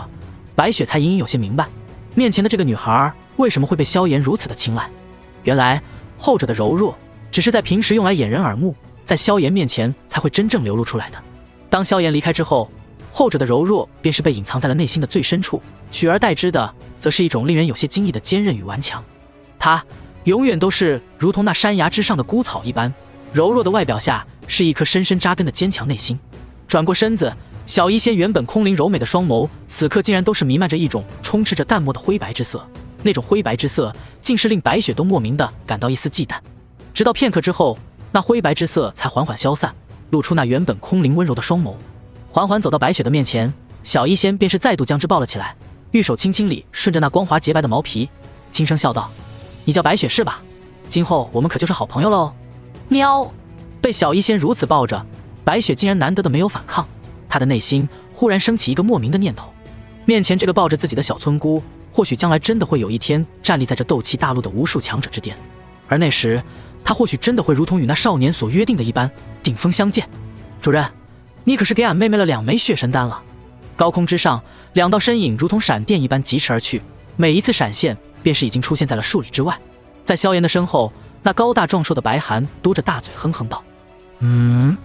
听到后者这副模样，萧炎不满地回过头，双眼微微眯起，不善地看了白寒一眼。我不是说了，今后1年给你1枚，你妹妹那是特殊任务。再说了，那是她自己跟小医仙争取过来的，又不是我给她的。”被萧炎眼神一瞪，白寒浑身一个机灵，最后才厚着脸皮笑道：“嘿嘿，主人，您早说当小猫咪撒娇就能得到血神丹，那俺也可以当小猫咪啊！你看你还有什么红颜知己？我白寒变小了也是分外的可爱。主人，你说话实在不行，你那些兄弟也行。主人你看，喵，滚！”半晌之后，伴随着一道大吼，白寒一脸委屈地看着萧炎，终于是不敢再多说什么。在他洁白衣服的后臀处，一个脚印正结结实实地烙印在上面。这2年替我把萧家镇守好了，你妹妹得到的那些，你都会得到的。直到萧炎火消了大半，这才无奈地说道：“嘿嘿，那还用我变成小猫咪吗？”望着萧炎开口，白寒赶忙跟了一句玩笑道：“你觉得我萧家要是用一头小白猫当镇族魔兽，能够镇得住睡？”萧炎已经是不想说话了。青山镇与乌坦城的距离虽然长达1000里，不过以萧炎和白寒的速度，却是短短1炷香的时间便是已经回到。望着那高空之下渐渐浮现出的熟悉城市轮廓，萧炎也是终于缓缓地吐出一口气。此番一行离家2个月，所幸家族并没有发生什么变故，而自己在这2个月的时间当中，倒是可以说是收获满满，药材、实力，每人都获得了，可谓是不虚此行。灵魂之力扫过那静静隐藏在纳戒当中的血神丹，萧炎的眼中也是露出了些许的期待之色。不知道有了这3枚血神丹，父亲和2位哥哥的实力和天赋又能提升到什么层次？心中念头退去，萧炎脚步朝着下方的乌坦城再度迈出，身后的白寒也是连忙跟上。片刻之后，2人便是已经悄无声息地来到了萧家大宅的不远处。少阁主，这里就是您家吗？白寒跟在萧炎身后，一张粗犷脸庞之上露出些许的疑惑。虽然魔兽的灵魂力量要比人类差一些，可是他好歹也是7阶巅峰的魔兽，想要感应整个乌坦城的实力还是轻松无比的。在他的感知当中，这偌大的乌坦城当中，竟然连个斗灵级别的强者都没有，也就面前这庄园当中有着一道极为接近斗灵的气息。不对，脑袋骤然一转，白寒模样猛然看向远处的一处阴影方向，眼中露出一抹诧异之色。不用看了，这里就是我家。今后3到5年之内，你的主要任务就是守护好我的家人。对于白寒这一惊一乍的模样，萧炎却是淡淡开口笑了笑，目光掠过远处的阴影，旋即便是开口道：“走吧，我带你去见见我的家人。”闻言，白寒也是不再计较，他知道萧炎的实力远远超过自己，甚至还是一位极为了得的炼药师，因此那远处的阴影波动，萧炎应该是心知肚明的。少阁主，真的不用我再变成小猫咪了吗？临近大门之时，白寒的话令萧炎忍不住一个踉跄，最后才回过头，狠狠瞪了这个家伙一眼。家族里的小孩子可是不少，你要是受得了被他们当成玩物，我也不介意。不过这一切都是你自愿的，我可不会给你什么额外的奖励。闻言，白寒顿时撇了撇嘴，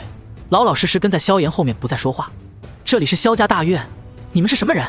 临近门口，先是听到一声低喝，然后萧炎便是看到那守在萧家大门口的2名侍卫，先是怔怔地看了自己一眼，旋即脸上便是露出一抹狂喜之色。是少族长，少族长回来了，快去通知族长。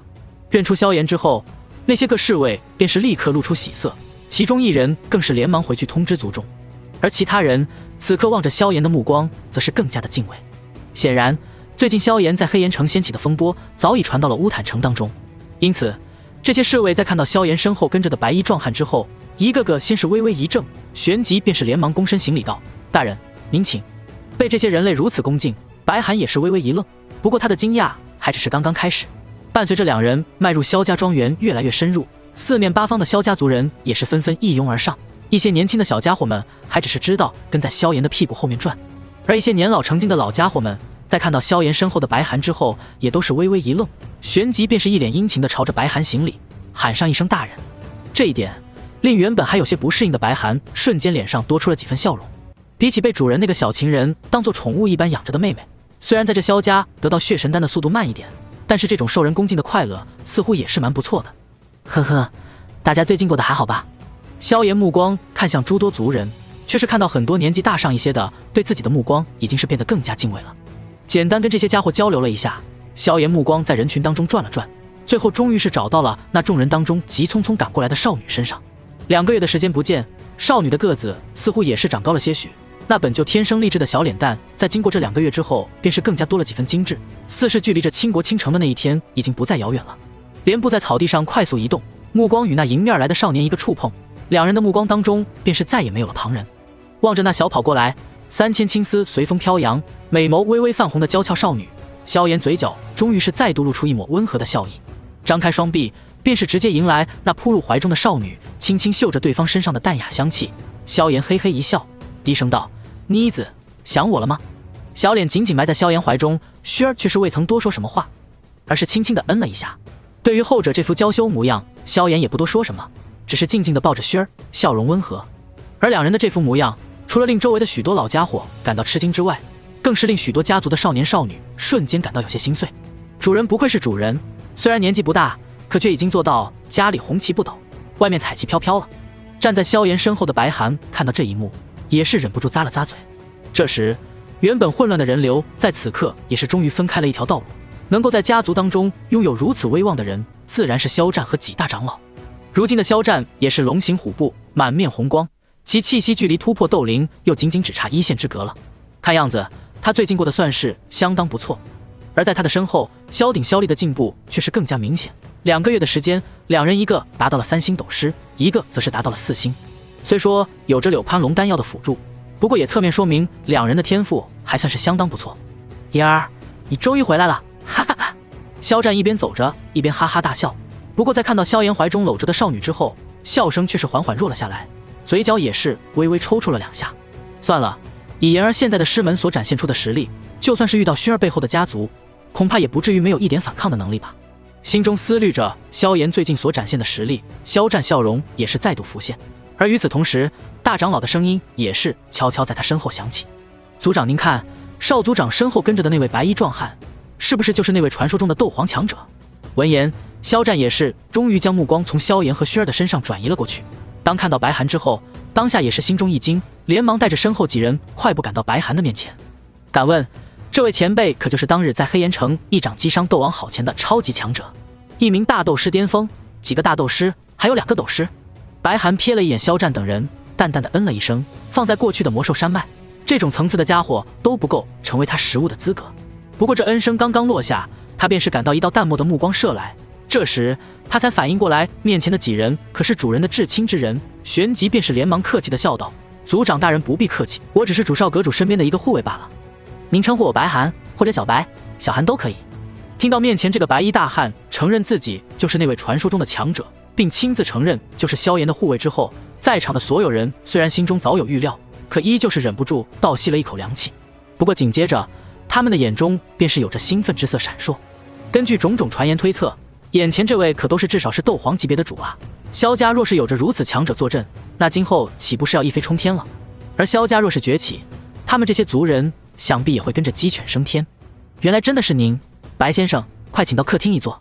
萧战也是颇为的激动，他这辈子似乎都没有见过斗皇几次，面对面的交谈更是第一次。不过对于萧战的邀请，那白寒却是做出了一个令所有人都有些呆滞的举动。哼，我只是少阁主身边的一个护卫而已，哪有资格去喝茶？萧族长不必客气。听着对方那近乎谦卑的话语，所有人都是再度明白了萧炎在他那师门当中的地位，以及他这师门到底是何等的强大。能够让一名斗皇强者贴身跟随已经够牛逼了，可后者的态度却是如此的卑微，那便是说明这位斗皇强者在萧炎的师门当中似乎地位也并不怎么高。如此说来，这萧炎背后的师门到底该有多可怕？这恐怕已经超过了他们的想象了。呵呵，让你去你就去吧，别在这里装客气了。此刻的萧炎终于是松开了怀中的靴儿，依旧牵着后者的白皙小手。萧炎淡淡笑着对白寒说道。听到萧炎答应，白寒也是嘿嘿笑着点了点头，这才缓缓说道：“既然少阁主点头，那我就那啥，去什么不恭了。”常年待在魔兽山脉，白寒的人类语言其实用的并不顺手。不过萧战几人也是连忙邀请白寒做客，同时还意味深长地看了萧炎一眼。能对一个斗皇强者吆五喝六的，看样子萧炎的实力和地位都是很高啊。对了，我记得不是还有一位传说中的女性强者吗？她没有跟你们一块来吗？一边走着，萧战忽然想起什么一般的问道：“哦，那是佳妹，她受到阁里命令，暂时有任务在身。”白寒听到之后，难得的聪明一回，连忙回答道：“哦，可惜了，听说那一位也是一位了不得的强者呢。”闻言，萧战也是有些惋惜的点了点头，却是没有看到萧炎对着白寒投来了赞许的目光。倒是一旁的轩儿在目光扫过白寒之后，不易察觉的轻轻皱了皱柳眉。阁里能够随意派出一名斗皇保护弟子，还能令对方如此恭敬，这个阁到底是什么阁？西北大陆有着这样强大的势力吗？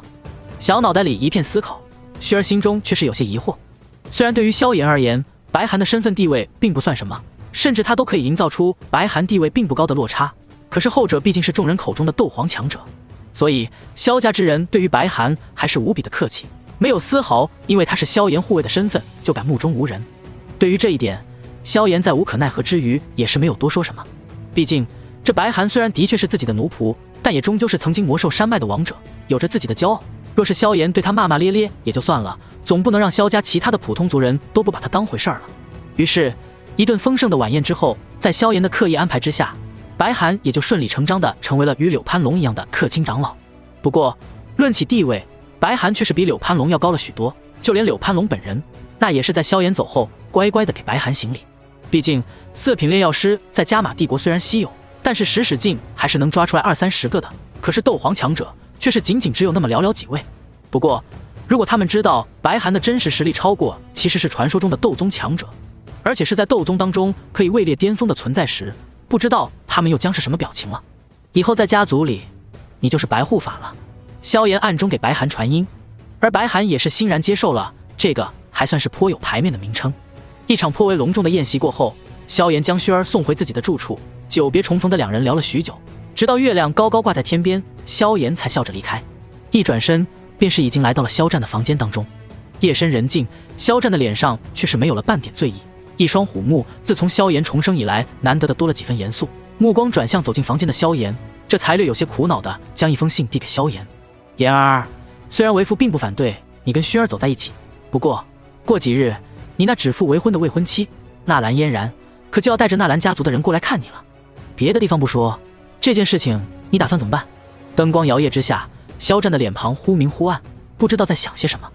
纳兰嫣然竟然要来看我。烛光之下，萧炎清秀的小脸上也是挂着几分懵逼。是啊，你现在是闻名整个加玛帝国的天才，背后又有着如此强大的师门，如此盛名之下，就算是那个丫头恐怕也难免会对你心生向往吧。说到这里，肖战的脸上也是难得的多了几分骄傲。当初萧炎斗气消散，他本以为会是一场灾难，却是没有想到萧炎在这次之后反倒是变得更加妖孽。这1年多以来，萧炎实在是令他长了太多脸了。昔日那些需要他看脸色的家伙们，现在都开始看他的脸色了。呵呵，萧炎简单看了一眼这封信件，上面大致是纳兰素说的一些客气话，其中示好之意倒是十分的明显。而在这信的最后，则是表明了纳兰家族在不久之后会带着纳兰嫣然登门拜访。对于这封信，萧炎嘴角却是挂着淡淡的嘲讽，不知道是在自嘲还是嘲笑纳兰家族。前世自己沦为废物的那3年，纳兰家族除了过年后送上一封信表示一下问候，可是再没有发过这种信件，甚至那信件都并非纳兰素本人所写。而纳兰嫣然更是在3年后亲自登上了萧家，令萧炎无地自容，令萧家颜面大失。如今重生之后，萧炎自然不会因为这事再去嫉恨。不过纳兰家族前世所留给萧炎的印象的确是不怎么好。且不说纳兰嫣然之事如何，便是他当初大闹云岚宗之时，这个家族也是未曾站出来，哪怕替自己说句话。要知道，纳兰杰的老命可都是自己救的。所以虽然谈不上仇恨，可萧炎对这个家族实在是提不上太多兴趣。所以那就把婚退了吧。烛光之下，萧炎缓缓开口道。听到萧炎的话语，萧战也是忍不住微微一怔，最后才忍不住的张了张嘴，脸上不知道是愤怒还是惊愕。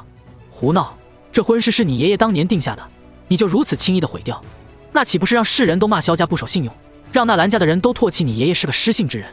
萧战眉头微微皱起，难得的在萧炎面前露出一丝怒意。不过对于后者的一丝怒意，萧炎却是不在乎的笑了笑。父亲啊，父亲，你还是太过宅心仁厚了啊。父亲，假如我当初斗气消散之后并没有修炼回来，甚至从此很长一段时间会沦为一个不能修炼斗气的废物，你觉得奈兰家族还会像今天这样重视我吗？听到萧炎的话语，萧战也是忍不住愣了愣，脸上怒意消散了些许，但是眉头却还是微微皱起，不由得问道：可你现在并不是什么废物，而是加玛帝国历史上都无比罕见的天才，你的前途不但是纳兰家族，就连其他势力都在惊叹眼热。纳兰家族会表现出今天这副模样，是很正常的事情。对于萧战的话语，萧炎自然也是理解。倘若她是一个情窦初开的少女，自然同样不希望自己那未曾遇到的未婚夫是一个废物，而是一个比自己更加强大的天才。不过无论如何，这记忆当中的裂隙永远的都会存在着，更何况纳兰嫣然当年的做法实在是太过任性了一些。萧炎可以大度的接过这一篇，却不代表他内心深处的那个少年可以直接忘记。无论是为了轩儿还是一些其他原因，这个婚我都必须退。烛光之下，萧炎的双目平静，却是带着难以言喻的坚定。望着这双眼睛，萧战忽然发现自己真的看不懂这个小儿子了。张了张嘴，萧炎却是先他一步，再度开口：父亲放心，我一定会给纳兰家族一个体面的退婚，甚至只要他们愿意，我可以令整个帝国都悄无声息地接过这一片，而且我背后的师门也会给予他们足够的补偿。听到萧炎的话语，萧战再度微微一怔，最后终究是无奈地叹了口气。既然你心中已经打定了主意，那你就按自己的想法来吧。你已经长大了，为父现在只有一个要求，那便是把这件事情办得体面一点，不要让两家都难看。闻言，萧炎也是微微笑着点了点头，示意萧战放心。对了，父亲，趁着这段时间，您抽空把大哥二哥都叫到萧家后山吧。结束了纳兰家族的话题，萧炎忽然笑着说道：去后山干什么？萧战微微一愣，旋即似是想起了什么一般，忽然身体一僵，看着萧炎的目光忽然多了几分灼热。而萧炎此刻也是轻轻笑着点了点头：我已经请老师炼制出了血神丹，这2日便是可以助你们觉醒萧族血脉了。闻言，萧战也是倒吸一口凉气，双目也是终于露出一抹激动之色。我萧族血脉终于是可以重现于世了吗？萧族的秘密自从他接任族长以来，便是一直被他死死地藏在心底。在萧战的心里，这个家族远古的辉煌恐怕只能如同幻境一般存在于历代族长的梦里了，而他也只有等到临死之际，才能将这个秘密交给下一任族长，或许就是面前的萧炎。可是萧炎的崛起却更是如同梦境一般打破他的苦涩。这个远古时期辉煌无比的族群，终于将再度缓缓出现在斗气大陆之上了。千年的荒凉终于迎来了否极泰来。是，这件事情还是暂时不要声张，我现在也只能给您和大哥二哥觉醒萧族血脉的事情暂时还不能传出去，否则便是我背后的师门都扛不住这种麻烦。萧炎郑重地说道：放心吧，这件事我们一定不会说出去的。闻言，萧炎也是终于笑着点了点头，与肖战拜别之后，便是离开了肖战的房间。银白月光落在身上，树林里还有稀少的蝉鸣和蛐蛐叫声。萧炎目光深邃，最后长长吐出一口气。纳兰嫣然，我不是圣人，这已经是我所能够拿出的最大的宽容了。第二天夜里，萧家后山一处被提前开辟好的山洞当中，萧炎提前将小五行遮天阵布置完毕，这才回到那已经坐着3个人的山洞之中。而在这山洞之中，萧战、萧鼎、萧厉父子3人此刻已经是十分紧张地看着萧炎。望着这一幕，萧炎也是感觉有些好笑，屈指一弹，3枚玉瓶便是落入了萧战父子3人的手中。这里面便是我老师辛苦炼制的3枚7品丹药血神丹。萧炎一边说着，一边走到3人面前，灵魂之力在指尖凝聚，最后轻轻点在3人的额头之上。血神丹当中的能量实在是太过庞大，虽说斗帝血脉的激活能够吸收其中极为庞大的能量，但若是没有足够的引导之法，一旦失败，恐怕会当场重伤，甚至陨落。这是我得来的萧族血脉激活之时的引导之法，其中更是包含着我萧族族文的修炼方法。父亲与2位哥哥若是能够借此机会将族文也给修炼出来，那将来一旦遇到危险，借着族文的力量，恐怕能够做到短期之内实力大涨。闻言，萧战与萧鼎、萧厉脸上都是在震撼的同时露出了狂喜之色。没想到萧族族文竟然有着如此的效果。萧鼎忍不住低声叹道，一旁的萧厉也是纷纷附和点头，倒是一旁的萧战并没有因为族文的事情感到太过震撼，看样子他对于族文的事情也是略知一二。不过真正令他们感到震撼的，还是他们各自手中那小小玉瓶当中放着的血神丹。听萧炎说，这血神丹竟然是传说中的7品丹药，能够有机会吃到如此品级的丹药，这若是放在过去，他们简直是想都不敢想。就算是前段时间柳潘龙炼制出的一些4品丹药，都是被萧战等人奉为瑰宝，而眼下他们各自的手中竟然都是有着1枚7品丹药，这种层次的丹药可是足以令加玛帝国掀起一阵血雨腥风的。哼，你们先将我传授的引导之术和族文修炼之法好好琢磨一番，等到将这2道秘法琢磨透了，便是可以吞服下这血神丹，引导着激活体内血脉了。望着这3人激动的模样，萧炎也只是笑了笑道，我就在这山洞之中为你们护法，你们只管静下心来，好好激活血脉便是。闻言，萧战和2个儿子相互对视一眼，也是纷纷点了点头，彼此用了1炷香的时间，将那激动的情绪彻底平静下来之后，才开始仔细地参悟萧炎所传授的2道秘法。事实上，那所谓的血脉引导之术，几乎完全是萧炎根据萧族血脉的特性和萧族的一些古老手段自己推测出来的。毕竟现在的他虽然是少年身躯，可前世的庞大记忆，哪怕只截至到了斗帝左右，却依旧是高屋建瓴。推演这么一套配合血神丹使用的血脉引导之法并不难，而萧族族文则便是与完整的天火3玄便相差无几，只是那依靠的力量不再是异火，而是体内的血脉之力。虽然第一次修炼难以一口气修炼出完整的族文，不过但凡是能够修炼出1、2重，对于3人的好处也是巨大的。由于这2道秘法实在是太过玄奥，即便仅仅是照本宣科，这父子3人依旧是足足研究了2、3天的时间才将之研究明白。然后在休息了1整夜，确保自己的状态达到巅峰之后，实力最强的萧战终于是第一个打开玉瓶，将那枚通体血红的血神丹送入口中。而随着这枚血神丹入口，一道庞大的血气也是骤然从他身上爆发开来，那种可怕的威势直接便是令萧鼎、萧厉兄弟2人脸色微变。在萧战服用血神丹之后不久，萧厉也是终于找好了状态，将那1枚血神丹同样服下，顿时一道同样庞大的血气也是在他的体内爆发开来。萧鼎望着父亲和弟弟的动作，却是陷入沉思当中，手中血神丹未曾在当天服用，直到第2天早上，他才面露郑重之色，将那血神丹一口吞下。3道庞大的气息冲天起，加在一起绝对不会亚于一位斗皇强者全面释放自己的威压。好在有着萧炎提前布置好的小五行遮天阵，并没有将这气息泄露出去。而家族那边也是有着萧炎打好招呼，提前让大长老等人看好家族。有着柳潘龙和白寒2人的辅助，萧炎倒不信有什么人能搞出乱子来。在萧鼎吞下血神丹的当天夜里，萧战却是身体瞬间颤抖了起来，片刻之后，便是有着一滴又一滴的鲜血从他浑身的毛孔当中流出，其面孔之上也是露出了极度的痛苦之色。激活斗帝血脉本身便是与换血几乎没有区别，尤其是萧族这种早已枯竭的斗帝血脉。在萧战之后不久，萧厉也是开始浑身颤抖起来，仅仅1炷香的时间，浑身衣物便是已经被鲜血浸透。对于2人的这般变化，萧炎却是神色如常，虽然有些心疼2人的痛苦，但萧炎却是清楚，有着自己的引导之术，2人至少不会有什么生命危险。至于那痛苦，也只能是这场蜕变所必须经历的事情。心念一动之下，一枚水蓝色丹药被萧炎弹射到半空当中，紧接着一团万寿灵火将之包裹进其中，蒸发出丝丝水蓝色的药力落入两人的鼻尖。而在吸收了那丝丝药力之后，肖战和萧丽脸上的痛苦之色也终于是减少了许多。因为吞服时间较晚的原因，萧鼎则是到了第二天夜晚才浑身开始颤抖，冒出鲜血。而此刻，肖战和萧丽却是早已经历完了换血的过程，两人的身上虽然都是凝聚着一层厚厚的干枯血痂，可是气息却是已经开始如同怒龙崛起一般，开始疯狂暴涨起来。显然，这二人体内的斗帝血脉已经是真正的被激活了。集中精神，凝聚足纹。望着二人正在不断攀升的气势，萧炎却是低喝一声。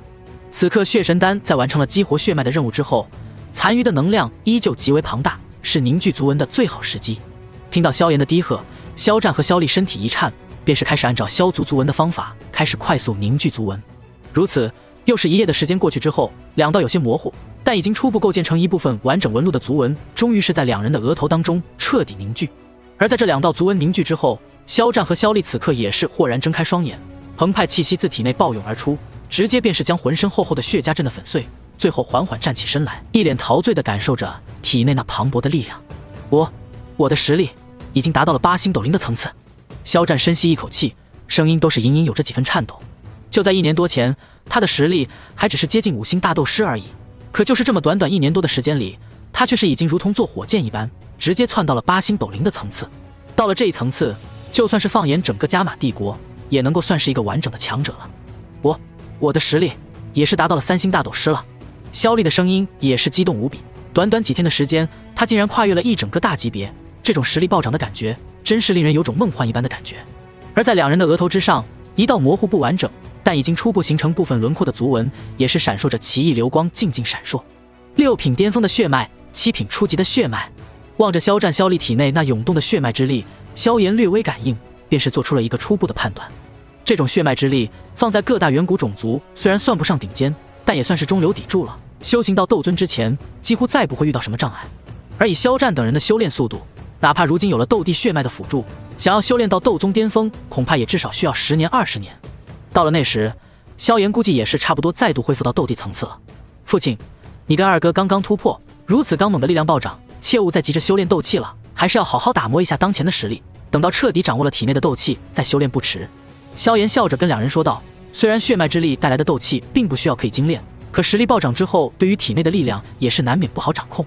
闻言，两人也是纷纷点头，再度盘腿坐下来，用了许久才恢复了内心的平静。于是乎，在感受着体内那比之前磅礴了10倍的斗气的同时，两人的目光也是有些好奇地打量着那被包裹在血痂当中的萧鼎身上。直到夜幕再度降临，那原本坐在原地的萧鼎在此刻也是终于睁开眼睛，气息也是随之暴涨了起来。很快，这气息也是一路窜到了4星大斗师的层次，才缓缓停止。根据萧炎的推测，萧鼎的血脉之力或许比萧丽还要弱上一丝，也就是刚刚达到7品的程度。不过，在看到萧鼎额头上那比肖战、萧丽都要完整了近乎1倍的足纹之时，饶是以萧炎都是忍不住愣了一下，因为萧鼎第一次修炼，竟然就将足纹修炼到了第2层。萧足纹便是如同那天火3玄变一般，共分为1、2、3层，而在这3层之上，则是还有着圆满境界的说法。不过，不管是哪一种说法，修炼足纹都是一件颇为不易的事情，甚至于就算是萧炎，也只能帮助他们理解，而不能亲自出手帮忙。虽然借助着血神丹的帮助，不过第一次修炼之时就凝聚出了第1层足纹，可以说肖战、萧丽已经是相当用心和颇有天赋了。而萧鼎竟然是第1次修炼就凝聚出了第2层的足纹，也是令萧炎有些惊讶。不过惊讶之余，萧炎也是很快便是释怀。萧鼎的斗气修炼天赋虽然比起萧丽还要略差一丝，不过他的悟性却是萧家这一代仅次于萧炎的，而且那近乎滴水不漏的缜密心思和那临阵不乱的心性，也是萧鼎远超常人的天赋。这一点，就算是萧炎当年也不敢说能够胜过萧鼎多少。因此，在血神丹的帮助之下，第1次修炼就凝聚出了第2层的足纹，虽然有着几分幸运成分，但也并非是不可能的事情。恭喜大哥，凝聚出这第2层的足纹，待你将体内的力量彻底掌控，加上我所给你的斗技功法，这斗灵之下，恐怕再难有人能够是你的对手了。萧炎笑着对萧鼎说道。闻言，那一旁的萧丽也是忍不住面露羡慕地看着萧鼎。至于肖战，在实力达到8星斗灵之后，再加上足纹那可怕的增幅力量，在斗王之下，他几乎是难以寻到对手了。短短几天的时间，肖战和萧鼎、萧厉实力便是已经暴涨到了一个可怕的程度。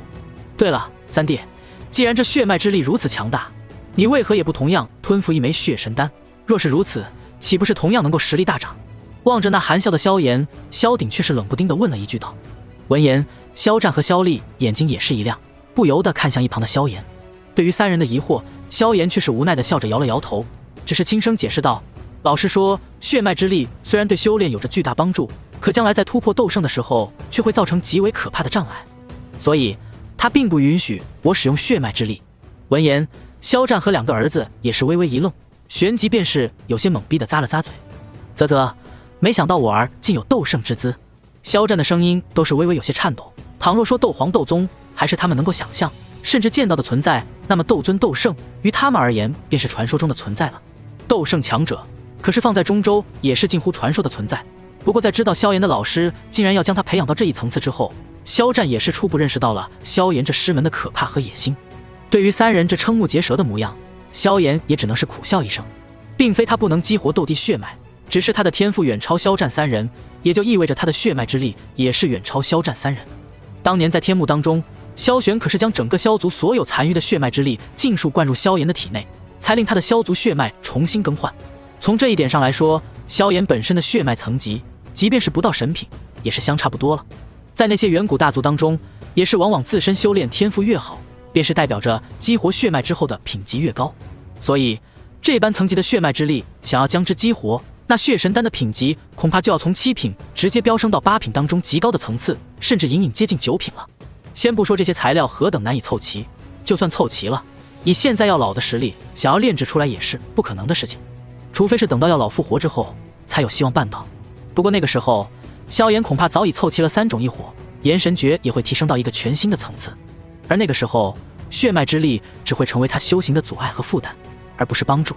种种念头划过，萧炎最终笑道：好了，父亲和2位哥哥这几日修炼血脉之力已经是弄得一身狼藉，想必精神也是颇为的疲惫，还是赶紧回去清洗清洗，好好休息一下吧。闻言，肖战三人也是笑着点了点头。他们终究还是连斗王1级都未曾达，虽然精力远超常人，可是这近乎几天几夜的集中精力激活血脉和凝聚足纹，也是让他们精神无比的疲惫。要不是实力暴涨令他们精神变得十分亢奋，恐怕便是直接在这山洞当中倒头就睡了。更何况他们身上的衣物也是被自己的鲜血染成了褐色，腥臭之余更是变得破破烂烂。于是乎，父子4人便是迅速从后山赶到了萧家庄园当中。如今实力暴涨的肖战3人实力都是远超萧家其他人，所以并没有人发现他们这副狼狈的样子。而萧炎在回到家族之后，倒是没有急着回去休息，而是将几位长老召集在一起，询问家族当中最近有没有什么事情发生。不过当几名长老被萧炎召集在一起之后，萧炎便是已经感到了现场的气氛似乎是变得有些不对。在这几名长老古怪而狂热的眼神之外，还有着一道幽怨的小眼神盯着自己。循着这道眼神，萧炎很快便是将某个躲藏在角落当中的小妮子揪了出来。萧炎哥哥。被萧炎揪出来，薰儿也没有多说什么，只是一双清澈美眸幽怨地盯着萧炎，眼中隐隐有着水汽升腾。到底发生了什么事情？望着薰儿这副可怜兮兮的模样，萧炎心疼之余却是有着一种不好的预感。主人，青山镇的事儿已经传到乌坦城了。白寒身材魁梧地站在几位长老的身后，神色平静，但是却是有着一缕斗气传音落入萧炎的耳中。满意地看了白寒一眼，萧炎悬着的心终于是落了下来。当初在青山镇随意抹杀那几个家伙，虽然并未被那好蓝传播，可是这事儿在青山镇几乎是有目共睹，所以他也没有指望着隐瞒多久。如今经过7、8天的发酵，这个消息也终于是传遍了大半个加玛帝国。少族长，听说您如今已经有了斗师的实力了，而且还能够一招击杀一位斗师级别的强者。大长老的终于是代表着其他几位长老发出了心底的不可置信，同时眼神当中也是带着几位狂热的神色。在魔兽山脉这段时间被老师狠狠磨练了一番，又有着一些机缘，所以就侥幸踏入斗师了。被几名长老那狂热的有些过分的眼神盯着，萧炎嘴角也是微微抽搐了几下，最后才无奈地摊了摊手笑道。听到萧炎承认，几名长老的脸庞抖了2下，旋即才微微颤抖着双手激动地看着萧炎。天眷我萧家，真是天眷萧家。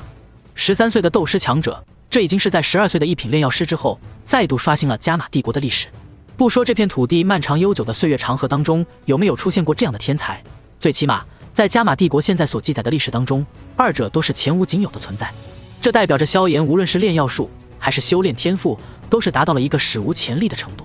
在这背后，或许有着萧炎师门帮助的原因，可无论怎样的资源，没有足够的天赋，也不可能在这个年纪便是达到这一步。望着几位长老几乎手舞足蹈的模样，萧炎也是无奈地笑了笑。他这一世这般逆天的表现，的确是太过令人震撼。别说是加玛帝国，就是整个西北大陆，甚至放在那繁华无比的中州，那也是能极为罕见的天赋了。所以见到3个长老这副激动的模样，他也是没有办法，只能一口一个侥幸的低调说着：“装逼啊，主人真的是太装逼了。”望着那讪讪而笑的萧炎，白寒都是觉得萧炎有些装逼，不过这话他却是不敢说出来。毕竟面前这个看似年轻的小斗师，其实还是一位可以轻易击杀斗宗巅峰的超级强者。白寒不知道萧炎到底是怎么做到这一步的，他知道自己问了也不会有答案，不过他只知道，他若是把这个秘密说出来，面前这几个老家伙恐怕会直接激动的咽气儿。不过同时，他估计也要面临萧炎极为可怕的惩罚了。好容易把几个激动的脸皮子抽搐的老家伙送走，萧炎正要松上一口气，便是迎来了薰儿那幽怨的小眼神。萧炎哥哥，所以那个青山镇的女孩也是真的吗？嘟着小嘴，薰儿一副渲然欲泣的模样，当真是令人心颤。听到这句话，萧炎也是终于明白了薰儿如今为何是这副模样了。不过好在他早有准备，轻轻揉了揉后者的脑袋之后，才轻声道：“是真的。不过，她是我老师在青山镇意外找到的一个新弟子，虽然年纪比我大一点，但还是算是我的师妹吧。”闻言，薰儿那原本还带着几分凄楚的小脸，也是终于缓和了一些，不过还是有些狐疑的问道：“真的只是普通师兄妹吗？”闻言，萧炎也是略微有些尴尬，旋即略微严肃的板着小脸道：“你看，你这是在质疑我们同门师兄妹之间的关系？”看着萧炎脸庞微微严肃，薰儿顿时有些慌了，连忙抱着萧炎的胳膊轻声摇着：“萧炎哥哥别生气，我知道你是清白的了，都是薰儿不好，胡乱瞎猜。”看着他这副可怜兮兮的模样，萧炎良心忽然痛了一下，不由得再度将其拥入怀中道：“跟你没有关系，是我没有提前跟你解释，这件事应该怪我。”一旁的白寒望着这一幕，忽然嘴角狠狠地抽搐了2下，眼神都是有些呆滞。妈的，人类都这么会玩的吗？然而不等他缓过神来，却是看到那依偎在萧炎怀中的薰儿嘴角不知何时已经化作了甜甜的笑容。没关系，萧炎哥哥，就算你以后真的有了别的女人，薰儿也不会离开你的，你永远都是薰儿最重要的人。听到这句话之后，白寒张了张嘴，最后便是迅速化作流光消失。他有点受不了了，可恶的人类，恶臭的人类。不过萧炎在听到这句话之后，良心却是又痛了一下，最后才轻轻将下巴顶在后者的小脑袋上，轻声道：“你也是我最重要的人。”怀中搂着那可爱的人儿，萧炎心中却是轻叹一声。或许是这一世自己在潜移默化给小妮子灌输思想的原因，也或者这妮子实在是太喜欢自己了，竟然是连这种话都能说得出口。不过他心中确实也清楚，虽然薰儿嘴上这么说，甚至心里都做好了准备，可是当那一天真的来临，他恐怕也会十分伤心吧。所以为了让薰儿甚至是其他女人能够真正最小抗拒的接受彼此，萧炎心中已经是酝酿了一系列堪称诡计的计划。没办法，看样子今后只能苦一苦各种异火了。与小妮子温柔缠绵了片刻之后，薰儿才缓缓从萧炎怀中挣脱出来，精致小脸带着2朵诱人绯红，最后才轻轻咬了咬红唇，提醒道：“对了，萧炎哥哥，你回来之后，亚飞那个狐狸精可是来找了你好几次了，不过你一直在闭关，他也就只能暂时离开了。”听到薰儿这般说法，萧炎也是微微一怔，这才想起来自己回来之后的确是没来得及去见一见亚飞，嘴角正欲勾起一抹笑容，便是感到一道目光再度盯着自己。望着薰儿那再度快要幽怨的小脸，萧炎连忙笑着捏了捏那精致的俏鼻，还说不介意的，这就成了小醋坛子了。虽然亚飞跟我关系很好，不过今天就先不去见他了，今天我要好好陪我的小公主。听到萧炎的话语，薰儿俏脸上幽怨之色迅速消散，转而露出一抹胜利般的甜甜笑容，美眸弯成月牙的形状，一瞬间宛如一朵绝美青莲绽放，令萧炎都是有着微微的恍惚。嘿嘿，还是媳妇儿好看，就是看1000年10000年也是永远看不够。夜深人静，目送着萧炎离开之后，薰儿俏脸上依旧带着丝丝的幸福微笑，直到回到自己的房间之后，那幸福的笑容才缓缓地从脸上收入心底。而在她笑容收起之后不久，一道影子才缓缓地从黑暗当中涌出，恭敬地对着她行礼道：“小姐。”林老，你有没有发现萧炎哥哥现在真是越来越深不可测了？望着那从黑影当中钻出的灵影，薰儿轻声道：“哼，可不是吗？”听到薰儿的话语，林隐也是微微一怔，旋即老来男之上露出一抹苦笑。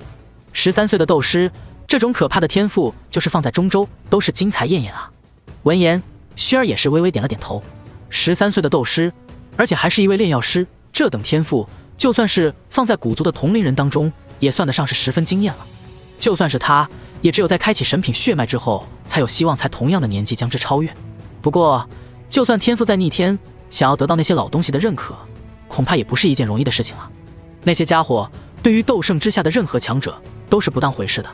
想到那个可怕的门槛，薰儿小脸微微有些凝重。然而，这时的林颖却是微微一怔，旋即有些迟疑地说道：“小姐，萧炎少爷如今这背后的师门，恐怕即便是比不上家族，可也绝对是不可小觑的了。那位被萧炎少爷带入萧家的白护法，可远远不只是传说中的斗皇这么简单啊！”说到这里，望着那俏脸微微一怔，扭头看向自己的薰儿，林颖最终苦笑着开口：“都说这位白护法能够一掌将一位普通斗王打成重伤，可是根据我的观察，若是正面交锋，恐怕老头子我也要被这家伙一掌打成重伤吧。”听到林颖的话语，薰儿那原本平静的俏脸，终于是在这些年当中第一次出现了有些震惊的情绪。要知道，林颖可是族中亲自指派出来护卫他的强者，虽然实力仅仅只是在斗皇巅峰，但是有着族中的各种地阶功法斗技培养。林颖虽然碍于资质做不到能与斗宗强者1对1的程度，但普通斗宗强者想要伤他也不是什么容易的事情。除非林颖选择硬碰硬，否则以他诡异的身法和那罕见的暗属性斗气，4星斗宗之下能够威胁到他的人并不多。可是林颖竟然敢断言萧炎身边跟着的那个白护法有着一掌重伤他的实力，这也就代表着那位白护法的实力恐怕至少也要在5星斗宗之上。5星斗宗强者就算是放在古族当中，虽然还算不上什么大人物，可也不是什么阿猫阿狗了。这种实力就是放在中州也算得上是一方强者了。可萧炎背后那神秘的师门竟然能够安排一个如此强者来保护萧炎，看样子这神秘势力的实力就算是比不上古族，也是达到了一个不可小觑的程度了。而且若是这白护法仅仅是受了某位高人的人情而出手保护萧炎也就罢了，可看近几日的情形，这位白护法却是对萧炎恭敬无比，那种态度可不是装出来的，也没有装的必要。这代表白护法在萧炎的师门当中似乎地位也是并不算高，甚至对于萧炎或者是萧炎的老师要无比的敬畏。前几日听着白护法老师说，阁里难不成萧炎哥哥是被中州四方阁的人给收为了亲传弟子？不对不对，就算是四方阁也没有这样的魄力让一位高阶斗宗去给亲传弟子当护卫，而且还是如此恭敬。除非是当年的星陨阁阁主要尊者药尘，若是那一位的话，或许还有着些许可能。不过这位药尊者听说已经陨落了许久，这种可能性也不大。薰儿小脑袋瓜想了半天，都是想不出萧炎背后的神秘势力到底是什么。不过他现在可以确定的是，萧炎的背后必然是站着一位实力至少达到斗尊，而且是高阶斗尊的超级存在。这样的存在，就算是古族，虽然不会太过在意，可也不可能真正做到无视。毕竟，就算是在古族，这种强者也是真正的高层了。而这位若是斗圣的话，也或许是某位隐世不出的超级强者吧。有些无奈地摇了摇脑袋，俏脸之上忧虑片刻之后，薰儿脸上也是浮现出一抹笑容。算了，倘若这位神秘强者真的是对萧炎哥哥好的话，那以萧炎哥哥的天赋加上这位神秘强者的悉心教导，那将来成为斗圣的几率可就要大得多了。想到这里，他精致小脸上也是悄然露出一抹期待的绯红，月光轻洒在这张除了青涩已经再无瑕疵的绝美小脸上，绝世无双。一旁的林颖看着这一幕，无奈地叹了口气，最后还是悄悄地融入到了阴影当中。好运的小子，竟然能把小姐迷得这样神魂颠倒。希望你背后的老师足够强大吧，这样你才能真正的有机会跟小姐走到一起啊。翌日清晨，萧炎大步走在萧家庄园当中，目光鬼鬼祟祟的在四周扫动，在发现薰儿并没有出现之后，这才微微松了一口气，快步走到大门口，然后一溜烟的窜到了米特尔拍卖场。清晨的米特尔拍卖场还算不上太过繁华，不过已经是有着少许人流涌动。而在那米特尔拍卖场的大门口，一道身材近乎完美，令身边经过的男人都忍不住想要多看两眼的身影，却是有些慵懒的倚在门口的一根柱子上。那般慵懒当中，却带着几分妖娆魅惑的风情，令一些好色之人更是眼睛都要看直了。不过，他们心中也是十分清楚，面前这个看似美艳动人的绝世尤物，并不是他们能够有福吃上一口的。这位仅仅倚在柱子上都能令男人心神目眩的女人，如今已经是乌坦城最有权势，更是最有钱的女人。而且，她如今已经成为了米特尔家族的核心发展对象，在未来更是有可能成为整个加玛帝国更有钱的女人。不过就在他们心中流转的时间里，却是看到一道黑衣身影正在迅速地接近着这位帝都玫瑰。亚飞就这样静静地倚在门口的柱子之上，一双美眸略微有些失神地看着天空，脑海中却总是想起一张清秀的脸庞。油嘴滑舌的家伙，当初满嘴的甜言蜜语，如今一回到萧家，竟然便是闭门不见了。红润小嘴发出几声无奈的抱怨，亚飞的眼中却是难得的多了几分担忧与焦虑。也不知到底是因为萧炎现在跟他的利益牵扯实在是太大，还是因为心中实在放不下这个家伙。总之，回到家接近10天的时间，这家伙都是从来没有找过自己，甚至就连自己登门拜访都被拒之门外，令亚飞的情绪忽然被这个家伙给拉扯了起来。这2天，他甚至是做梦都在梦到这个混蛋，这可不是一件好事啊！这样下去，我可就要被这小混蛋给拿捏了。身为商人，亚飞自然知道，当内心被别人拿捏了之后会有多么危险。这意味着，从此之后便是会被别人牵着鼻子走。一旦离开萧炎，他恐怕会遭受到致命的打击。这种打击不但是地位上的、物质上的，更是心灵上的。想到这里，他嘴角也是不由得泛起一抹苦笑。果然，男人没一个好东西，一个都靠不住。话音刚落，他便是感到眼前一阵黑影闪过，紧接着一道温和的笑声便是在他耳畔响起。如果你说的男人是我的话，那么抱歉，我现在还是个男孩。声音落下的那一瞬间，亚飞身体便是骤然一僵，旋即才落在那突兀出现在面前的清秀脸庞之上。2个月的时间不见，这张清秀的脸庞便是又少了几分稚气，多了几分成熟。不知不觉间，对方的身高已经超过了自己些许。望着那已经有了刮过胡子痕迹的少年，亚飞娇躯微微一颤，莫名其妙的竟然感到鼻头微微发酸。原来是萧炎少爷，您老人家回到乌坦城这些时日可是忙碌得很啊！小女子数次登门拜访，都是没资格见到你人呢。美眸轻轻瞪了萧炎一眼，亚飞也不知道一向对生意伙伴有着极大耐心的他今天是怎么了，只是心头升起了些许的委屈，便是一扭屁股转身离开，留给萧炎一个风姿卓越的背影。望着亚飞这副模样，萧炎也是微微一愣，旋即便是明白自己回来这快要10天没有理他，的确是冷落了家人。当下也是直接跟了上去，望着那风姿卓越的背影，那些米特尔拍卖场门口的许多男人心中都是在暗暗流口水。不过在看到他身后跟着的那名少年之时，却是纷纷有些不爽了。不是，这小子就这么跟着亚飞小姐屁股后面，你们都不阻拦一下？几名跑到米特尔拍卖场送货的人不满地看了一眼门口的2名斗者。平时他们想要看上一眼亚飞，都是会被这些家伙直接赶走，只能远远的观望。谁曾想这个小孩，他们却是拦都不拦。人家是萧家的萧炎少爷，加玛帝国的第一天才，也是未来的超级强者，还是亚飞小姐的朋友。你们呢？你们是什么货色？门口的侍卫看了一眼那几个大汉，耷拉着眼皮子淡淡说道。闻言，那几个原本还有些不服的大汉瞬间便是蔫了下去。原来是萧炎啊，那就不奇怪了，一点也不奇怪。走回到自己的办公室，亚飞刚想关门，便是被一只修长白皙的手掌给拦了下来。别生气了，我又不是故意躲着不见你的。少年无奈的声音随着脚步进入门中，望着那轻轻撇过头的亚飞，萧炎也不说话，而是在后者的惊慌当中将之直接拦腰抱住。啊，流氓，放开我！你再这样，我要叫人了！被萧炎忽然抱住腰肢，亚飞浑身一颤，妖娆脸庞上浮现一抹诱人红晕，便是剧烈的挣扎了起来。父亲这2日在闭关突破斗灵，我需要给他护法，所以没法离开。温和的声音自耳畔传来，亚飞微微一愣，旋即终于是微微软了下来，不过还是挣扎着挣脱了萧炎的束缚，玉指在萧炎额头上恶狠狠地戳了一下，这才愤愤地说道：小小年纪不学好，出去一趟竟然变得更加流氓了起来。你那神秘的师门当中，难道也都是你这样的流氓吗？闻言，萧炎尚未反驳，便是感到自己手上的古岩戒微微跳动了起来，当下连忙在上面敲了2下，这才让药老安静了下来。正欲开口，便是看到亚飞神色已经恢复温和，略带几分关切地问道：萧族长突破的还算顺利吧？唉，善变的女人啊！萧炎叹了口气，这才轻声道：一切顺利，我父亲现在已经是一位真正的斗灵强者了。闻言，亚飞也是美眸微微闪烁，最后才轻声笑道：那便是恭喜了，成为斗灵之后，也算是能够真正的迈入帝国强者行列了。闻言，萧炎也是微微笑了笑，的确，成为了斗灵之后，才算是真正有资格踏入到加玛帝国的强者行列。成为了斗灵之后，即便是没有萧炎的帮助，萧战也是可以轻松的统一整个乌坦城。这种强者，在很多小地方那便是绝对的土皇帝。不过，若是亚飞知道萧战现在的实力已经达到了8星斗灵，不知道会是什么样的表情。最近2个月，生意应该还不错吧？随意的找了张椅子，跟亚飞有一句没一句的聊了起来。还好，托你的福，这2个月不但乌坦城的生意越来越好了，就连我在家族那边的地位也是在不断高升。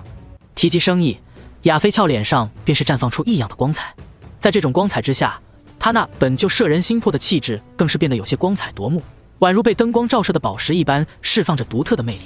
萧炎也没有做出什么非分举动，而是闲聊起来。从亚飞的话语当中，他也是明白了萧家和亚飞在最近2个月的时间里所赚到的钱数量，比起之前更是庞大了许多。有着柳潘龙这个被萧炎狠狠压榨的炼药师，萧家的丹药几乎是源源不断的涌入加玛帝国各大市场，因此赚的钱也是堪称盆满钵满。不过萧家的钱却是过半都投入了药材买卖当中，最后再经过柳潘龙的炼制，成为丹药，用来提升族人的实力。萧炎之前也是提供给了柳潘龙不少适合斗者到大斗师这几个层次强者使用的丹药，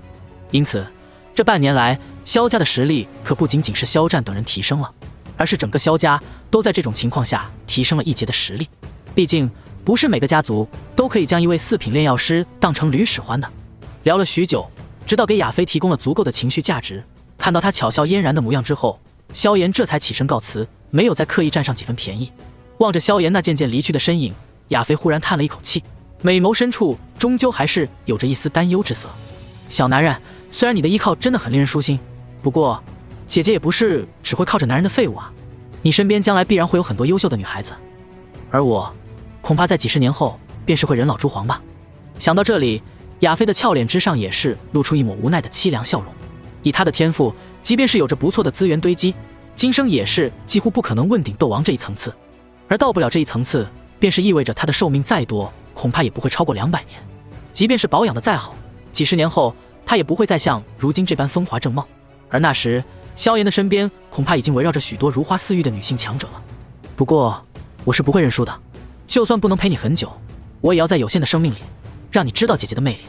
沉吟片刻之后，亚飞脸上凄然骤然消失，取而代之的则是璀璨亮眼的美艳，令周围的几名侍卫都是看得眼睛发直。对于亚飞的担忧，萧炎倒是丝毫不知道，因为以他那堪称冠绝天下的炼药术，想要提升亚飞的实力并不算什么难事。不过他终究还是没有发现，自己这一世如此迅猛的崛起，以及那绝世天才的盛名，已经在无形之间给了他周围的很多女性莫名的压力。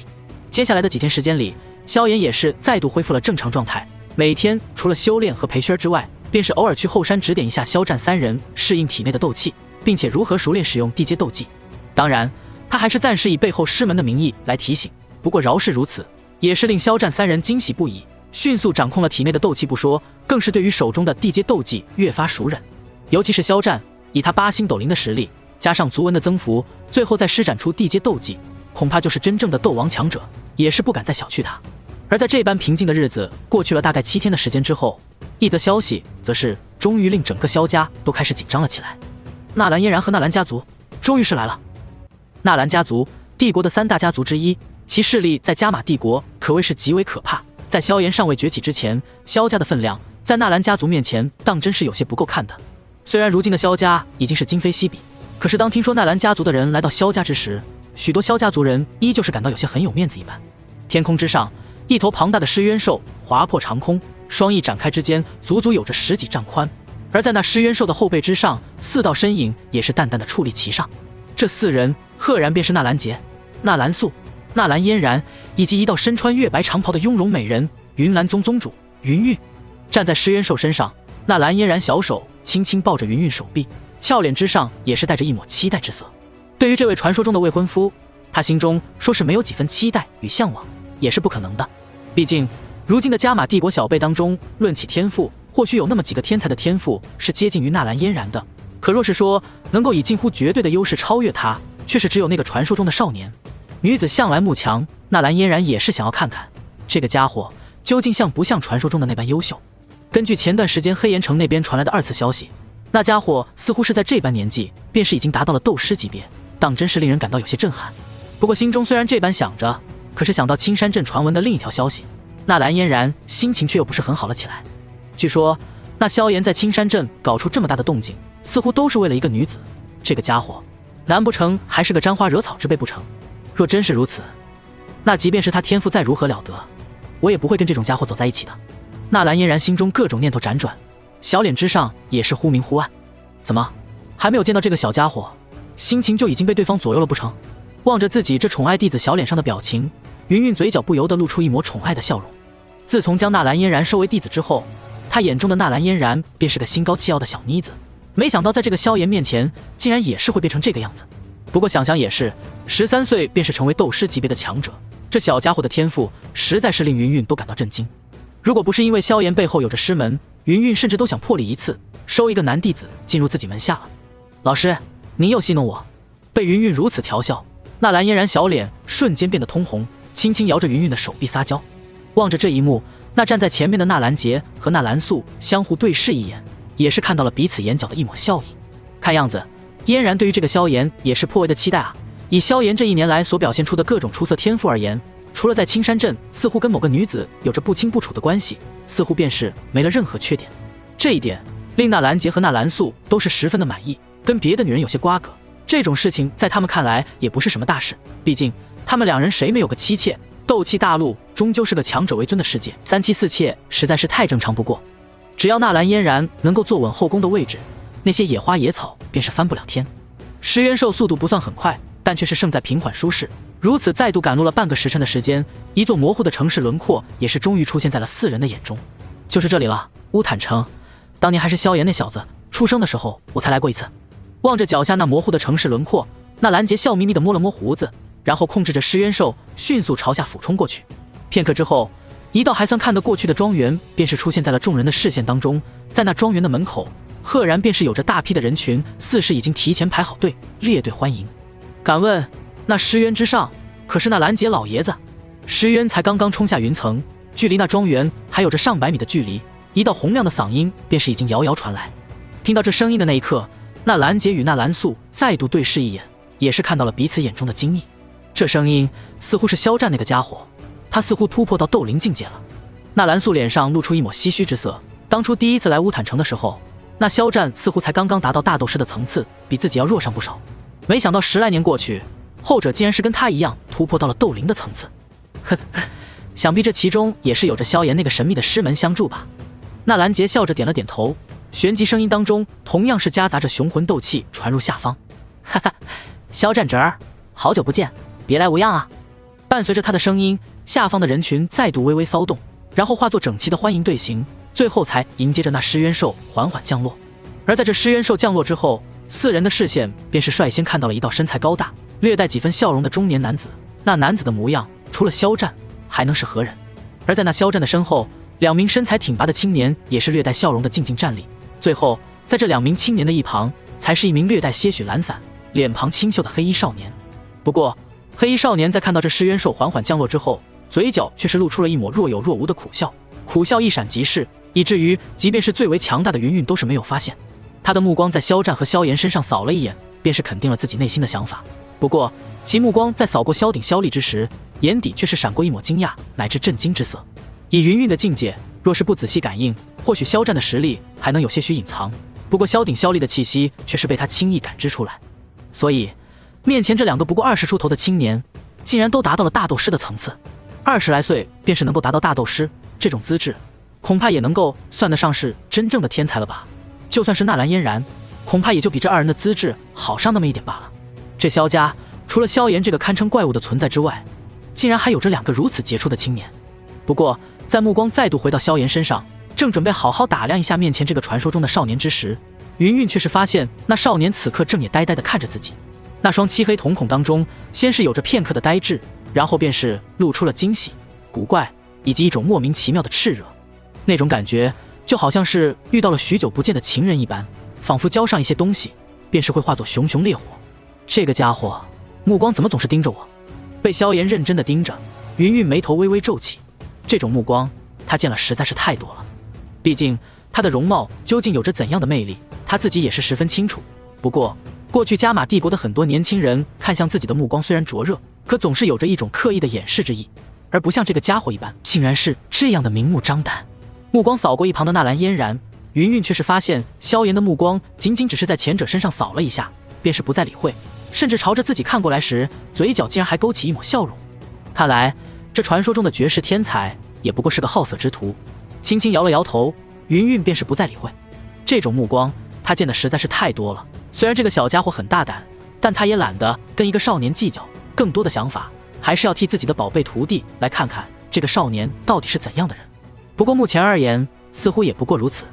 哈哈，老爷子，10来年没见，您老身子骨可是依旧硬朗得很啊。这时，肖战与纳兰杰和纳兰素的交谈很快打破了平静。三人交谈片刻之后，纳兰杰才缓缓回过头，冲着云韵与纳兰嫣然轻轻点了点头，然后便是与纳兰素率先跳下尸渊。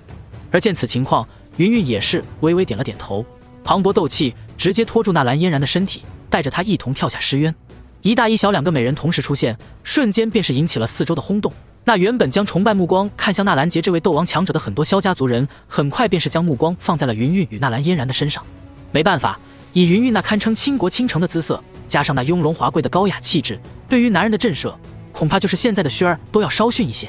而纳兰嫣然虽然还只是个14岁的少女，可是也同样是十足的美人胚子。萧家当中，除了薛儿之外，恐怕还没有人能够比得上纳兰嫣然。此女长大之后的姿色，恐怕并不会逊色于她的老师。望着那一大一小两个美人，肖战也是微微一怔，目光落在明显青涩的纳兰嫣然身上，便是很客气的笑道：“这位想必便是嫣然侄女了吧？真是小小年纪便是出落的漂亮动人了啊。”闻言，纳兰杰也是笑着点了点头。目前而言，纳兰嫣然始终都是他的心头肉、掌中宝。而一旁的纳兰嫣然见状，也是带着几分优雅的笑着点了点头，轻笑道：“萧叔叔好。”跟肖战礼貌的打了个招呼之后，纳兰嫣然便是再度将目光移开，在人群当中找到了那个明显被人颇为敬畏的少年，年龄、气质、衣着似乎都与传说中的那个家伙极为相似。如果不出意外，这个家伙应该就是萧炎了。只是这个混蛋怎么一双狗眼一直在盯着老师看？呵呵。见到肖战目光看向一旁的云韵，有些欲言又止的模样，纳兰杰嘴角却是露出一抹笑容，对着一旁的云韵轻轻指了指：“肖战侄儿，这位便是嫣然的老师，云岚宗如今的现任宗主云韵大人。”纳兰杰的声音刚刚落下，便是看到肖战神色一怔，脸上露出一丝震惊之色。不只是肖战，就连其他的萧家族人，包括萧鼎、萧丽在内，那原本还带着几分笑容的脸庞之上，在此刻也是纷纷露出一丝敬畏之色。现在的萧家族人虽然实力比起1年前强了许多，可是在他们的固有印象当中，云岚宗依旧是那个过去存在于传说当中的庞然大物，而云岚宗的宗主更是他们印象当中加玛帝国的巅峰人物。原来是云韵宗主，久仰久仰。肖战终究是一族之长，反应过来之后，也是连忙做出一副欢迎的表情。能够令云岚宗的宗主大人光临，真是令我萧家蓬荜生辉啊！快请，老爷子，纳兰兄，纳兰侄女，快请进。一边说着，肖战也是连忙将人迎进萧家。不过在送着这群人进入萧家的同时，他的嘴角却是露出一抹不易察觉的苦笑。本以为今天只是一个纳兰家就够了难对付了，没想到连云岚宗的宗主云韵都是来了这里。言儿若是退婚的事情处理得不好，哪怕有着那位白护法坐镇，今天萧家恐怕都要鸡飞狗跳吧。看纳兰杰和纳兰素那副高兴的模样，显然是对于这场婚事充满了期待，只是现在有多高兴，待会儿怕是就会有多痛苦了。而这时，那一行人却是一边走着，一边都将目光纷纷看向了肖战身后跟随着的少年。纳兰嫣然倒是还好些，除了小脸有些好奇地盯着萧炎，在看到后者眼珠子偶尔看向自己的老师之后，心底升起些许火气之外，也没有别的感受。但是云韵和纳兰杰却是完全不同，他们在见到萧炎之后，便是曾经试着感受萧炎的气息，结果却是惊愕地发现后者身体之上竟然是一丝气息都没有泄露，这让两人都是心中微微郑重了些许。看样子萧炎身后的师门果然是神秘，竟然还能够赐予弟子遮掩气息的宝物，这个少年便是萧炎贤侄了吧？纳兰素也是有所察觉到这一点，不过他倒是也不在意，反倒是目光灼灼地看着萧炎，这可是纳兰家族未来的贤婿啊，得此女婿，纳兰家族便是有着真正飞黄腾达的希望。回伯父，小子正是萧炎。闻言，萧炎也只是嘴角露出淡淡的微笑，从容地对着纳兰素行了行礼，紧接着又对纳兰杰和云韵同样行礼，最后又对着纳兰嫣然笑着点了点头。不管今后是什么关系，最起码当下要先把面子上的事情做足了。模样倒也还算不错，不过这家伙未免也太好色了一点，倘若他始终都是这副德行的话，本小姐可受不了这个气。纳兰嫣然也是冲萧炎点了点头，不过他却是惊愕地发现自己心中那个好色的萧炎，在看向自己的目光时，却只是带着几分客气，没有丝毫过多的停留与炙热。这一点令纳兰嫣然都是微微一怔，难道他喜欢年纪大的？纳兰嫣然有些不明白，虽然还是个少女，不过从周围同龄人那日渐灼热的眼神当中，她也是知道自己对于男人应该也是很有吸引力才对。可是萧炎看向自己的目光却是那样的平淡，以至于纳兰嫣然觉得他根本就不是在演的，而是真的对自己不是很感兴趣。相反，这狗东西看向老师的眼神倒是多了几分异样的味道。心中正这般想着，一行人便是看到了一位身穿白衣、面容带着几分凶煞的大汉出现在他们的视线当中。而在看到这大汉的那一瞬间，原本还笑意盈盈的云云和纳兰杰便是骤然身体紧绷了起来，一双眼睛当中带着丝丝警惕之色。显然他们明显是感受到了这大汉身上所传来的可怕威胁之感，那种感觉就仿佛面前的大汉实际上是一头随时准备噬人的猛虎一般。反倒是纳兰素和纳兰嫣然因为修为较低的缘故并没有感觉，而时不时将关注的目光投向萧炎。不过在云云和纳兰杰的对视当中，那大汉却是恭敬地走到了萧炎身边，最后在两人微颤的目光当中躬身向着萧炎行礼。少阁主！浑厚有力的声音在两人的耳畔回响，却是令两人眼皮子都微微跳了跳。如果不出意外的话，面前的这位想必就是那位在黑岩城将郝前一掌打成重伤的神秘强者了。按照传闻，这位的实力恐怕是至少达到了斗皇层次，如此才有可能对两人造成这样可怕的压迫。而且在云云的感知当中，虽然无法准确地判断对方的实力，却是可以敏锐地察觉到这白衣大汉应该是比自己要强，而且还要强上不少。这种人物放在加玛帝国绝对是对位巅峰的存在，可是他对于萧炎的神情却是那样的恭敬，甚至不像是一个护卫，更像是一个仆从。望着这一幕，两人相互对视一眼，都是看到了对方眼中的凝重。这萧炎背后的师门果然是深不可测，而且更令他们感到有些震撼的还是萧炎对于那白衣大汉的恭敬竟然是如此的自然，似乎对方本就是应该如此一般。单凭这一点便是令萧炎和萧家有了傲视加玛帝国诸多势力的本钱。似是察觉到了两人的目光，萧炎嘴角露出一抹笑容，笑着跟两人解释道：这是我师门安排在我身边的护卫，现在还兼任着我萧家的护法长老，几位称其为白护法便是。闻言，两人也是连忙点头，就是云云也是首次露出些许郑重的神情道：久仰久仰，早就听说白护法当初一掌重伤黑岩城的郝前，今日一见，果然是名不虚传。虽然不善交际，不过云云到底是一宗之主，见到同级强者甚至比自己更强的强者，客气话总是会说上两句的。不过令他略微有些尴尬的是，那白护法在听到后者的说法之后，只是淡漠的点了点头，没有任何客气的回应。对于这头曾经的魔兽山脉之主而言，这偌大的加玛帝国，除了萧炎，似乎也没有什么人有资格被他尊重。什么斗王斗皇，臭鱼烂虾罢了。不过他若是对于寻常斗皇如此淡漠也就罢了，偏偏是萧炎前世差点就走在一起的云云，因此他的淡漠并没有持续多久，便是听到了萧炎有些冰冷的轻咳声。竟然跟未来的女主人如此无礼，要不是今天当着这么多人的面，我一定要狠狠地踹你的屁股。萧炎有些不爽地看了一眼白寒，后者心底一个机灵，那原本淡漠的脸庞瞬间变得无比热情。哦，哈哈哈，过奖过奖。见到这一幕，在场的人都不是傻子，自然看得出来这白护法对于萧炎是何等的敬畏，竟然被对方一个冷哼便是吓成这副模样。这一幕实在是对于这四人造成了不小的冲击，就算是纳兰嫣然和纳兰素在听到云云的话语之后，自然也是知道了面前这位白衣大汉到底是谁，拥有着怎样的实力。可是看到后者对萧炎那低三下四的模样之后，心中对于萧炎的看法便是更加的神秘不可测。他一个小小的斗师到底是怎样做到这一步的？内心对于萧炎的表现更加震撼的同时，也是越发的重视起来。被白寒带来的尴尬悄然化解，云云也是微微松了一口气。身为堂堂云岚宗宗主，他已经多少年没有碰到这种尴尬的事情了。若是寻常人也就算了，偏偏对方还是一个比他还要强的强者。还好有着萧炎化解了他的尴尬，心中对萧炎感到吃惊的同时，云云还是冲着萧炎投去了一个感激的眼神。然而当他目光看向萧炎的时候，却是与后者那漆黑眸子再度对视了一下。后者看着自己的眼神，令他不由自主地想起了古河那个家伙。在云岚宗当中，古河看着自己的时候也是有着这样的眼神，只是比起古河，萧炎的眼神却是更加的大胆与炽热，甚至在这大胆炽热之外，竟然还夹杂着一丝类似宠爱的神色。这小屁孩当真是个色胚子，也不知嫣然若是真的跟他走到一起，是好事还是坏事。云云心中吐槽，却是没有发现自己虽然对这家伙的眼神有些不适应，却是并没有生出太多的反感。色胚子竟然敢惦记老师！一旁的纳兰嫣然看到这一幕，小脸也是微微抽搐了一下，心中对萧炎更是多了些许的不满。不过后者的目光似乎始终未曾在他身上停留太多，即便是偶尔有所对视，萧炎的目光也是比较平淡，没有太多的情绪波动。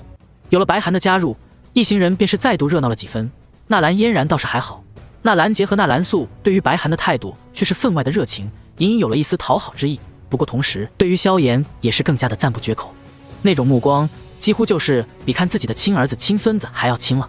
对于父子两人这副模样，萧炎嘴角不易察觉的露出一抹弧度。这两个老登果然还是这副模样，表面上是重情重义的场面人，可是真到了大难临头的时候，却是又保持了沉默。与他们相比，反倒是纳兰嫣然，虽然任性了一些，但对于周围的感情更加坚定一些。不过今日之后，他萧炎也会与纳兰家再度划清界限，以后估计也不会有太多的瓜葛了。缓缓走到萧家最为豪华的一处待客大厅，而走到这里，萧战的脸庞却是越发的有些沉重，对于纳兰杰、纳兰素的话题也是有些应接不暇，一双眼睛时不时的看向萧炎。见萧炎脸上依旧没有什么波动之后，萧战也只能是叹了一口气，挥了挥手，直接将背后的那些萧家族人，甚至就连萧鼎、萧厉和几名长老都赶了出去，然后才缓缓推开大门，冲着四人笑道：“几位，请进来慢慢聊吧。”望着那笑容隐隐有着一丝勉强的萧战，纳兰杰和云韵都是隐隐感到了一丝不对劲。如此喜庆的事情，萧家按理说不应该让许多族人前来一起热闹热闹不才对吗？大门关闭之后，两边的人对立而坐，然后便是由在场当中实力最高的白寒负责沏茶。谢谢白先生。见到这位传说中的斗皇强者亲自给自己沏茶，无论是纳兰嫣然、纳兰素，甚至是纳兰杰，都是手掌微微抖了抖。即便是云韵，也是有些不适应。当云岚宗宗主这么多年，他也是没有见过哪个斗皇跟个奴才一般的端茶倒水啊。对于这一幕，就算是萧战也是同样有些受宠若惊，唯有那坐在萧战下方的萧炎却是始终都是一脸平静，仿佛是理所当然的事情一般。望着这一幕，在场的所有人都是忍不住的咽了口唾沫。如此排场，实在是不知道是有逼格还是太狂妄好了。反正他们过去是做梦都没敢这么做过。倒茶完毕之后，白寒脸上也没有什么羞耻不甘，只是静静地回到萧炎身后，宛如一尊铁塔一般静静站立。而这时萧战才轻笑着打破了场中的尴尬，然后东一句西一句地聊着一些家常。在场的几人当中，除了纳兰嫣然，其他人都是堪称人精一般的存在，也是连忙信手拈来的找了几个话题聊了起来。如此气氛才逐渐缓和。不过当气氛的缓和上升到了极点的时候，往往就是下降的前兆。只见纳兰素越聊越高兴，终于在某一刻之后问出了一个令场间瞬间寂静了许多的话题：“兄弟，其实我们这次过来究竟是为了什么？你心里应该是十分清楚的。”“哈哈，我就想问一问，关于这两个孩子的婚事，你和萧炎贤侄有没有个具体的打算？”话音落下，原本还各自笑意盈盈的众人脸色变得各自不同了起来。先是纳兰嫣然脸上浅笑戛然而止，一抹嫣红瞬间从她雪白玉颈飞上脸庞。虽然是小小年纪，可那副娇羞的模样的确是令人感到有着一种异样的美感。然后便是纳兰杰和纳兰素脸上笑容更盛，而云韵则是眉头微微皱起，心中不好的预感越发的强烈。果然在这问话之后，萧战脸上的笑容渐渐消失，旋即转为尴尬，最后化作一抹无奈的苦笑。而纳兰杰和纳兰素在看到这一幕之后，心中也是忽然咯噔一声，脸上笑容渐渐凝固。唯有萧炎自始至终都是保持着平静，在看到场间所有人都不再出声之后，那始终未曾说过几句话的萧炎终于是缓缓地站起身走了出来。“纳兰伯父，纳兰老爷子，这婚姻的事情恐怕要对不住了。”平静的声音在大厅当中回荡，令本就多了几分诡异气氛的大厅忽然陷入死一般的沉寂。而纳兰嫣然在听到这句话之后，也是瞬间愣了片刻，旋即俏脸之上的绯红便是迅速下降，转而是变得更加白皙了几分。良久之后，纳兰素终于是打破了场间的寂静，一双眼睛死死地盯着萧炎，声音都是带着几分颤抖：“萧炎贤侄，你这话到底是什么意思？”在这话音落下的那一刻，在场的所有目光便是同时看向了场间的萧炎，尤其是纳兰嫣然一方的人，此刻看向萧炎的目光更是如刀似剑。不过对于几人的模样，萧炎却是依旧神色平静，目光最终落在了那脸皮渐渐阴沉下来的纳兰杰身上。“纳兰老爷子，我跟嫣然的婚事终究是我爷爷跟您一时冲动自作主张定下的一门亲事罢了。虽然我很尊重我的爷爷，甚至也很尊重您，不过我还是想说，我们年轻人也有着自己的选择。很抱歉的是，这些年来我遇到了一个真正让我喜欢的女孩，所以我希望请您答应收回我与嫣然之间的婚事，给我们两个年轻人一个自由。”话音落下，那原本寂静的氛围终于是再度扭转，骤然变得剑拔弩张起来。那坐在角落里的纳兰嫣然骤然站起身，一张漂亮小脸已经是渐渐变得苍白起来，一双美眸死死盯着萧炎，却是不知道说什么好。他对于萧炎并没有太多的感情，虽然因为萧炎的优秀与名望，的确是新生了几分少女所有的向往，但也不至于就如同那些痴女一般，已经是死去活来。真正令他脸色苍白，内心如同遭到重击的是被人退婚这一件事情。身为云岚宗与纳兰家族共同捧起来的天之娇女，从小到大，无论是容貌还是天赋，纳兰嫣然的身边几乎便是没有人能够打败她。这样优越的自身条件和周围的环境，造就了她高傲的性格和无比的自信。她从始至终都是认为，就算是跟这位未婚夫退婚，也一定是她纳兰嫣然提出来的。可她却是没想到，原来她也有被人主动拒绝，甚至可以说是嫌弃的那一天。这一刻，她那从小到大都无比骄傲的内心宛如遭受重击，以至于她呼吸都有些费力。而在听到萧炎的话语之后，纳兰杰和纳兰素的脸庞更是变得阴沉了许多。退婚这件事情，在斗气大陆上，对于男方而言的确是一件无比耻辱的事情，可是对于女方而言，同样是一件十分丢人的事情。当然，萧炎的话语并没有一点侮辱的意思，真正令他们感到难受的主要原因，其实主要是因为他们心中对于这场婚事实在是太过期待，以至于早已将想象当成了真实。可是当萧炎无情地打破这场梦境之后，那种巨大的落差感却是令两人的心情变得无比的难受。梦中贤婿就这么飞走了，纳兰家的未来原来始终就只能依靠纳兰嫣然一个人。他们对于未来的种种规划，原来只是异想天开。所以尽管萧炎的话语已经是变得无可挑剔了，可依旧是令两人心中难受无比。四人当中唯一心情不至于这么糟糕的，恐怕也就只有云云一人了。从一开始，他便是没有对萧炎和纳兰嫣然的婚姻有太大的期待感，只是好奇萧炎的天赋才来此一见。而且对于萧炎这个色胚子跟纳兰嫣然在一起到底是幸福还是不幸，他都不敢说确定。不过当他看到爱徒那苍白的俏脸之时，心中却是忍不住的有些心疼。忽然间，一道沉闷的呼气声传来，紧接着便是斗王强者的气势正在缓缓上浮。纳兰杰屁股下面的椅子正在被他那缓缓升起的强大气息给压得不堪重负，发出咔嚓咔嚓的响声。巨大的落差感令纳兰杰心中升起一种无名的怒火，即便知道萧炎没错，可他依旧想要发泄一番。不过他那斗王的气息刚刚升起，便是有着一道比他强了数十倍的庞大气息骤然降临整个大厅。而感受到这庞大气息的那一刻，除了云云之外，所有人都是脸色微微一白，就连云云都是俏脸一变，惊声出口道：斗皇巅峰。话音落下，纳兰杰也是骤然清醒，脸色略微白了一分，看向萧炎身后的白寒，充满了忌惮。他这才想起来，萧家当中可是有着一位斗皇强者坐镇的。而在听到云云的话音之后，更是瞳孔微微一缩。斗皇巅峰啊，放在这加玛帝国可是几乎无敌的存在了。白寒不得无礼。这时萧炎的声音才淡淡的响起，不过他心底却是带着一丝满意。至于白寒释放气息展露的实力都是恰到好处，萧炎倒是提前跟他打过招呼，不到万不得已，只表现出斗皇巅峰的实力便够了。一来是斗宗巅峰放在现在的加玛帝国实在是太过惊世骇俗了，二来便是留下一张底牌，日后或许会起到出其不意的作用。如此看来，的确是恰到好处。被白寒的气息惊醒，纳兰杰也是不再如此的怒气冲天，只是一双老眼当中依旧是充斥着不甘的望着萧炎。孩子，你应该知道，在斗气大陆上，一个女子被男方退婚是一件颇为丢人的事情。就算嫣然不是一般的女子，可这终究是对她的名声有所影响。听到纳兰杰的话语，萧炎却是没有任何的愧疚之心。前世的时候，纳兰嫣然所带给自己的耻辱，可比今天要强了100倍1000倍。自己今天如此行为，萧炎觉得并没有任何不妥。换做一些心胸狭隘的家伙，早就让纳兰家难堪了。所以对于纳兰杰的话语，萧炎也只是微微一笑。纳兰老爷子，您看这样如何？为了维护纳兰嫣然和纳兰家族的声誉，今日之事全部都在这房间当中说明白。只要你们不主动提，我也不会让这消息泄露出去。只要我们不对外宣传，这退婚之事便是无人知晓。如此一来，便是可以保留好双方的面子。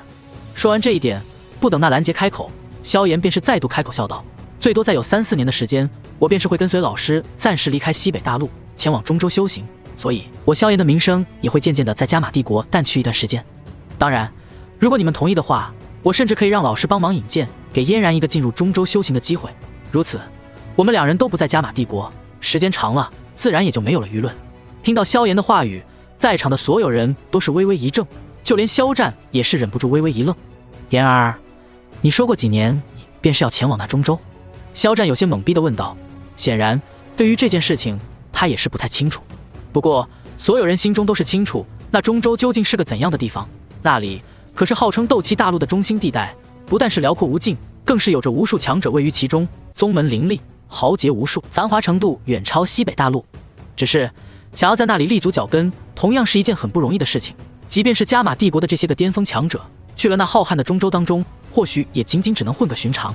所以在听到中州二字之后，所有人看向萧炎的目光都是带着几分灼热。就算是云韵，也同样有些目光惊奇地看着萧炎。实力达到斗皇层次之后，在这西北大陆虽然算不上顶尖强者，可也算是真正的大高手了。所以这西北大陆能够吸引到他的事物也不算很多，因此对于中州，云韵同样是十分的向往。只不过云岚宗宗主的身份在为他提供许多帮助的同时，却也是紧紧地束缚着他。而那兰杰在听到萧炎提出的条件之后，显然也是心头狠狠一颤。看得出来，萧炎背后那强大的师门似乎便是来自中州的某个强大势力了。若是纳兰嫣然将来能够拜入到中州的宗门当中，其发展潜力自然是要比云岚宗还要强上许多吧。不过这种想法他自然是不可能在云韵的面前暴露出来。你这个孩子。听着萧炎的话语，纳兰杰最后还是无奈地叹了口气。他如今实在是再也无法说出什么挑刺的话了。萧炎处理这件事情的手段实在是太过圆滑，既悄无声息地将这件婚事给退了，还能保留住纳兰家和萧家的名声。这样的手段实在是令他这个老狐狸都是挑不出多少毛病。而且在这般顺利的退婚之后，后者还能够给出一个堪称有可能改变纳兰嫣然一生的机会，这种补偿方式也同样是令纳兰杰无话可说。只是眼睁睁地看着传说中的妖孽孙女婿就这么眼巴巴地离开，他的心中依旧是如同吃了屎一般的难受。倘若萧炎只是寻常天才，哪怕是跟纳兰嫣然一个层级的天才，他都是可以接受。可是萧炎如今所展现出来的天赋实在是令人难以放手。如果说纳兰嫣然的天赋将来能称雄加玛帝国的话，那么萧炎的天赋便是有可能称雄整个西北大陆。如此妖孽的天才，为什么就不能成为他纳兰家的女婿？这种巨大的落差令纳兰杰和纳兰素心中无比的郁闷。可是萧炎如今的做法却是圆滑的，令人挑不出任何毛病，以至于他们想发火都没地方发。那种感觉就如同一拳打在棉花上一般郁闷。萧炎！就在两人无奈之际，那一旁的纳兰嫣然却是缓缓站起身，一双美眸此刻正冷冰冰地望着萧炎。我纳兰嫣然到底是哪点配不上你，竟然让你到了提出退婚的地步？那个女子真的有这么好吗？这是纳兰嫣然最大的痛处。从小到大几乎一直都是同龄女性翘楚的她，从来没想过自己有一天会被一个从来未曾见过的女子给打败。被抢男人，哪怕只是名义上的，这种事情对她而言过去是从来没有想到过的。毕竟几乎是所有的同龄人在自己的面前似乎都是没有任何拒绝的理由，可偏偏就是这个名义上的未婚夫一见面就给了自己一记重击。对于纳兰嫣然的疑问，萧炎却仅仅只是笑了笑道：纳兰小姐，你并没有什么不好的，我承认你是一个很优秀的女孩，只是我们或许就是没有那道缘分。不过我的女孩的确是最好的。纳兰嫣然的确是一个很漂亮也很优秀的女人，长大之后的她几乎是丝毫不逊色于云韵。然而命运就是如此玩笑，前世她做的事情注定了萧炎哪怕再大度也只能与她当成朋友相处，再也不可能走到那一步。这一点哪怕是重生了也都是一样，更何况他的女孩的确是更好。听到萧炎的话，纳兰嫣然也是微微一怔，内心似是忽然好受了一些，却又是变得更加难受。萧战老弟，这件事情你就是这么默许了吗？场面一度有些尴尬，纳兰素却是拉着个脸看向萧战，试图靠着萧战能够扳回一点希望。哼，纳兰兄，这孩子从小便是极有主见，认定的事情即便是我也无法改变。被纳兰素这么一问，萧战脸上露出一抹尴尬，却是无奈地摆了摆手，最后又追加了一句：更何况这里面也有着一些言而失门的意思，虽然我很抱歉，但总不能拿着孩子的前途来开玩笑吧。闻言，纳兰素也是变得无话可说。是的，什么所谓的娃娃亲、订婚之类的，在孩子未来的前途面前都是可以改变的。不过内心的不甘还是令他忍不住看向萧炎。萧炎贤侄，你若是真的喜欢你那位青梅竹马，大不了娶回来做个偏房便是了，只要你给嫣然一个正式的位置，我觉得也没什么大不了的。强大的男人有个3妻4妾不是很正常的事情吗？话音落下的那一刻，纳兰素便是感到大厅当中所有人看向自己的目光都是变得不对劲了起来。萧战嘴角抽搐，与那嘴角露出冷笑的白寒一样，看向自己的目光仿佛小丑。而云韵和纳兰嫣然看向自己的目光也是忽然多了几分冷意，就仿佛是在看待一个下头男，唯一没有太多负面情绪的恐怕也只有自己的父亲纳兰杰了。不过真正令他心头一突的却是那站在自己面前的萧炎忽然冷笑了起来，一双漆黑双眸当中带着几分讥讽玩味的笑容。哼，纳兰伯父，萧炎念你是个前辈，已经是多次礼貌有加了，希望伯父还是不要自取其辱了。我喜欢的女孩怎么可能做一个妾室？有些事瞒着不说，是怕伤了你们纳兰家的面子和自尊心，还请伯父自重一点。更何况，我想以纳兰小姐的脾气，也不可能甘心有人跟她分享一段感情吧。萧炎的话语难得的多了几分不屑，令纳兰素脸色再度难看了起来。对此，萧炎却是懒得再解释。这纳兰素当真是被利益冲昏了头脑，竟然有自信说出这种话。让纳兰嫣然做正事，那谁来做这个偏房？是容貌气质天赋都胜过纳兰嫣然许多，家世更是碾压的不能再碾压的轩儿，还是那位于塔格尔沙漠深处令加玛帝国这些强者闻风丧胆的美杜莎女王，又或者说是将来到了大千世界也是前途无尽的小医仙。当然，让他做正事，自己的老师做偏房，似乎也是挺搞笑的。即便是亚妃，虽然看似有些不如纳兰嫣然，可后者在前世跟随萧炎多年，从炎盟一直到无尽火域，如此庞大的组织，其中的各种经济运转也是被亚妃管理的明明白白。纳兰素这话实在是有些不知好歹了一些。听到萧炎的话语，纳兰素和纳兰杰也是再度沉默，对视一眼，他们才想起来，那萧炎的师门能够如此强大，想要给自家弟子物色一个更优秀、更有背景的媳妇，似乎也不是什么难事。纳兰嫣然能够成为云岚宗的宗主真传，人家或许一样是中州某个大势力的真传，也未必不可能。如此看来，倒的确是纳兰素有些自找难看了。不过，就在这千钧一发之际，纳兰嫣然略带些许稚气，却更加坚定的声音却是在大厅当中回荡：“萧炎，你不用做出如此强势的姿态，找这么多借口。你想退婚，无非便是认为我纳兰嫣然配不上你这天之骄子。说句刻薄的，你除了天赋之外，其他的本小姐根本瞧不上半点。你背后的师门的确是很强，可我云岚宗也有着自己的底蕴。你的前途的确是无限光明，可我纳兰嫣然也不是什么废物。我会向你证明，今天跟我纳兰嫣然退婚，将会是你一生当中最后悔的事情。”说到这里，纳兰嫣然已经是小脸微微涨红，一双美眸却是犀利如剑，说出了一句令萧炎嘴角微微抽搐的话语：“30年河东，30年河西，莫欺少女穷。”这话一落下，萧炎都不知道说什么好了。望着面前这小脸微微涨红的少女，忽然感觉轮回似乎也不过如此。说得好，我云云的弟子就是不凡。内心的无语尚未停歇，萧炎便是目瞪口呆地看着远处的云云。只见后者玉手一拍桌子，那价值不菲的实木桌子便是顷刻间化为粉末。不是，你们这是玩哪样啊？萧炎脸皮子抖了抖，便是又听到纳兰嫣然的清脆的声音响起：“萧炎，你可敢与我立下3年之约？3年之后，我会亲自用自己的实力打败你，让你知道，离开我只会是你萧炎的损失。”又来3年之约。听到少女这般话语，萧炎心中忽然猛一个大无语，嘴角露出一抹苦笑之色。饶是以他的心境，此刻脸上都是难以保持平静。绷不住了，纳兰小姐，这件事情本来可以轻松度过的，你又何必如此自讨苦吃？萧炎无奈地摇了摇头，刚要说话，看到少女那涨红的小脸之时，却是忽然想起了前世的自己。前世的自己似乎比此刻的纳兰嫣然可要狰狞得多了，毕竟那是所有自尊被踩在脚下的疯狂，与之相比，纳兰嫣然这又算得上什么？不过想到这里，萧炎还是无奈地点了点头道：“好吧，既然你打算如此了，那我便是成全你。3年之后，我会去云岚宗赴约的，刚好顺便把云山和内务护法解决了。”想到这里，萧炎还面带笑容地看了云云一眼，却发现对方正一脸淡漠地看着自己，无奈地摇了摇头。萧炎目光才再度看向纳兰杰，淡淡笑道：“纳兰老爷子，今日之后，我们是否是可以准备一个解除婚约的契书了？”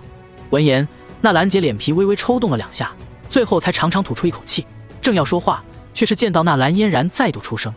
爷爷，不用如此了。”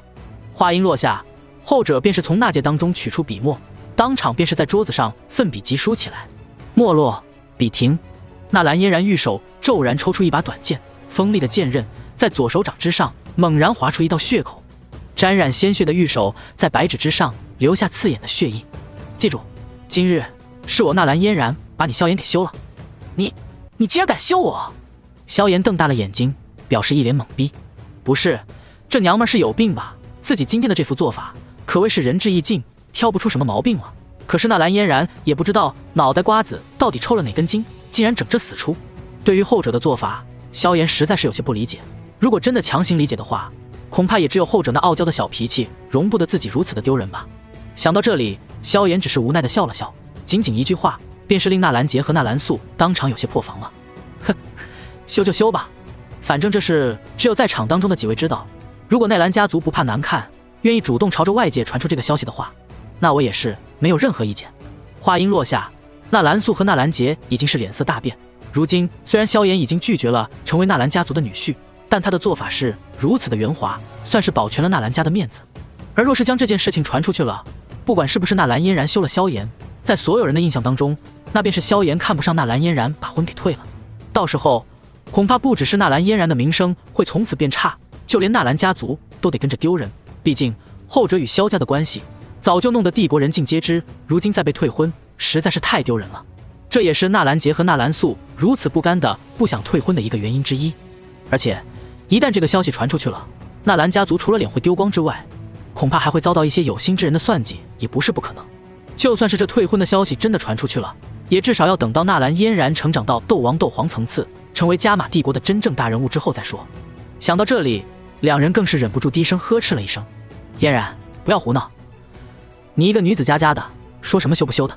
闻言，纳兰嫣然也是微微一怔，以她的聪明，很快便是明白了萧炎的意思。在发现自己自以为最有效的攻击方式竟然被萧炎如此轻松地挡了回来之后，他小脸微微一白，最后竟然是有着一丝血迹从嘴角流出，然后在所有人茫然惊慌的目光当中，直挺挺地倒了下去。嫣然，你怎么了？一道月白色身影骤然出现在纳兰嫣然的身后，玉手连忙扶住纳兰嫣然，云云俏脸之上露出一抹担忧之色，斗气涌入纳兰嫣然体内，发现后者并没有什么大碍，只是气急攻心，这才缓缓松了一口气。老师，我好气啊！纳兰嫣然声音有些虚弱，却是顾不得自己的身体难受，一双美眸当中雾气弥漫，最后扑在云云怀里呜呜哭起来。望着宝贝徒儿这副模样，云云俏脸之上有着毫不掩饰的心疼之色，轻轻揉了揉纳兰嫣然的脑袋，这才俏脸微微愠怒地看着萧炎：“你这么欺负她，这么一个小丫头，有意思吗？”被云云这么一问，萧炎便是又有些懵逼了起来：“不是，我欺负她啥了？老子这退婚方式已经够了温和妥善了吧？而且这休书的事儿还是这丫头自己提的，自己只不过是阐明了一下利弊而已。果然啊，有什么样的老师就有什么样的学生。看来纳兰嫣然的傲娇小性子的确是被宠溺出来的，不过这任性的模样倒是跟着云云有着几分相似。嘿，欺负学生有什么意思？等有时间，老子好好欺负你这个老师，从源头上治理问题。”心中恶狠狠地吐槽了一下，萧炎这才轻轻瞪了云云一眼：“云宗主，麻烦你好好想想，我萧炎到底干了什么？若是有什么不妥的地方，你大可直接指出。”被萧炎这么一说，云云才发现原来萧炎做的的确是没有任何问题，一切的一切只能说是纳兰嫣然那高傲的自尊心和小性子在作怪。不过这个小家伙竟然敢瞪自己，那一双眼睛当中竟然还夹杂着几分坏笑，当真是胆大包天。不过在想起后者的背景之后，他也是有些理解了萧炎为何如此大胆，恨恨地瞪了萧炎一眼，这才扶着怀中的纳兰嫣然坐下，喂下后者一枚丹药之后，缓缓用斗气给他梳理着心脉。望着怀中哭得如同鼻涕虫一般的纳兰嫣然，云云也是无奈地叹了口气。看看那小混蛋如此淡定自若的样子，再看看纳兰嫣然这副近乎到心破碎的模样，别说萧炎的天赋超过纳兰嫣然不少，就算是二人天赋一样，那所谓的3年之约大概率胜的还要是萧炎啊。看来回到云岚宗之后，是该好好磨砺一下这丫头的心境了。见这场闹剧缓缓收尾，纳兰杰终于是缓缓地站起身：“哎，萧炎小子，既然你执意不愿娶我家嫣然，那老夫也是不再强求了。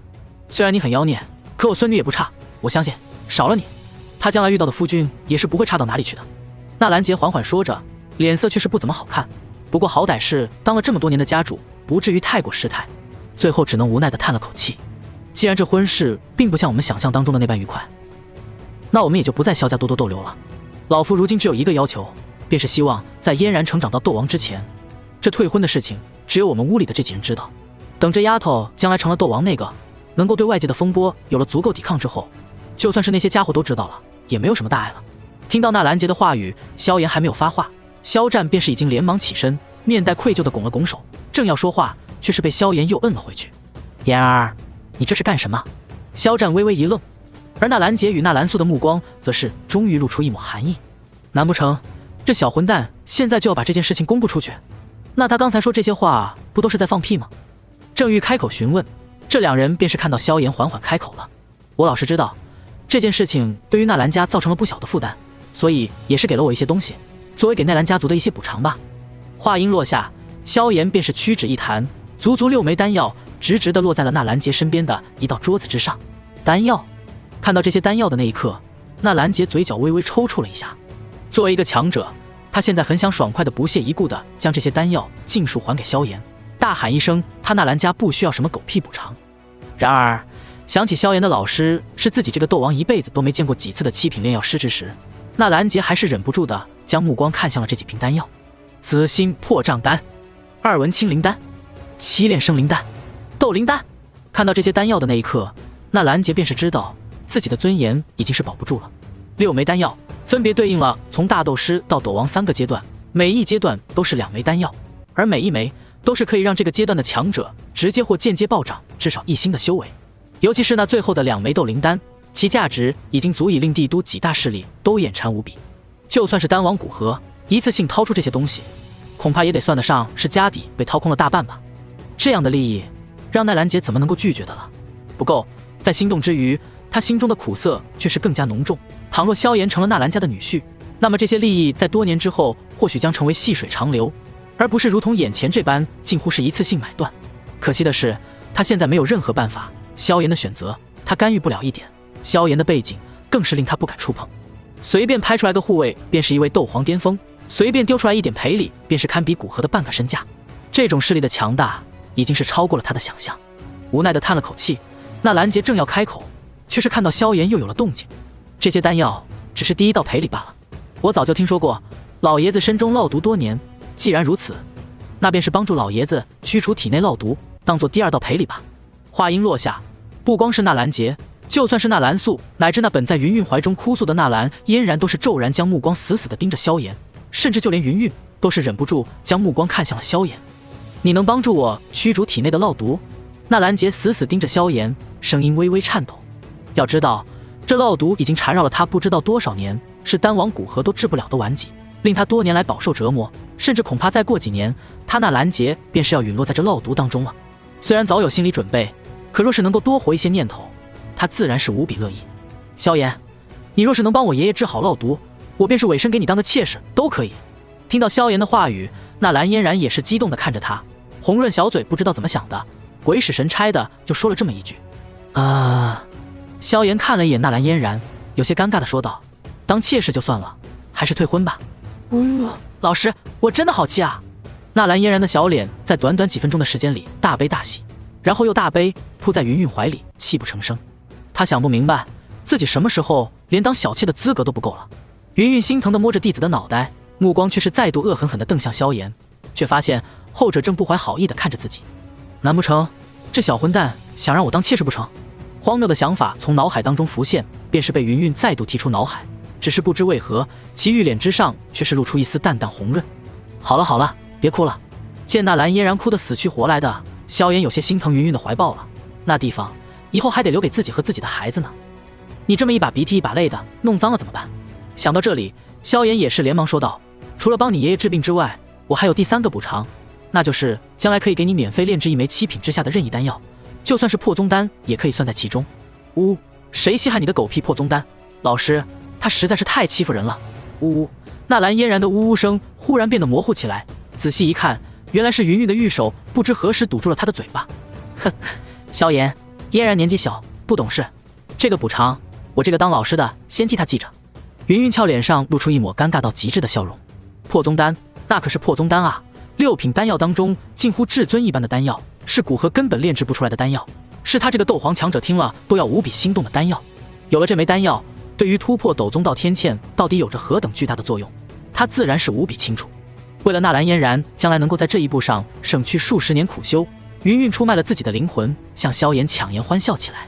望着后者这副模样，萧炎却是感觉十分有意思。前世相处这么多年，他算是见到过云韵的各个面孔了，可这副甘为五斗米折腰，还不是因为自己的五斗米折腰的尴尬模样，倒是几乎难以见到。因此萧炎嘴角也是露出一抹玩味笑容。而听到萧炎的最后一个补偿条件之后，大厅当中的其他人却是再度倒吸一口凉气。倘若斗灵丹对于古河而言颇为难以炼制，黄级丹更是成功几率极低的话，那破宗丹便是古河根本炼制不出来的丹药。破宗丹名为6品，实则却是比一些7品初级丹药还要珍贵，尤其是对于斗皇巅峰的强者而言更是如此。可以说，萧炎方才赔偿给纳兰家族的6瓶丹药加在一起，也未必能够比得上一枚破宗丹。这个赔偿实在是令人感到有些心颤，也难怪云云会为此而尴尬的强颜欢笑。孩子，你都把赔礼加到这个程度了，事到如今，老头子我是真的挑不出来任何的毛病了，只能说我们家嫣然实在是没有这个福气，我们纳兰家族也没有这个福气。听到萧炎的3大赔偿条件，纳兰杰最终无奈地叹了口气，虽然内心无比的痛惜，可他也是没有任何的办法。萧炎给的实在是太多了，每一道赔偿都是他根本没有办法拒绝的东西。听到纳兰杰的话语，萧炎也是微微一笑，心中清楚这件事情终于是被他近乎完美的彻底处理完毕了。当下也是轻轻点头笑道，既然如此，那便麻烦纳兰老爷子暂时在我们萧家住上几天吧。您体内的烙毒实在太深，恐怕以我的能力1-2天内并没有能力清理干净。闻言，纳兰杰先是苦笑着点了点头，旋即才是与所有人一般一同反应过来，目光再度死死地盯着萧炎。你的意思是，这烙毒是你这小家伙自己清理？对于在场所有人的震撼之色，萧炎倒是习以为常，只是淡淡的点头笑道，有什么问题吗？有什么问题？纳兰杰等人都是死死地盯着萧炎，最后还是老头子自己缓缓开口，小家伙，虽然你的确是历史上都极为罕见的天才，可你还是要知道，老夫身上这剧毒可是丹王古河都是解决不了的东西。话音落下，其余人也都是神色好奇地盯着萧炎，就算是萧战在听到丹王古河的名号之后，都是略有些紧张地看着萧炎。不过尚不等萧炎说话，那站在萧炎身后的白寒也是终于第一次开口了。不过第一次开口便是令得所有人都再度有些懵逼，古河算个什么东西，一个6品炼药师而已，倘若不是我家少阁主太过年轻，镇压他不过是举手之劳罢了。白寒的话语十分的自然，他是见到过萧炎炼制7品丹药的，虽然不知道萧炎如今为何将那庞大的力量给隐藏起来，但他还是觉得一个6品炼药师在主人面前有什么资格称作丹王。不过他的话令所有人都是脸色微变，虽说早已对萧炎的潜力抱有极大的预估，可是在听到白寒的话语之后，他们的眼角还是略微的有些抽动了2下。对于众人的反应，萧炎却是毫不在意，嘴角依旧是挂着淡淡的笑容，修长手掌缓缓伸出，一团色彩斑斓的绚丽火焰便是缓缓地浮现在他的掌心当中。而在这火焰出现的那一刻，整座大厅的温度几乎是瞬间都升高了起来，宛如一个庞大的火炉一般。那般可怕的高温令所有人都是脸色一变，云云更是分出些许斗气来替那蓝嫣然遮挡这可怕的高温。斗气化火？不对，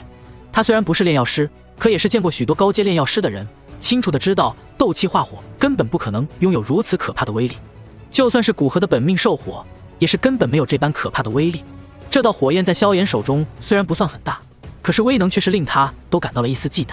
脑海当中经过了片刻思索之后，云云终于是俏脸巨变，盯着那团绚丽火焰低声道，异火。话音落下，不但是他，就连纳兰杰和纳兰素都是脸色大变，连他怀里的纳兰嫣然都是停止了哭泣，漂亮小脸一脸茫然地盯着那一团绚丽火焰。异火，那可是这片天地间最为罕见也最为强大的一种火焰，异火乃是秉承天地伟力诞生，威力强横无比，即便是最为弱小的一种异火，那都是连斗皇强者都不敢轻易炼化，因为其中狂暴的能量一旦爆发，就算是斗皇强者都有可能瞬间粉身碎骨。所以炼化异火从来都是一种极为危险的行为，不过一旦将之炼化成功，那带来的好处也是不可估量的。毕竟异火拥有着淬炼肉身、增幅战力，甚至加快修炼速度等种种神奇的效果。或许因为其危险程度，炼化异火对于普通斗者而言吸引力还不是很大，可对于炼药师们而言，炼化异火的诱惑当真是如同飞蛾扑火一般巨大。就比如那丹王古河，自从成为6品炼药师以来，这么多年都在苦苦地寻找着异火的消息。当然，真正令这些人感到震撼的并不是异火的出现，而是那异火竟然已经被萧炎炼化为了本源火种。要知道，那可是天地间最为狂暴的奇物之一啊！萧炎一个小小斗师，不过13岁的年纪，竟然已经身怀一种异火，这其中的信息量实在是太过庞大了。也难怪那白寒竟然敢大放厥词，直接说等萧炎稍微年长一些，便是有着碾压古河的能耐。如此年纪便是拥有了异火这种天地奇物，这萧炎的前途当真是不可限量。而纳兰杰此刻也终于是明白萧炎为何敢说他一个13岁的少年便是拥有替他驱逐烙毒的能力了，因为他在这个年纪已经拥有了古河所没有的东西。同时他心中的叹息和苦涩却是更加浓郁了一分，即便是无数次的估量了萧炎的潜力，可到了这种时候，后者所表现出的潜力依旧是再度令他感到头皮发麻。真是难以想象这小家伙日后能够走到何等可怕的地步，一个小小的加玛帝国根本就困不住这条幼龙，甚至就连西北大陆或许都不够他尽情施展，或许也唯有那繁华无比的中州才是这个少年未来的舞台。这本该是我纳兰家的贤婿啊！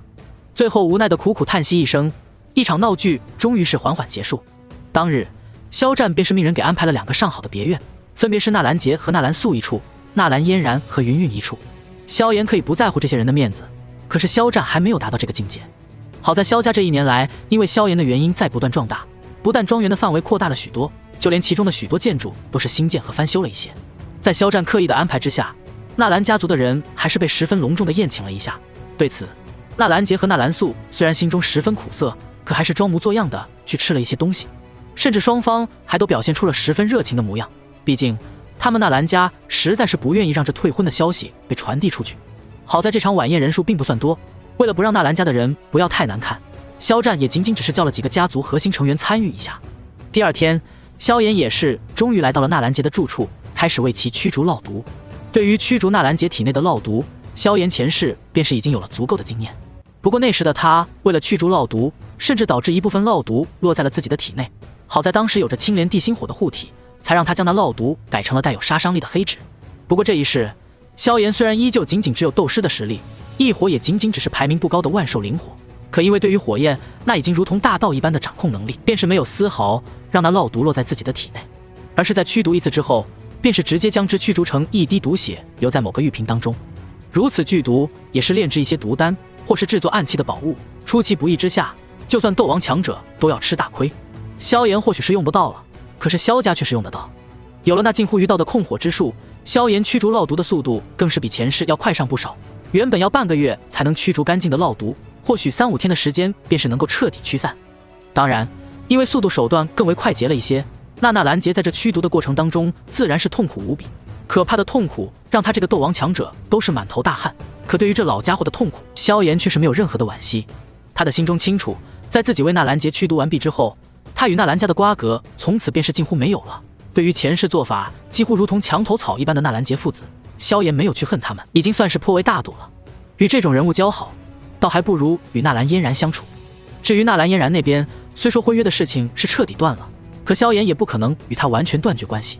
先不谈前世的那些瓜葛，萧炎心中倒是颇为的想要看看，当自己牵着云云的手站在他面前的时候，纳兰嫣然该如何面对自己这个未来的师丈呢？心中这般恶作剧一般的想着，萧炎的心情却是忽然想起了当年的那个小小山洞。虽然早已时过境迁，可那山洞当中的旖旎却还保存在他的记忆深处。如此想着，待到替纳兰杰疗伤完毕之后，萧炎终于还是来到了云云所在的小院。小院当中，纳兰嫣然正神色黯然地坐在一块石凳上，而云云则是在一旁开导着纳兰嫣然。傻丫头，那萧炎虽然优秀，可是他既然心不在你的身上，那便是没必要勉强了。以你的条件，想必将来找到的新夫君也不会比他差多少。对于云云的宽慰，纳兰嫣然却只是摇头苦笑了一声。老师，我担心的并不是这个，而是那个家伙今天的表现，忽然令我对自己立下的3年之约有些后悔了。我今天立下这等约定，3年之后或许会再次打我的脸吧。想起今天萧炎的种种表现，纳兰嫣然现在才发现自己到底有多冲动。先不说萧炎的修炼天赋比自己强了多少，单是后者那远超年龄段的成熟，便是令他有些心颤，甚至就连云云都对于萧炎的手段老练感到惊叹。再者，后者背后的师门可是比云岚宗还要强大不知道多少的，随手丢出来一点赔礼都是6枚可以提升等级的丹药。这样可怕的资源若是堆积在萧炎的身上，岂不是能让后者如同坐火箭一般的飞速前进？最可怕的还是这家伙还在这个年纪就炼化了异火这种传说中的东西，实在是太过不可思议。按照云云的说法，如果萧炎的进展能够一直保持如今的速度的话，那么3年之后，他即便是没有迈入斗灵层次，恐怕也至少是大斗师巅峰了。而那个时候，他或许才16岁多一点。3年的时间，我或许能不能成为一名大斗师，都是个未知数。纳兰嫣然笑容越发苦涩，甚至有些绝望。嫣然望着后者这面如死灰的模样，云云黛眉微皱，终于是忍不住发出一声低喝，声音不大，却是宛如雷霆一般，唤醒纳兰嫣然的心神。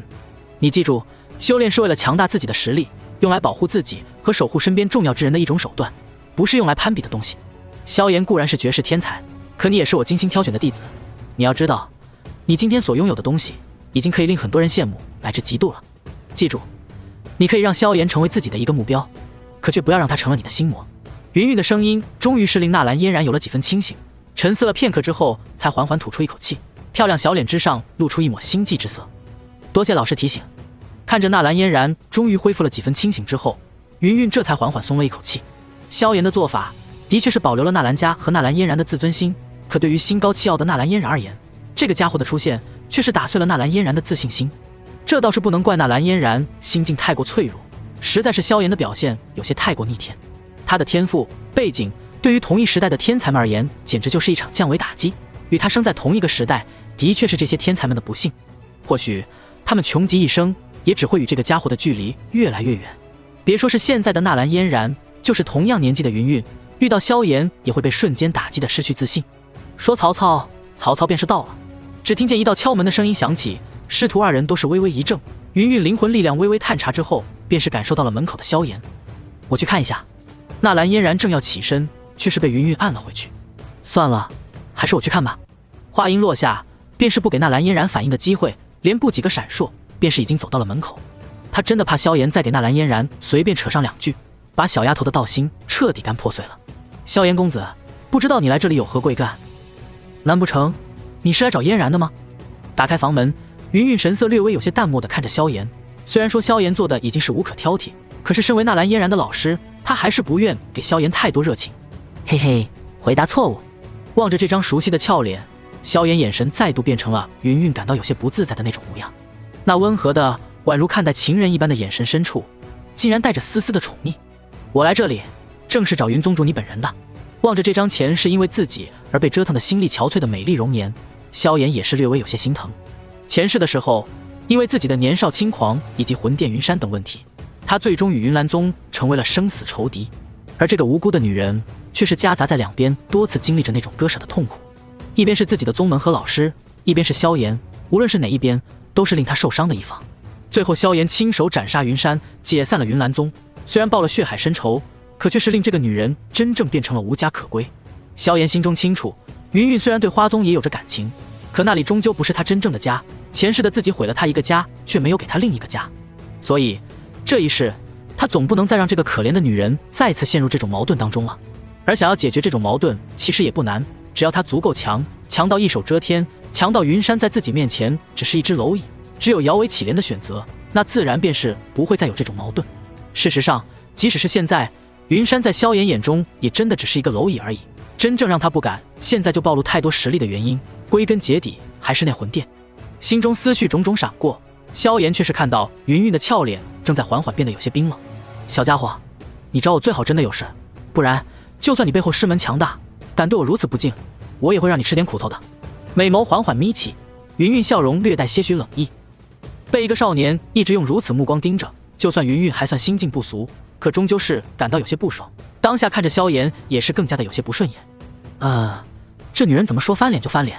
看着后者那渐渐冷淡下去的目光，萧炎心中不由得吐槽，最后才无奈地叹了口气。没办法，谁让这次我不想再放开你了呢？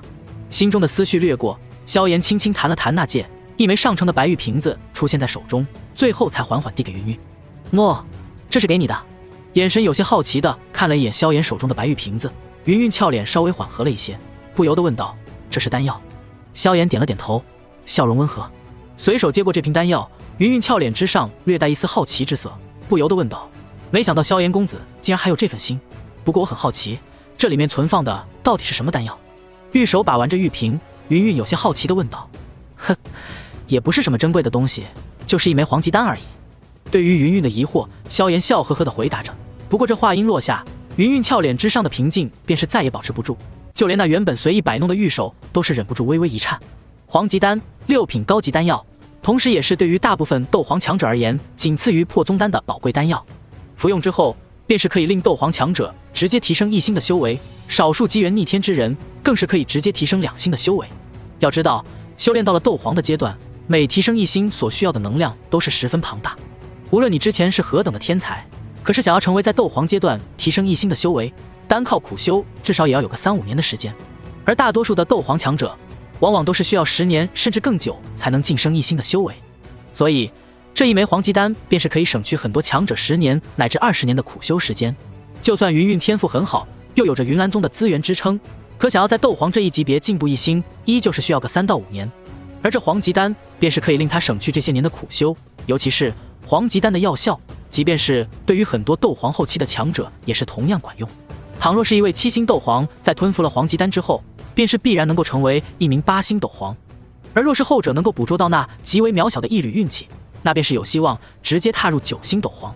而且这黄极丹的炼制也是十分困难，最起码以古河现在的实力，想要成功炼制一枚黄极丹的概率怕是极低。云云这些年其实也是通过云岚宗的能量搜集到过2份黄极丹的药材，可在交给古河之后，得到的只是对方一脸尴尬的笑容。对此，他却是没有任何办法。哼，萧炎公子，这黄极丹的确是一件很诱人的东西，不过所谓无功不受禄，这黄极丹实在是太贵重了一些，所以还是请你拿回去吧。目光在黄极丹之上又扫了一眼，云云最后还是有些不舍地将玉瓶推了回去。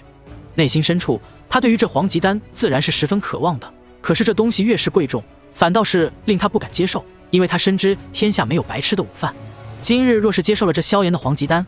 来日还不知道这小家伙会搞出什么幺蛾子。见到云云拒绝，萧炎脸上没有任何失望的表情，似是心中早有准备。倘若云云真的见到这一枚黄极丹便是如此急躁的收了，那他便不是自己记忆当中的那个云云了。沉吟片刻之后，萧炎最终还是轻声笑道：云宗主，你也知道，再过不久我便是要离开萧家，按照我老师的安排先去迦南学院，然后再外出游历了。一旦如此，恐怕3年之内我都不会回到加玛帝国几次，所以这枚黄极丹不是赠礼，而是想让你替我照看萧家3年。听到萧炎的话语，云云俏脸微微变化，最后才缓缓缓和了一些，不过还是轻轻摇了摇头，脸上笑容倒是柔和了许多。虽然因为嫣然的原因，我对你这小家伙并没有太多好感，不过照顾萧家的事情我会稍微上心的。更何况你们萧家有着那位白护法如此可怕的存在，还需要我来照顾吗？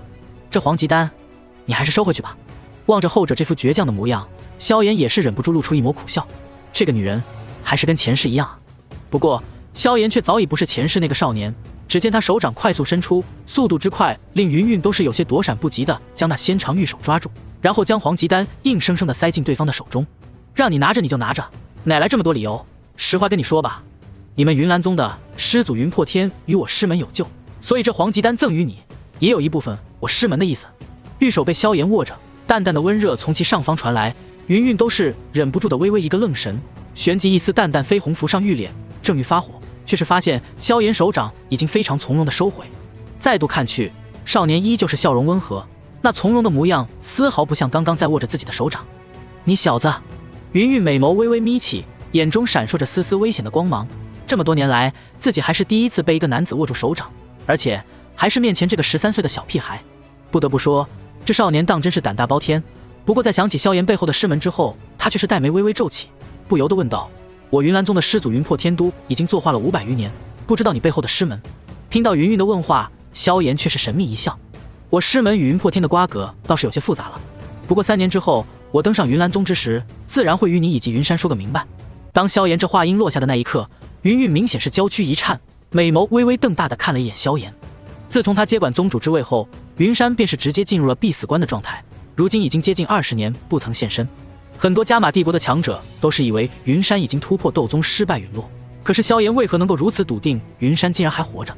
要知道此事也只有他与宗门的几位核心长老才知道一些。哼，不要惊讶，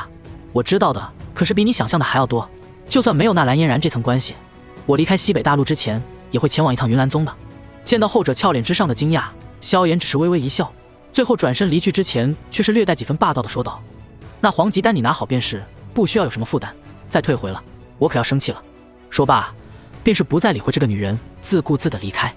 望着那黑衣少年渐渐离去的背影，云云俏脸之上也是露出些许的茫然。片刻之后，望着手中那被封印在玉瓶当中的黄极丹，最终忍不住苦笑一声：我这是被一个少年给戏耍了，还是调戏了？真是个不安分的小子。不过他的模样实在是不像个少年，反倒是更像一个老狐狸。无奈的摇了摇头，他思虑片刻，终究是将那枚黄极丹给收了起来。或许连他自己都不知道，他为何能够接受得如此干脆利落，甚至对于萧炎那近乎调戏的霸道手段，也并未曾生出太多的反感，只是略微感到有些羞恼而已。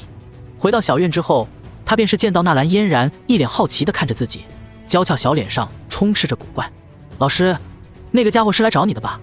纳兰嫣然大眼睛盯着云云，方才的对话他也是听到了一些，本以为萧炎那个家伙是来找自己的，令他内心莫名的生出些许向往。不过在听到后者是找老师之后，那颗小心脏便是再度黯然了下去。不过在听到门口传来的些许动静之后，纳兰嫣然又是忍不住生出些许好奇了起来。不知怎的，这两人的行为似乎隐隐有些暧昧啊。他说他的师门与我云岚宗的破天老祖有旧，所以便是赠予了一枚黄鸡丹给我。云韵优雅地坐在一个石凳之上，月白长袍将她挺翘丰满的曲线隐约勾了出来，看得纳兰嫣然一阵羡慕。不过在听到黄鸡丹之后，她也是微微一怔，轻轻点了点头之后，小脸之上古怪之色却是越发的浓郁。老师，你说这个家伙不会是对你有意思吧？我看他那双狗眼这2天可是没少盯着你看。听到纳兰嫣然的话语，云韵刚刚吸进红润小嘴的一口热茶，便是扑哧一声喷了出来。你这个死丫头，你知道你在说什么吗？俏脸难得的在纳兰嫣然面前变得严肃，云韵恶狠狠地敲了敲纳兰嫣然的脑袋，虽然没有运转斗气，可是力道却是不小，疼得纳兰嫣然眼泪都快流出来了。本来就是嘛，那狗东西对我一点兴趣都没有，看你看的倒是挺勤快的。纳兰嫣然吐了吐舌头，小手抱着脑袋，一脸委屈地说着：你这个死丫头，今天罚你把清风剑法修炼100遍，练不完不许吃饭，不许睡觉。云韵俏脸微微一寒，冷声道。说罢便是不理会脸色变白的纳兰嫣然，径直回到自己的房间。只不过他却是没有发现，在被纳兰嫣然2次提及萧炎之后，他脸上的红晕却是多了几分。这个小混蛋！回到房间，想起萧炎那毫不掩饰盯着自己的目光，云韵忍不住轻轻吐槽一声，目光看向那苦着小脸一边边练剑的孽徒之时，红唇便是再度传出一声淡淡的怒骂。这也是个小混蛋，竟然敢调侃老师了。因为萧炎实际上已经退婚的缘故，纳兰家的人这2天也是不好意思在萧家多转，只有萧家几个长老时常以2家的身份探望，都由纳兰素舔着脸接待了一下。至于纳兰杰，只是以疗伤太累为理由，打了个照面便是躲藏起来。不过在第2天下午，萧炎替纳兰杰再度清理了许多烙毒之后，亚飞却是忽然登门拜访了上来，其理由也是用得十分自然。纳兰家与米特尔家族都是帝都3大家族之一，彼此的家族高层和核心子弟都不算陌生，甚至纳兰嫣然小时候还跟在亚飞屁股后面玩过一段时间，因此如今已经算是米特尔家族核心人员的亚飞，想要来探望一下米特尔家族，实在是太过正常不过了。听到亚飞的到来，萧炎自然也是要迎接一下，不然恐怕就会被这女人再度如同之前那般心生醋意了。不过在得知亚飞到来之后，可不只是萧炎要前往迎接亚飞，另一边的轩儿此刻也是难得的走出小屋。他对于亚飞的防备之心可是要比对纳兰嫣然还要强上许多，毕竟萧炎倒是早就跟他说过要与纳兰嫣然退婚的事情，为了避免不必要的麻烦，也可能是怕跟云韵的事情而导致做贼心虚，萧炎倒是没有让轩儿太过高调。可惜的是，这件事情如今似乎是瞒不住了。亚飞的到来也只能是让萧炎无奈的苦笑一声，心中暗叹还好没有把小医仙带回来，否则今日就算他是主宰重生，恐怕也要焦头烂额了。亚飞姐，你来了。在亚飞进入萧家的头一刻，萧炎便是迎面来。看到萧炎迎面来，亚飞本来就时常挂着笑容的嘴角更是多了几分笑容，心底不知何时更是多了几分小女生般的雀跃。不过在看到萧炎身后那如同跟屁虫一般紧紧跟着，还略带警惕看着自己宛如青莲一般的少女之时，她的笑容虽然依旧不变，却总感觉是多了几分苦涩。加玛帝国的人都知道这乌坦城出了一个绝世天才萧炎，却是不曾知道在这少年的光芒之下，其实一直有着一个比他小了不到半年的少女，一直隐藏着自己的实力。前不久，萧家每半年一次的测验当中，这个刚到13岁的少女已经拥有了4星斗者的修为。这种天赋，就算是纳兰嫣然在其面前都要黯然失色许多吧。更何况这少女无论是气质还是容貌，同样都要压过纳兰嫣然一筹。可就是这么一个优秀到令亚飞都有些自惭形愧的少女，却是心甘情愿地站在这个少年身后，不暴露一丝属于自己的光彩。真不知道有这么优秀的小女友，这家伙为何又对自己动了些许心思。想到这里，亚飞心中苦涩之意更浓了几分。或许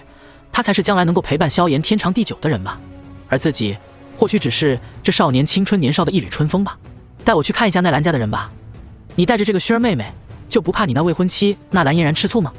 亚飞心中虽然有些苦涩，但是脸上却是依旧带着笑容，反倒是略带调笑的看着萱儿。没关系的，反正早晚都要知道，就让他提前见一下吧，否则若是日后再见，那打击恐怕会更大一些。萧炎无所谓的摆了摆手，温和的摸了摸萱儿的脑袋。听到这句话之后，萱儿俏脸之上露出一抹绯红之余，却是更多出了几分甜甜的笑容，一双美眸几乎弯成了月牙。望着这一幕，亚飞心中忽然对这个少女升起了几分羡慕，目光不留痕迹地将亚飞表情的细微变化收入眼底。萧炎却是没有再多说什么，只是将这件事情记在心底。看样子他这一世提前崛起，而且速度是如此的可怕，的确是身边的女子都感到了压力。或许自己也不该如此快速地跟亚飞表明立场，不过事情既然已经发生，那便是没有回转的余地。逆流时光，那是前世达到主宰境巅峰的萧炎都做不到的事情。至于安慰亚飞，萧炎心中倒是清楚，这个时候去安慰亚飞，恐怕只会夹在二者中间不伦不类，既伤了薰儿，也对亚飞没有什么好的影响。因此他也只能是温和地笑了笑道：走吧，我带你去见一见纳兰家族的人。闻言，亚飞也是轻笑着点了点头，步伐优雅地跟了过去。在萧炎的身后，薰儿那向来清静的小脸却是回过头，难得地对亚飞展露出一抹胜利者一般的得意笑容。望着后者这副模样，亚飞微微一怔，嘴角的苦涩笑容终于有些掩饰不住。不过薰儿在看到后者那苦涩的笑容之后，却是微微一怔，缓缓收起了得意扬起的雪白下巴，然后轻轻对着后者点了点头。望着这一幕，亚飞心中却是再度轻叹一声，这么好的女孩，恐怕无论是谁都是舍不得弄丢吧。片刻后，萧炎也是带着亚飞来到了纳兰杰的小院当中。走入小院之后，便是明显的看到纳兰杰、纳兰素和纳兰嫣然都是已经等候在此。一来三人对于亚飞都是颇为的熟悉，二来便是因为萧炎的原因，亚飞的地位在米特尔家族几乎是直线上升，如今已经是跟米特尔家族的几个重要长老地位近乎等同。倒是令萧炎略微松了一口气的是，云云竟然没有过来，也不知道后者是因为跟亚飞不熟，还是因为这是纳兰家的事情，总之便是没有过来。亚飞姐，你既然来萧家了，我还想临走之前去看你呢。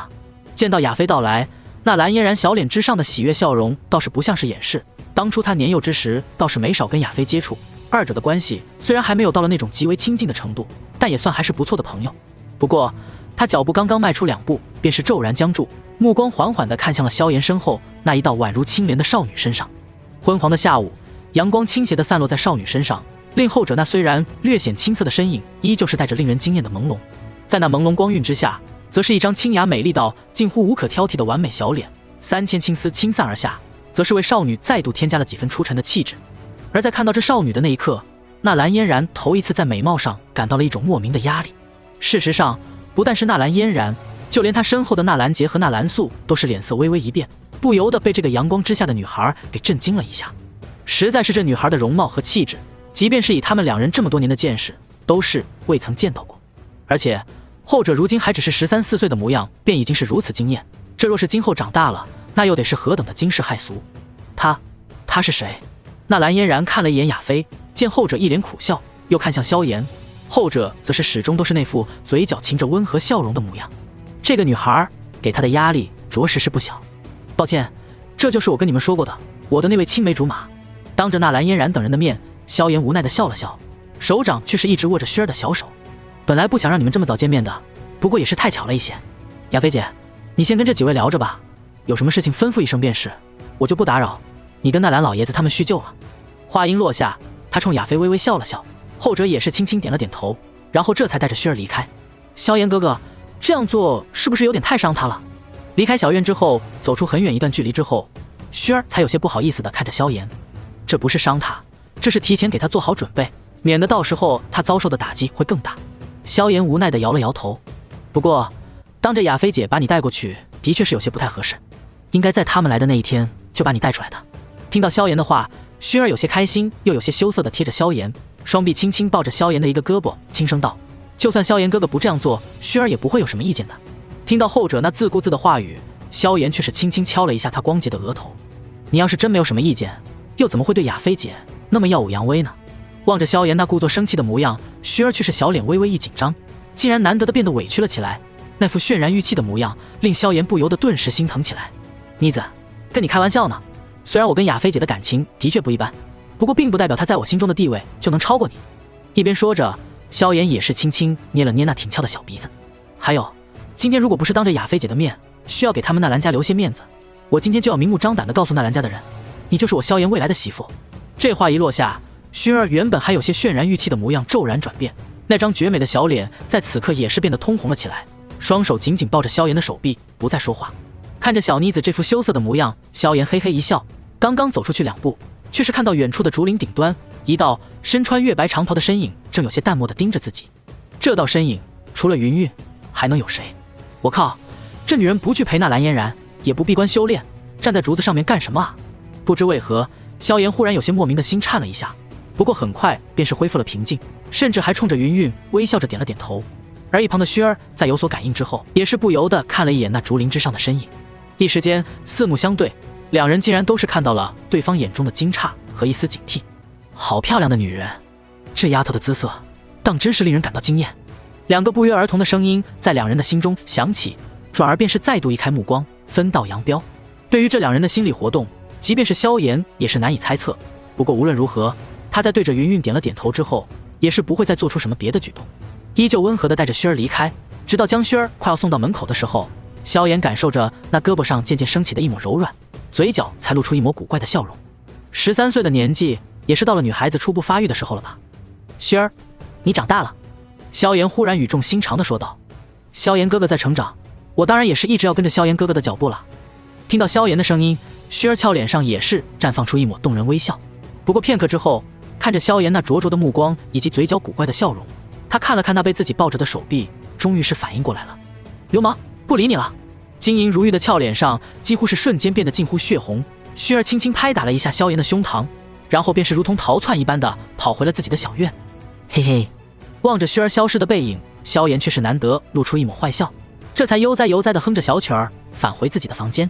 竹林之上，云韵脚底踏着一层白靴，脚尖轻轻点在一片竹叶之上，身影如同柳絮一般轻盈。只见她美眸微微闭上，四周天地间的风属性能量便是在她身边形成了一个又一个的小小漩涡，然后被她多次淬炼之后转换为了体内的精纯斗气。不过比起以往在云岚宗的修炼，她今日却是总感觉心神有些烦躁，柳眉微皱，片刻之后终于是缓缓睁开美眸，看向了萧炎消失的方向。难道是因为这个小混蛋？都怪这家伙竟然与嫣然退婚，搞得我竟然也有些心神不宁。不过他身边的那个女孩的确是很惊艳，也难怪这家伙竟然会为了她放弃嫣然。雅菲姐，刚才那个女孩……另一处的小院当中，经过一番叙旧，那蓝嫣然还是忍不住地问出了自己最为关心的一个问题：她真的是萧炎的那个青梅竹马吗？闻言，雅菲也只能是不由得苦笑一声，旋即轻轻点了点头。不错，她叫萧薰儿，的确是萧炎从小到大的青梅竹马。说到这里，雅菲却是忽然有些好奇地看着那蓝嫣然，她现在倒是很想知道那蓝嫣然与萧炎那所谓的婚约如今是怎么打算的。不过她终究是一个聪明的女人，并没有主动询问，而是在等着纳兰嫣然说出来。不过令她失望的是，纳兰嫣然也好，亦或者是更加老奸巨猾的纳兰杰和纳兰素，都是不可能将这件事主动捅出来的。说出来之后，先不说亚飞会不会把这事儿给传播出去，就算他会做人到一点消息不泄密，这也终归是一件比较丢人的事情。萧萱儿吗？的确是个不错的名字。闻言，纳兰嫣然轻轻自语，从小到大，她所见到过的能够在美貌上感到些许压力的女子，总共也不过寥寥几人，其中便是包括自己的老师云韵和面前的亚飞。可是这也只是令自己感到些许压力罢了，说到底大家还都属于同一层次的。纳兰嫣然自信长大之后不会逊色于两人，可是那个叫萧萱儿的女孩却是令她第一次感到了莫大的压力，以至于她觉得在外表方面头一次遇到一个真正能够力压自己一筹的女孩。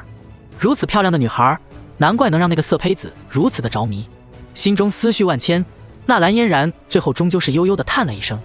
不过我是不会放弃的，我一定会努力的修炼，成为一位真正强者。就算是容貌上比不上那个女孩，我也要在修为上向萧炎证明，我纳兰嫣然并不比那女孩差。纳兰嫣然低声自语，她并不是为了与那女孩夺宠，只是因为她想让萧炎知道，放弃她纳兰嫣然或许将是这家伙一生最大的损失。在她的内心深处，其实是颇为的想要看到萧炎后悔的模样。望着纳兰嫣然这自言自语的模样，亚飞却是忽然苦笑一声：亚飞姐，怎么连你也不相信我了吗？望着亚飞这副模样，纳兰嫣然美眸微微瞪起，有些不满地看着亚飞。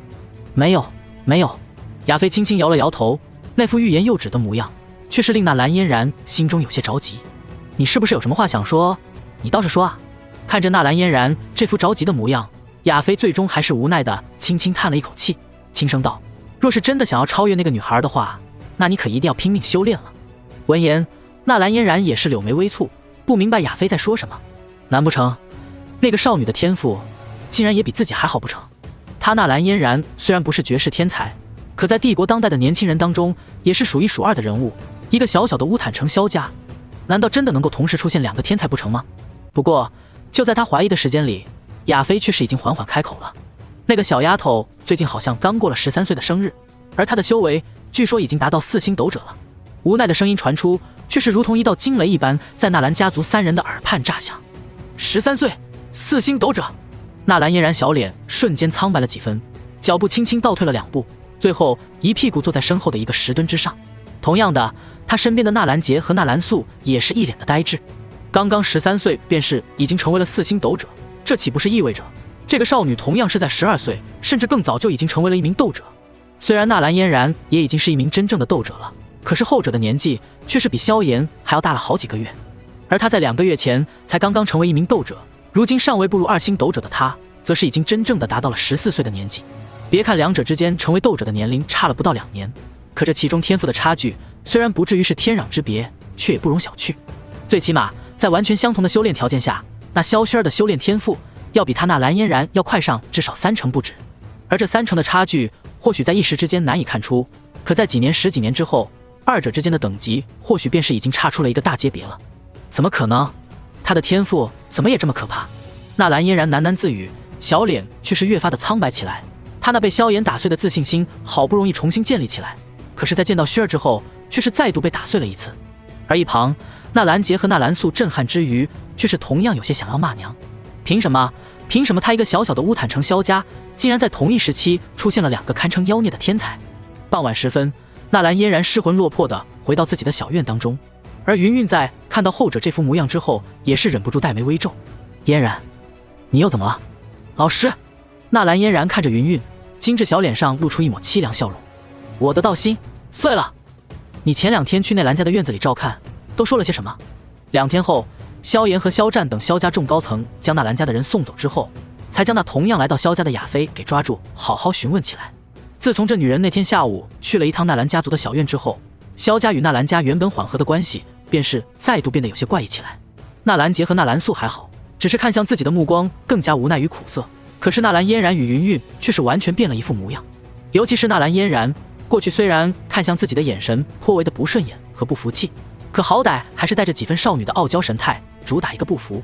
可是自从那天下午之后，她看向自己的目光便是隐隐有些空洞，甚至隐隐多了一丝畏惧。而云云在之后再见到自己之时，则是俏脸冰寒，不再多说一句废话。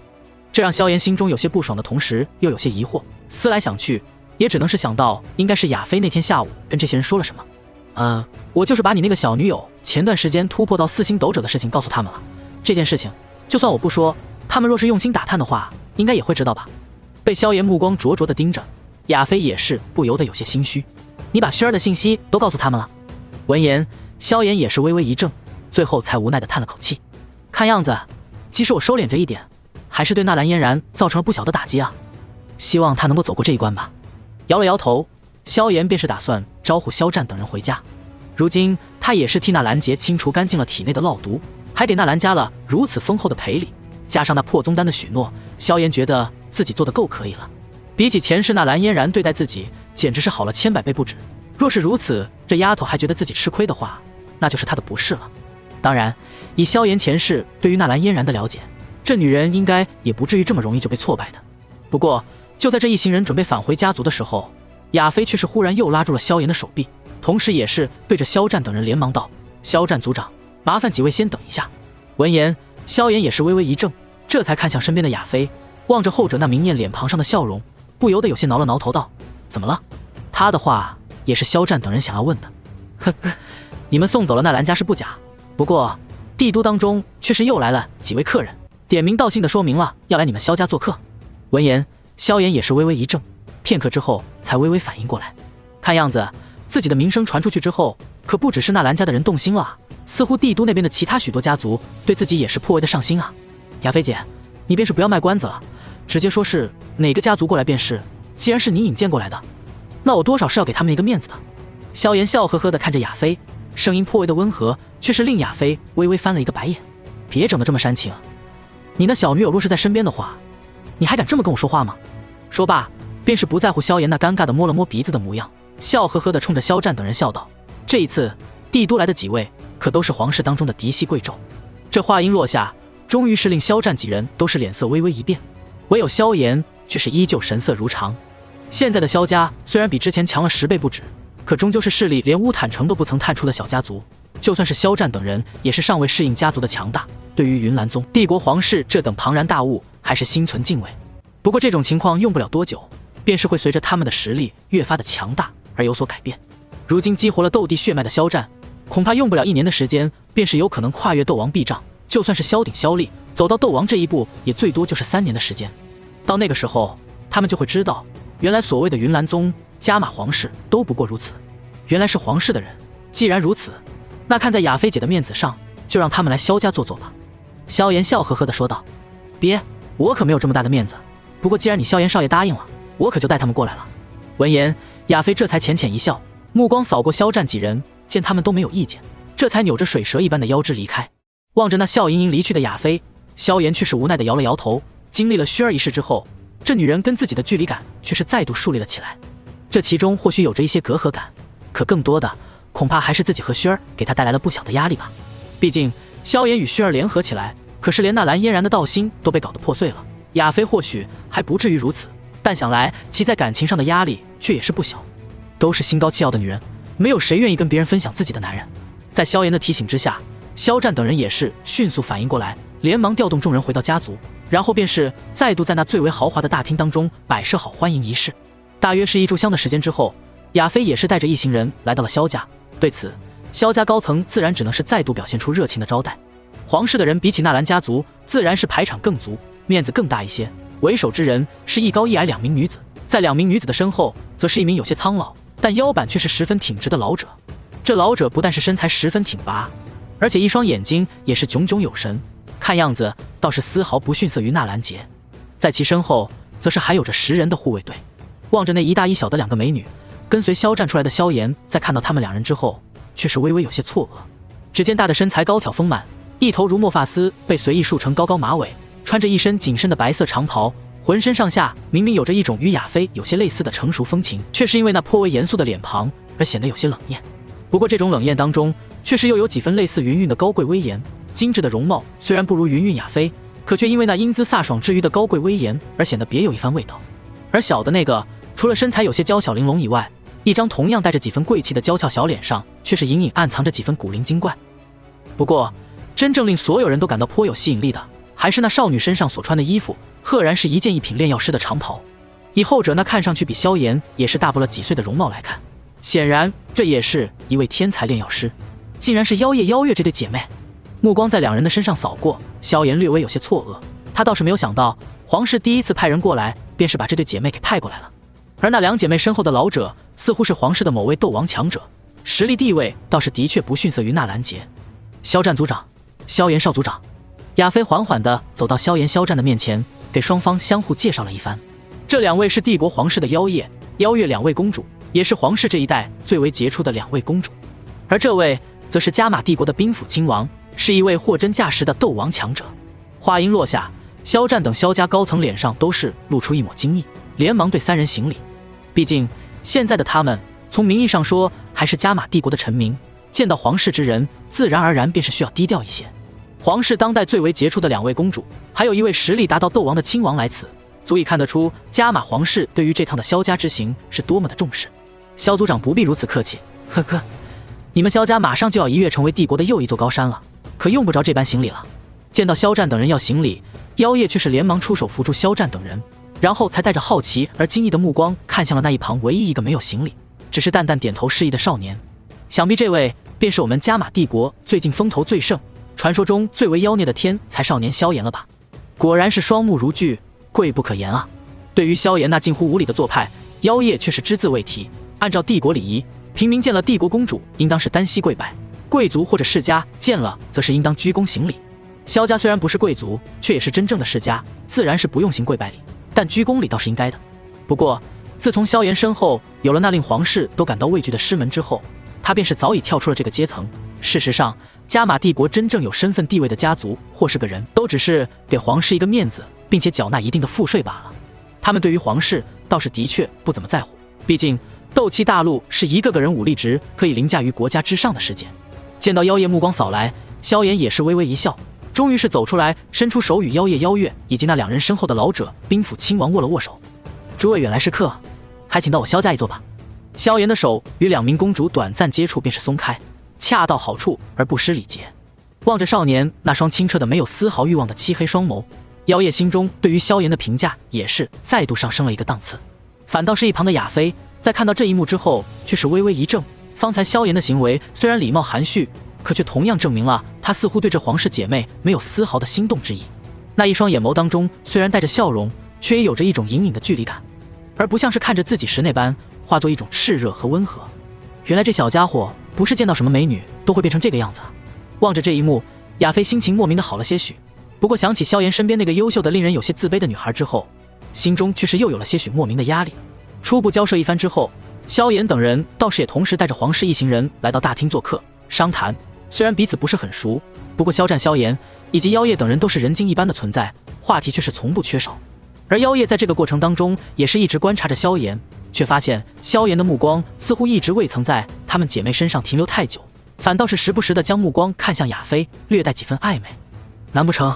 这米特尔家族竟然提前暗中下手了？心中思虑万千，妖夜忽然隐隐有些明白，为什么最近1年的时间里，亚妃竟然能够将乌坦城这么一个小城市的生意做到这般程度了。原来这背后是早已经跟这位萧家的绝世天才勾搭上了。所谓近水楼台先得月，以帝国对于乌坦城的轻视，当萧炎的天才之名传到帝都的时候，估计亚妃早已经将后者给拿捏住了吧。好你个腿长胸大的亚妃，真有你的！心中无奈的叹了口气，妖夜终于是将话题回归到了正题之上。萧战族长，妖夜此次前来可不只是要过来慰问一下这么简单的，我这里倒是还有这2份礼物要赠与萧战族长和萧炎公子。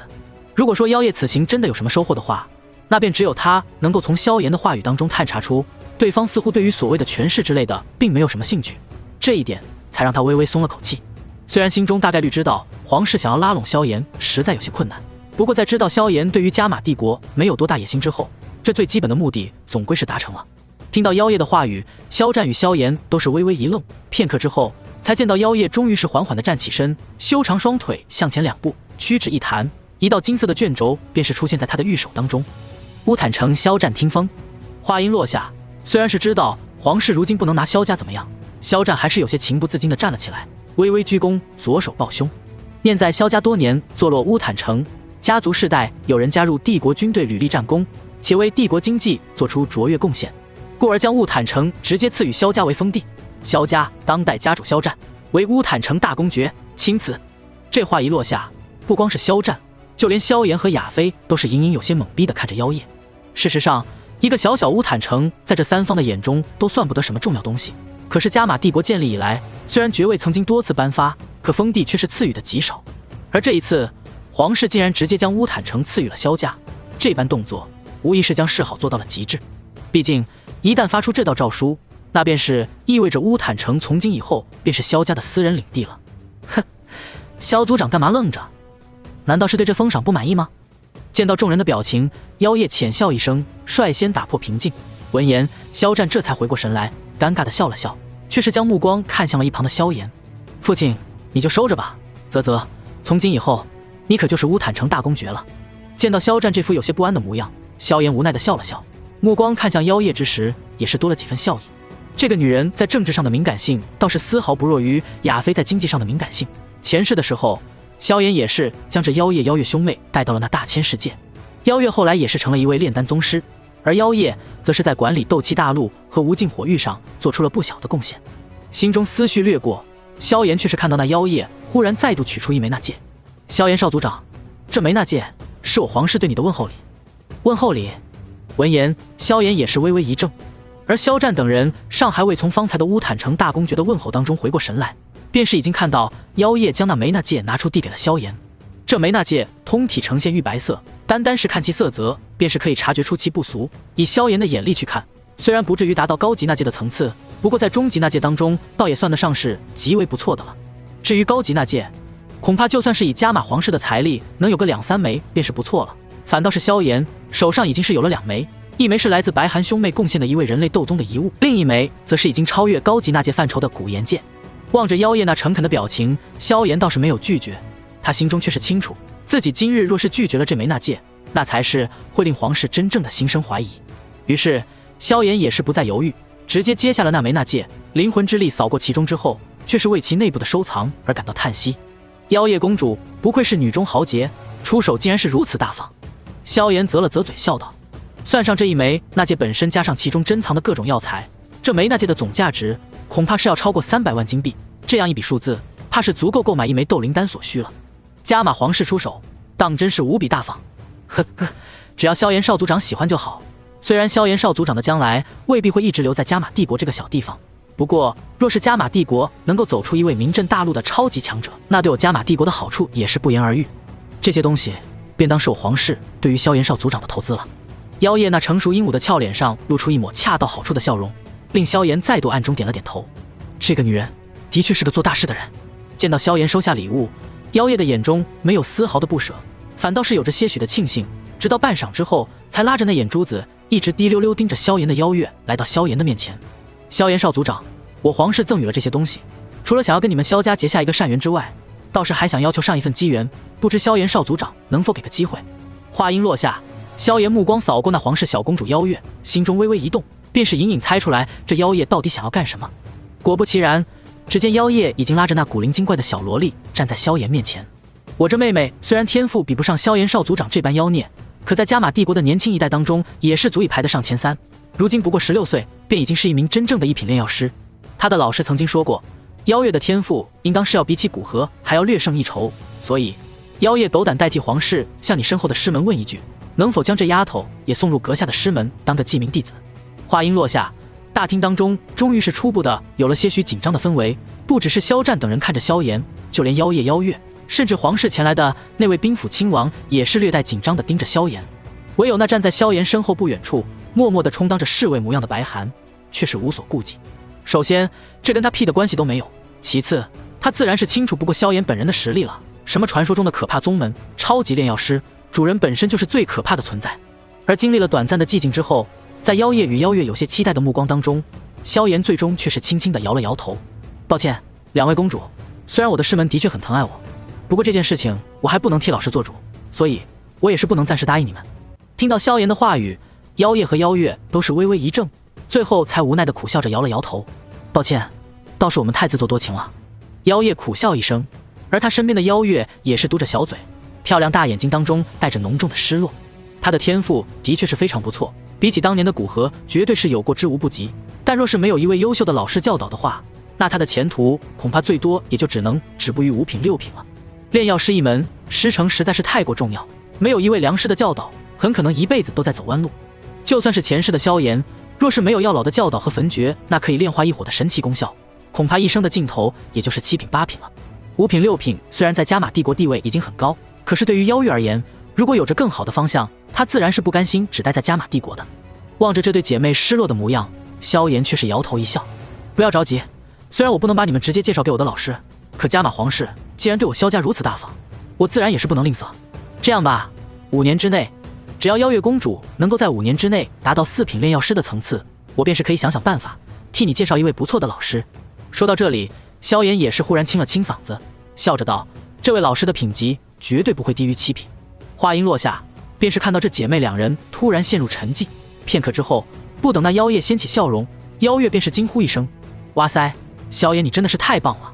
话音落下，便是直接扑向萧炎，仿佛想要跟他抱一下子。喂，这位公主请自重。萧炎后退一步，单手扣住妖月的脑袋，嘴角微微抽搐。他记得自己前世第一次见到这丫头的时候，后者好像没有这么不稳重吧。果然年轻就是好。被萧炎如此按住，妖月这才反应过来，旋即小脸羞红的吐了吐舌头，迈着小碎步赶紧躲到姐姐的身后。而被妖月这么一闹，妖夜也是俏脸微红，不过他还是感激的笑了笑，连忙对着萧炎微微欠身。此事若是真的能成，那便是多谢萧炎少族长了，到时候我帝国便是将这乌坦城附近的几大城池都分给萧家也无妨。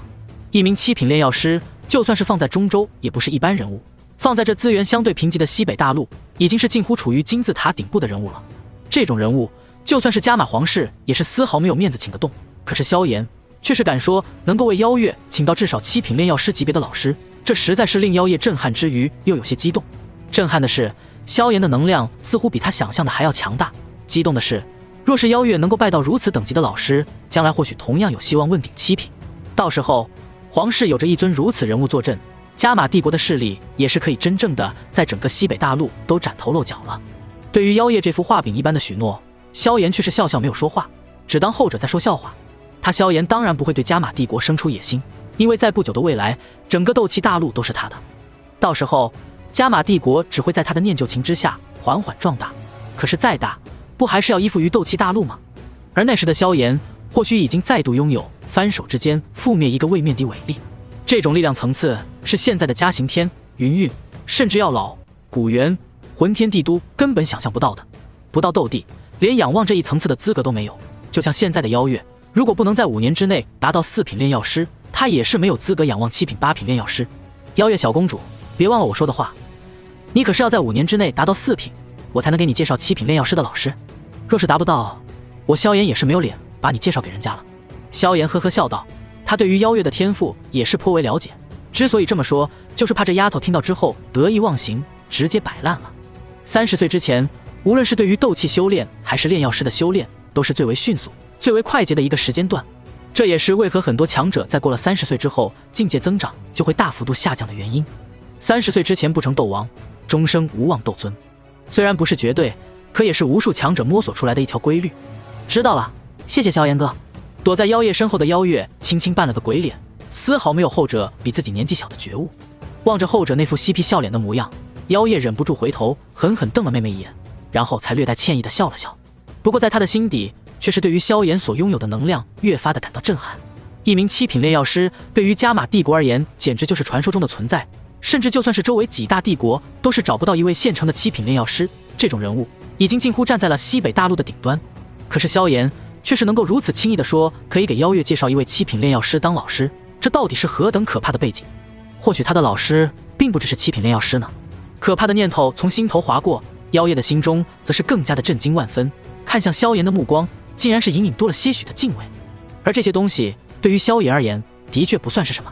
5年之后，或许要老早就被他复活，直接跨入斗圣，甚至于他自己，那时候恐怕也拥有了可以威胁到斗圣强者的手段了。到了那时候，以他和药老的势力，想要派一个7品炼药师来教导妖月，实在是太容易不过。更何况这个丫头本身的天赋，放在那些7品炼药师的眼中，也能够算得上不错了。皇室的拜访不需要驱毒疗伤，因此仅仅是一个下午，双方也是交谈甚欢。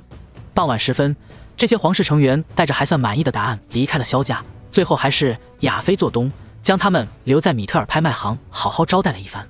月色笼罩大地，在一场丰盛的晚宴之后，妖夜才单独将亚妃给拉了出来，一双丹凤眼微微眯起，笑盈盈地看着面前的亚妃，嘴角勾起一抹古怪的弧度。好你个亚妃，竟然提前下手了，说那萧炎是不是已经被你拿下了？拿下？听到妖夜的话语，亚妃却是不由得苦笑一声，任由清冷月光照在这张足以魅惑众生的妩媚脸颊上，轻声道，我倒是也想啊，不过就怕我不够格呢。听到亚妃如此话语，妖夜也是黛眉微微皱起，不由得问道，你的意思是，你跟萧炎的关系并没到那一步？你在这里胡说八道什么？他还只是一个孩子啊！望着妖夜这副模样，亚妃俏脸之上露出些许愠怒，良久之后才不由得叹了口气。你没见过他那个小女友，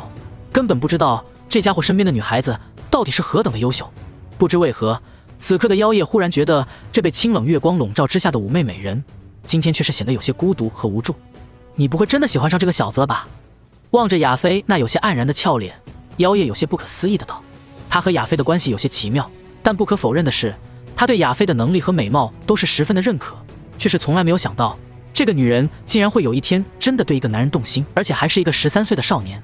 对此，亚妃却是没有多说什么，只是有些失落的倚在墙上，脑海当中却总是有着一张噙着温和笑容的清秀脸庞浮现。有第一次见面就被这小流氓调戏的模样，有他一拳打废雷勒的模样，有他一句话让米特尔、藤山对自己变得无比重视的模样，也有他当初离开乌坦城之前赖着脸皮亲自己的模样。自始至终，他都是隐隐约约觉得有着一种莫名的缘分在牵引着双方，令他从来没有反感过萧炎的种种做法，甚至隐隐期待着他长大的那一天。可真要是到了这一天，恐怕他身边站着的也只会是那个宛如青莲一般的女孩吧。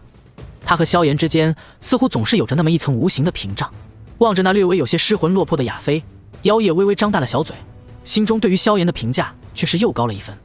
这个小子竟然能把亚飞都给拿捏住，当真是太可怕了一些。这样的一幕可丝毫不比他昨日来到乌坦城跟亚飞打听了许多萧炎的消息之后得来的震撼要少。不过他既然能够对亚飞起了心思，为何就对本公主没有丝毫的兴趣？想到这里，妖夜有些不满，他觉得自己比起亚飞应该差不到哪里去才对啊，反正都花心了，为何萧炎对亚飞就这么上心，对自己却是一点兴趣都没有？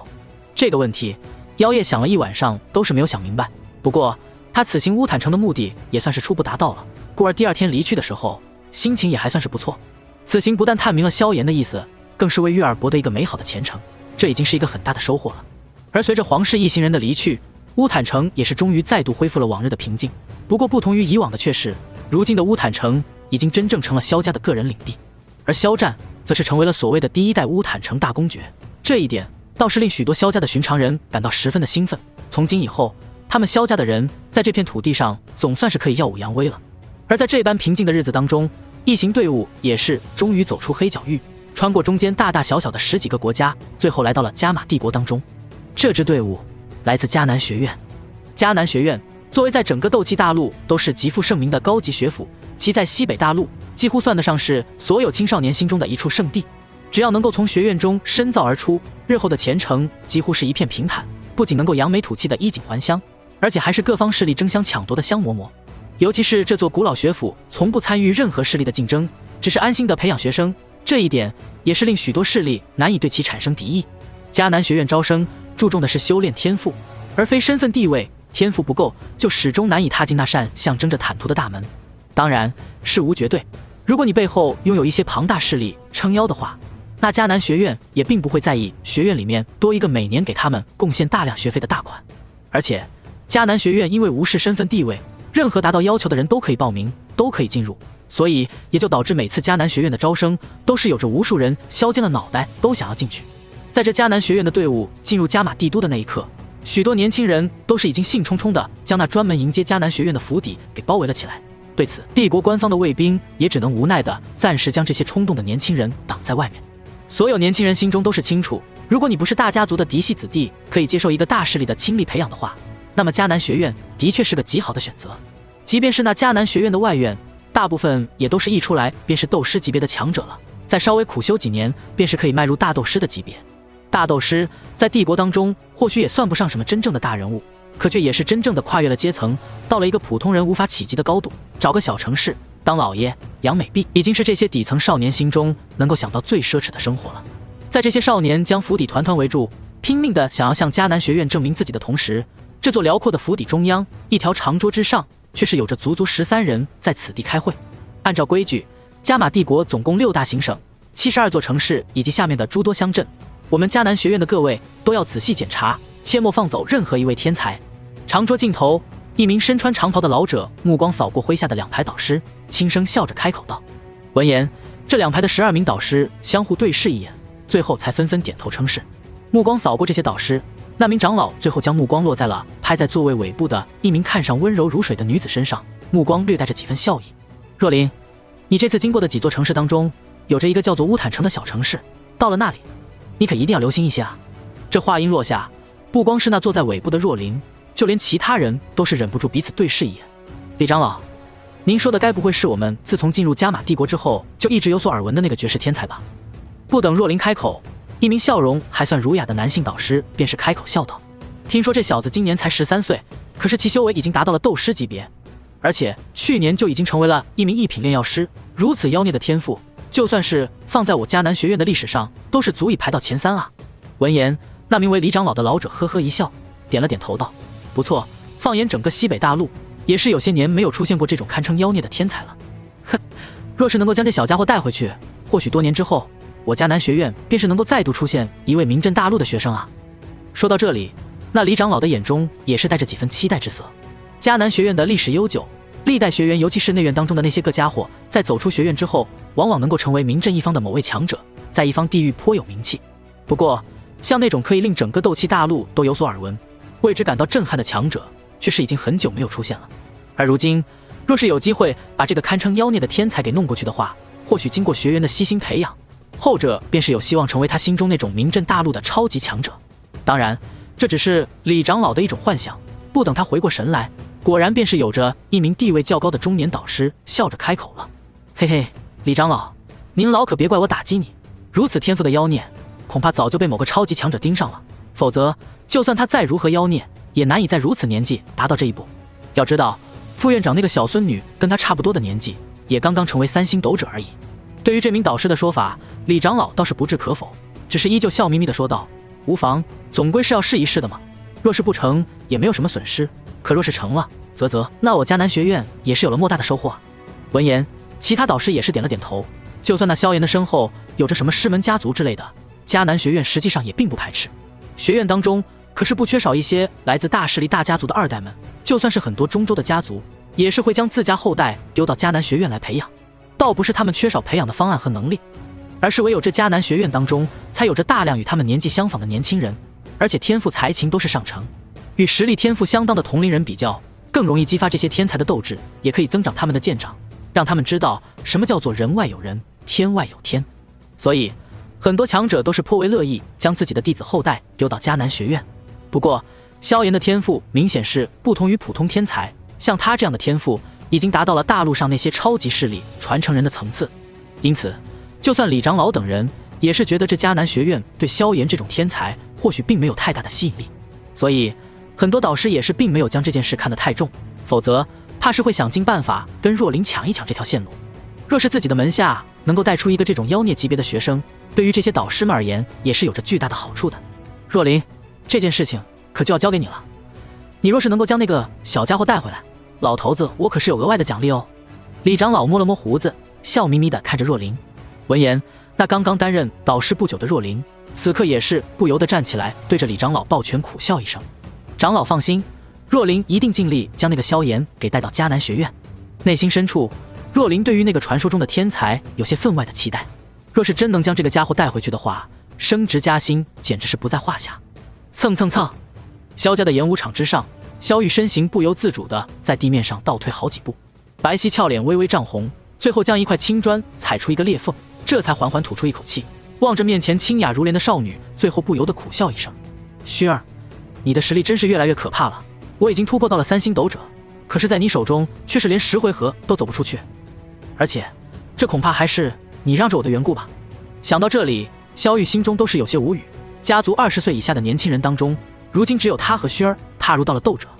这半年来，他凭借着自身的努力和柳潘龙炼制出的一种可以增加斗者修炼速度的药液，进步不可谓不大，让他爷爷都惊叹不已。可是面对薰儿却是毫无胜算。萧玉姐能在这半年的时间里达到这一程度，已经很了不起了。这次迦南学院的到来，萧玉姐也肯定能够一鸣惊人，被来这里招生的导师直接相中。薰儿玉手背在身后，俏脸上露出一抹优雅的笑容。听到迦南学院4字，萧玉也是俏脸露出一抹向往之色。能够进入这大陆的顶尖学府进行修行，一直是他的一个梦想。如今这一天逐渐来临，他的心中也是颇为的兴奋。妹儿，你们再练练手吧，以你们几个的天赋，明年进入迦南学院肯定也是没有问题的。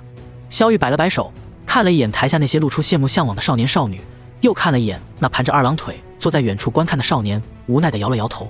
一样是13、14岁的少年，为何差距能够这么离谱呢？在这些小家伙还在斗之气阶段苦苦挣扎的时候，这个家伙却是已经迈过了斗者这个级别，达到了斗师的层次。他的崛起速度实在是令家族的所有少年都心生绝望。不过这些少年心态还是比较好的，既然没法比，那就不比了。他们直接是将萧炎甚至薰儿都排除到了同龄人的行列当中。我们年轻人跟年轻人比，你们2个妖孽就一边喝茶去吧。就比如此刻站在萧炎身边的萧宁，在看到萧炎手中的茶杯当中茶水不够之后，当即便是再度添上几分热茶。如果说当初萧炎斗气刚刚消散之时，他心中还有着些许野心的话，那他现在已经将萧炎视为神明，因为他是亲眼见证着萧炎是如何在短短1年的时间里就从斗之气3段跳到斗师的。这种速度说是坐火箭都有些慢了，更何况若是没有萧炎将柳潘龙招揽过来，又赐予对方大量可以提升修为的药方，他萧宁怎么有资格享用筑基灵液这种宝贝？因为有了筑基灵液的帮助，萧宁在这半年的时间里也是早早的进入了斗之气7段，甚至距离斗之气8段都是不远了。对于这一点，他的爷爷和姐姐都是时常教育萧宁，不要对少族长表面上毕恭毕敬，要发自心底的尊重他，将他视作萧家的太阳。而在这种可怕的距离和实际的好处之下，萧宁也的确是如此做的。至于薰儿，他早就不敢痴心妄想了。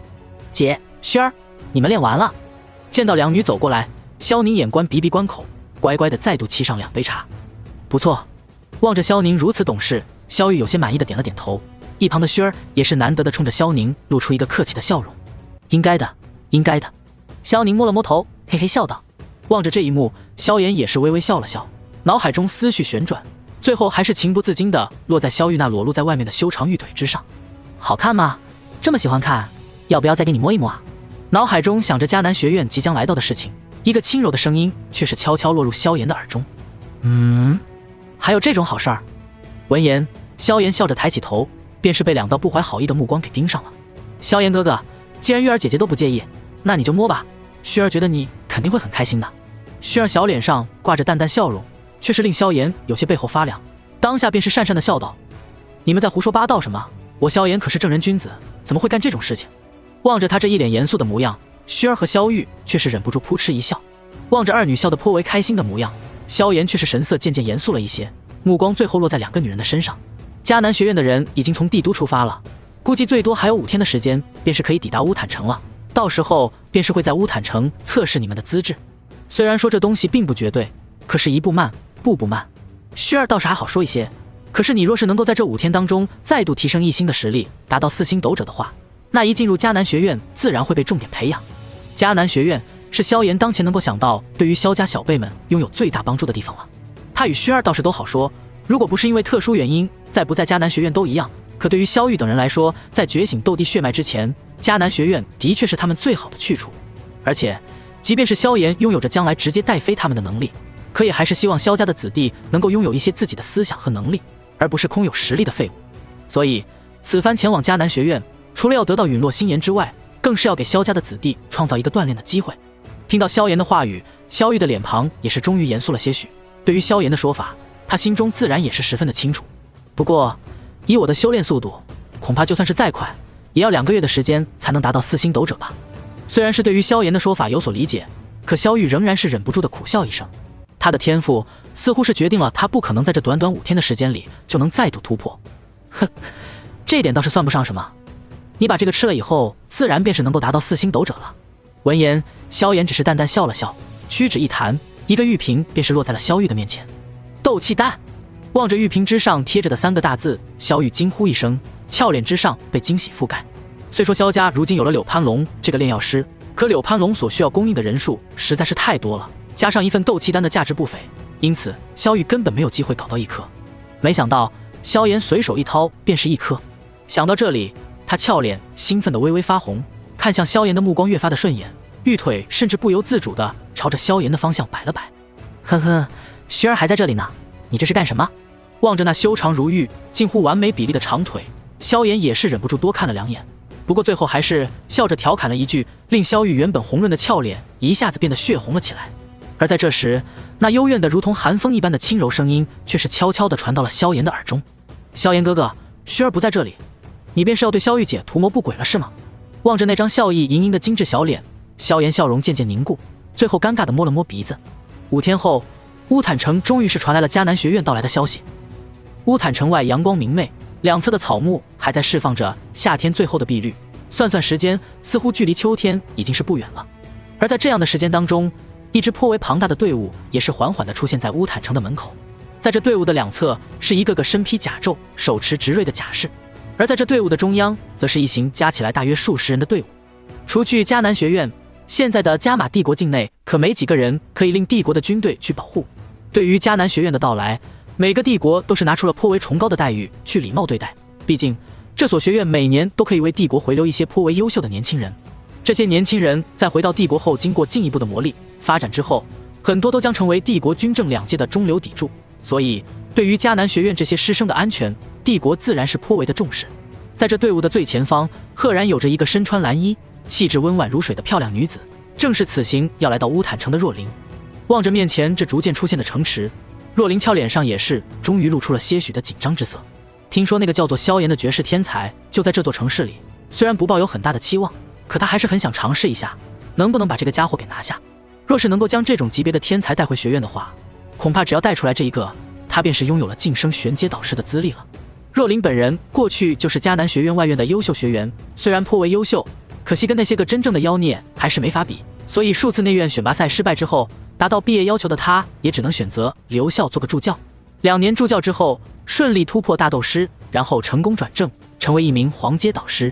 今年是他单独带学生的第1年，虽然对于物质生活没有过度的渴望，可升职加薪谁不想呢？若琳姐，这里就是那个加玛帝国传说中的超级天才所居住的乌坦城。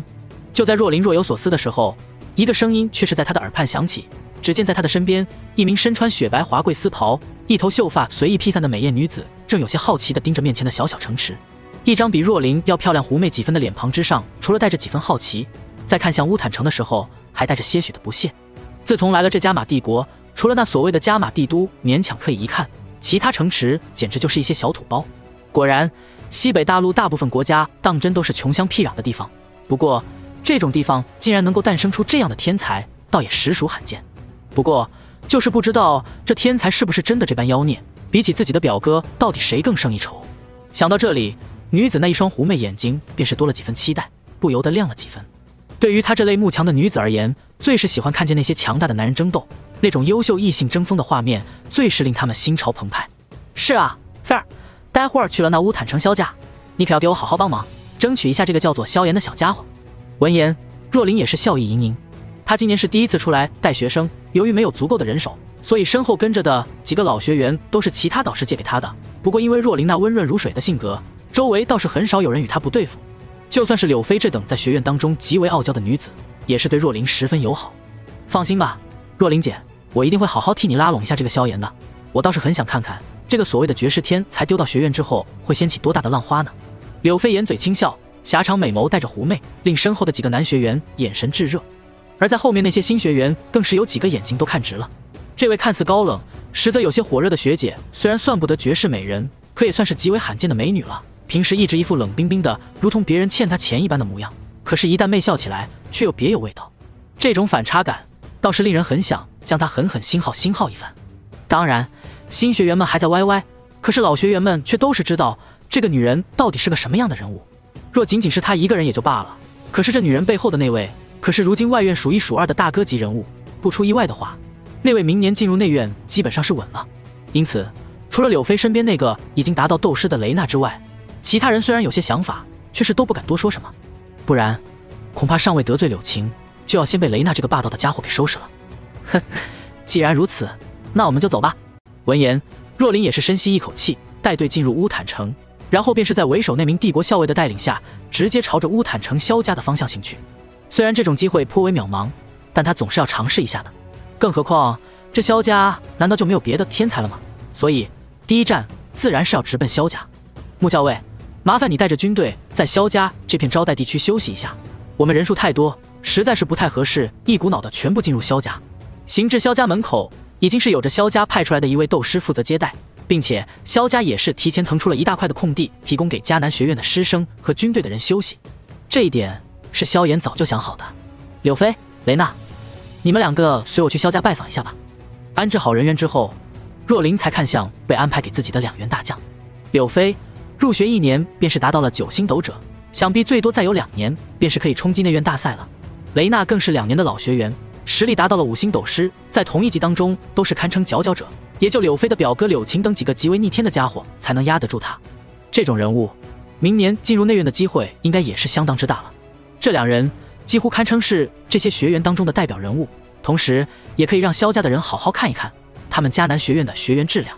听到若琳的安排，柳飞与雷娜对视一眼，也是无所谓的摊了摊手。虽然若琳的天赋比他们弱了不少，可是后者那温和的性格，实在是令他们2个算得上很难相处的家伙，都是难以生起矛盾。若琳姐，你说了算。柳飞微微笑了笑，他也是很想看一看这个萧炎到底是何等出众。不过当着追求者雷娜的面，他还真不好直接表现得太过热切。如今若琳这么一说，他还真的找到一个好理由。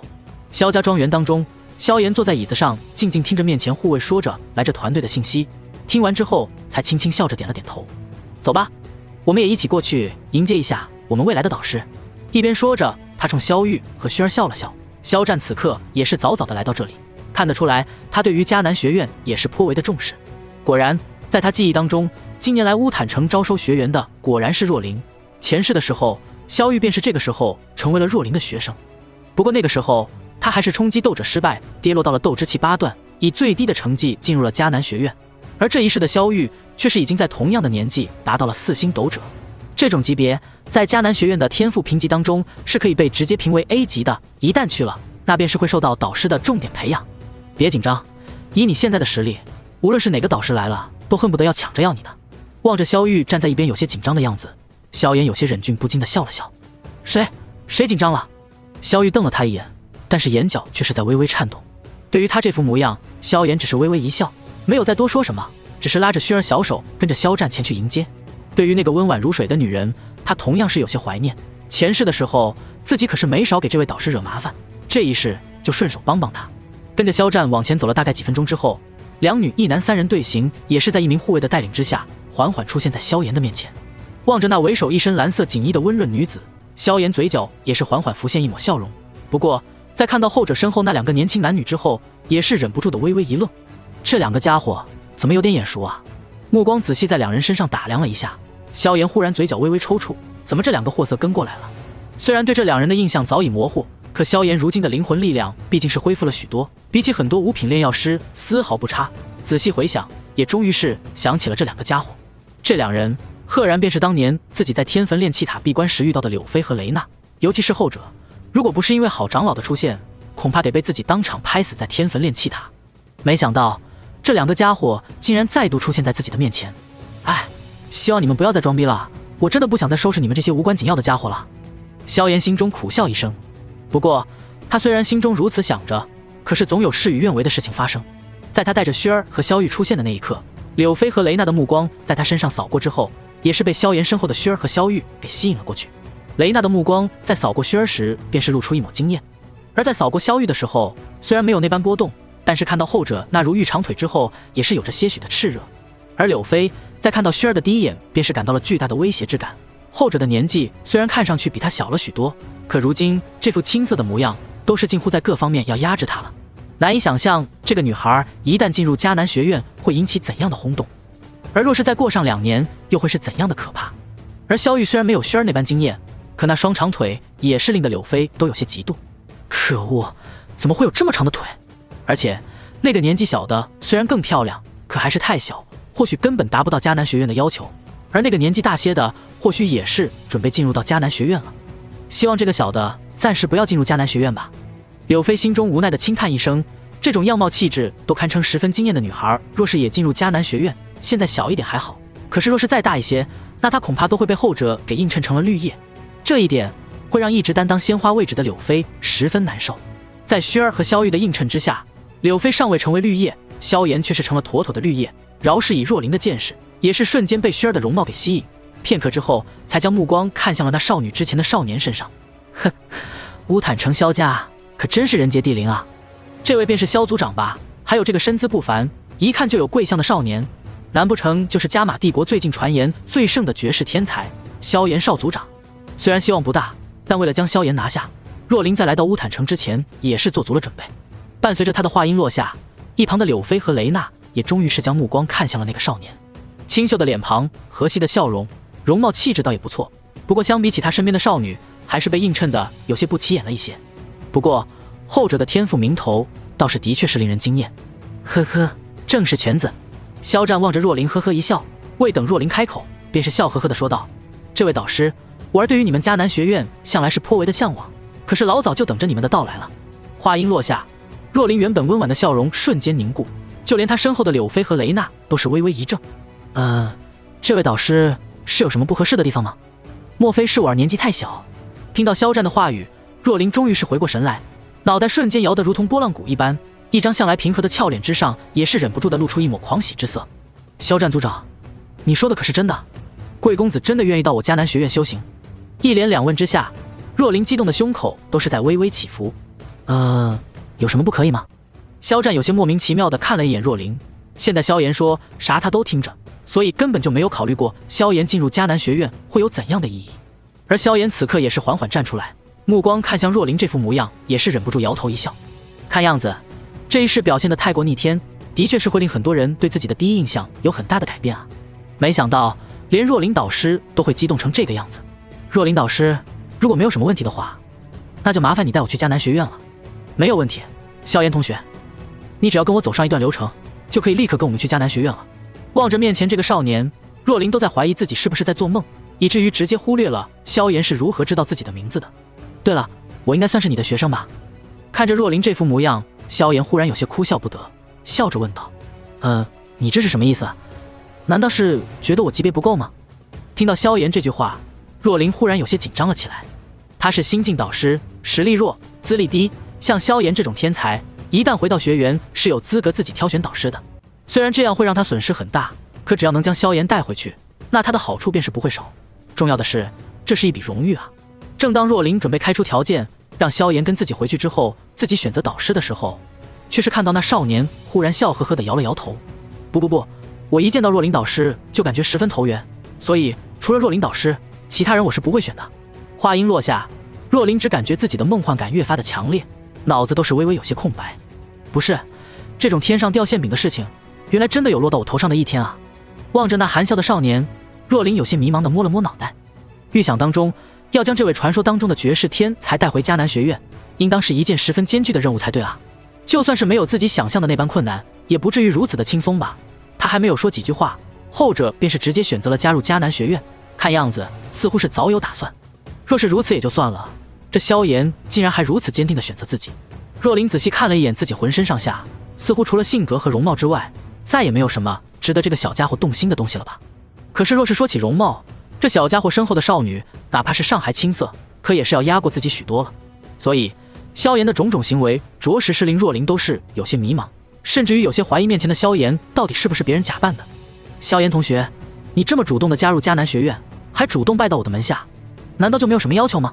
若琳轻轻咽了一口唾沫，她现在倒是很希望萧炎提点什么要求，要不然这个天上掉下来的大馅饼她吃的实在是不安心。要求？萧炎看了一眼若琳，嘴角也是微微露出一抹笑容道：当然有。听到萧炎的话语，若琳不但没有任何的不满，反倒是暗自松了一口气，就知道这个小家伙肯定有什么目的，不然怎么可能这么的顺利？不过机会就摆在面前，我说什么都不能把这个馅饼给弄丢了。心中思虑片刻，若琳便是很快笑着开口道：萧炎同学，只要老师能够办得到的事情，你可以尽情的提出要求，超过老师权限的问题，老师会想办法满足你，不过希望你的要求不要太离谱。说完这些，若琳已经是深吸一口气，等待着萧炎提出一些匪夷所思的要求。我的要求很简单，那就是把他们两个带去迦南学院，而且他们也都要跟在我身边，也就是一直待在若琳导师的班里。萧炎笑盈盈地说道：还有呢？看了萧炎背后年龄还要更小一些的轩儿，若琳心神微动，却是没有多说什么。没有了，就这点要求。若琳有些茫然地看了萧炎一眼，最后又看了一眼萧炎背后的轩儿和萧玉，红唇微微张了张道：你身后的这两位姑娘，该不是不能修炼斗气吧？听到若琳的话语，萧炎嘴角微微抽搐了一下，最后无奈地叹道：当然可以。哦，那就没有问题了。若琳微微松了一口气，只要能够修炼斗气，那便是能够操作。虽然迦南学院招收学生的标准是要在18岁之前达到斗之气8段，可并不代表着其中所有的学生都是这种资质的。无论是怎样的势力，都是有着一群特殊人群的存在。迦南学院当中，自然也有着一小部分这样的人存在。不过，这类人虽然既然是少数人，自然是有着超高的条件。第一种是这些人身后的家族长辈花费巨大代价和价钱给学院，利用金钱的力量将这些人给送进去。第二种则是这些人的长辈实在是太过强大，甚至就连学院那些长老和副院长都欠着对方人情，到了这个位置也算是学院的重要人物，自然是可以有着那么1-2个的特权名额。而第三种便是因为某个学生实在是太过优秀，那便是会被学院重点关注。有些时候为了这样的学生，一些长老都要大打出手，亲自登门拜访，开出各种令普通人眼红的优秀条件。这种学生已经具备了向学院提出一些条件资格，自然也可以选择带1-2个族人或是青梅竹马进入迦南学院。不过这第三种事实上反倒是最少见的，因为要达到令迦南学院都重视的程度，后者的资质至少也要达到 S 级才行。其次便是这种天才身边的人物往往也是颇为的优秀，别的不说，达到学院的门槛一般是没有问题的。所以这种情况就算是迦南学院也是许多年才会遇到一个。没想到这个萧炎还是个重情重义之人，自己进迦南学院竟然还不忘资质不好的青梅竹马和族姐。想到这里，若琳看向萧炎的目光也是多了几分尊重。不过在看到薰儿那张漂亮到没有任何瑕疵的小脸之后，他心中也是有些释怀了。如此堪称绝色的美人胚子，恐怕没有几个男人能够舍得放下，就算是斗王、斗皇，也不是能够轻易拥有这等角色的。这小家伙倒是艳福也不浅啊。若琳心中已经是将萧玉和薰儿当成了资质稍微差一些，或许还达不到要求，但是与萧炎关系相当之好的女孩。不过萧炎提的要求倒是一点都不难办，只要这两人能够修炼斗气，他便是有权利将两人带回，这是学院赋予 S 级学生的特权，导师同样是拥有着先斩后奏的权利。而萧炎还不是一般的 S 级学生，12岁成一品炼药师，13岁成斗师，他的资质放眼迦南学院的历史都是可以排到前3，如果硬要评价的话，那应该是 SSS 级的史诗级天才。这样的天才只要正常修炼，便是可以成为斗气大陆的一方强者了，而只要有着一些机缘机遇，那便是有望问鼎整个斗气大陆的金字塔顶端，成为李长老口中那种可以问鼎斗气大陆的超级强者。所以这点特权他连想都不用想就能够答应了。别说他有这个权利，就算他没这个权利，他也得想办法把萧炎争取过去。哼，萧炎同学，既然老师已经答应了你的需求，那你看我们是不是可以先去迦南学院的地盘验证一下，然后做个登记？虽然还是感到有些轻松，可是萧炎在提了要求之后，若琳反倒是松了口气，当下有些期待而客气地看着萧炎。望着若琳那一脸客气，恨不得把自己捧起来的模样，萧炎都是忍不住有些哑然，于是也是连忙点了点头。那就麻烦若琳导师带路了。呵呵，不麻烦，跟我来吧。经过一段时间的谈话，若琳也是微微一笑，俏脸终于恢复了以往的温柔，回过头对着柳菲雷娜示意一下，然后便是带着众人前往迦南学院的营地。我们也跟过去吧。萧炎微微一笑，握着薰儿玉手便是向前行去。雷娜和柳菲对视一眼，目光同时在薰儿身上扫过，意味却是完全不同。没想到这个小姑娘竟然也要进入迦南学院。此刻的若琳自然是不知道两人心中所想，当下便是带着萧炎一行人很快来到迦南学院的营地。在进入这营地的瞬间，四周军士身上那可怕的杀气便是令萧玉微微腿软，反倒是薰儿稍微好上一些。你看把你吓得。望着萧玉这副模样，萧炎笑着摇了摇头，伸手扶住萧玉的手臂。我没事。萧玉俏脸微白，但还是挣扎着摆脱了萧炎的搀扶。对于他这个倔强的模样，萧炎也是不再多说什么，只是脚步放慢了一些，笑着带他过去。望着这一幕，若琳和柳菲雷娜都是微微诧异了一下。在这帝国精锐甲士的杀气面前，就算是一些佣兵都有可能会心中发怵，可萧炎和他的小女友竟然一点都不在意，单单是这一点便是证明这二人颇为不凡。传闻当中，这萧炎曾经为了另一个女子击杀了2位斗师，果然是有可能的。不过他这小女友怎么也这么淡定。穿过甲士的圈子，萧炎和若琳也是终于来到了迦南学院周围的几个帐篷处，而若琳此刻也是从那戒当中取出一个巴掌大小的石碑，宛如一道缩小了的测验膜石碑一般。萧炎同学，虽然对你的名声早有耳闻，不过还是麻烦你再测试一下吧，这也是学院的要求，我是需要登记一下的，希望你可以理解。若琳玉手托着石碑递到萧炎面前，轻声笑道：没有问题。对于这一点，萧炎也是没有推辞，甚至都没有打算隐藏实力，手掌轻轻搭在那石碑之上，斗气直接灌输其中。将来去了迦南学院，以薰儿的容貌肯定会引来一堆苍蝇，为了避免这种麻烦，他不在乎暴露部分实力。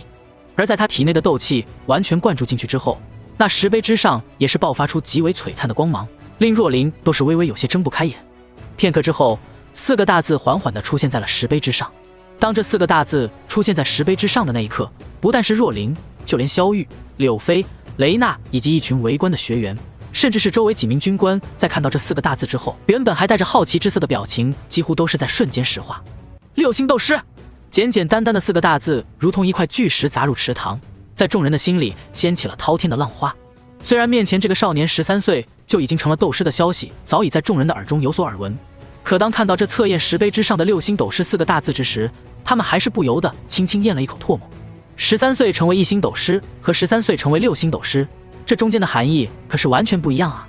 就如同迦南学院的招生标准，同样在20岁之前成为1星斗者和5星斗者，中间的潜力评价差距可是巨大的。13岁就能6星斗师了，那他14岁难不成就能成为大斗师不成？想到这里，许多人都是不由得有些惊骇。一旁的雷娜在看到这4个大字的时候，也是嘴角不由得抽搐了2下。他今年20岁，成为5星斗师已经是放在迦南学院都堪称极为不错的天赋了，也是他引以为傲的资本。可是面前的萧炎却是在13岁的年纪，修为已经胜过他一筹了。自从出生以来，雷娜都是未能遭到过如此重大的打击，而那些普通学员更是不必多说，他们在13岁的时候可都连进入迦南学院的资格都没有达到呢。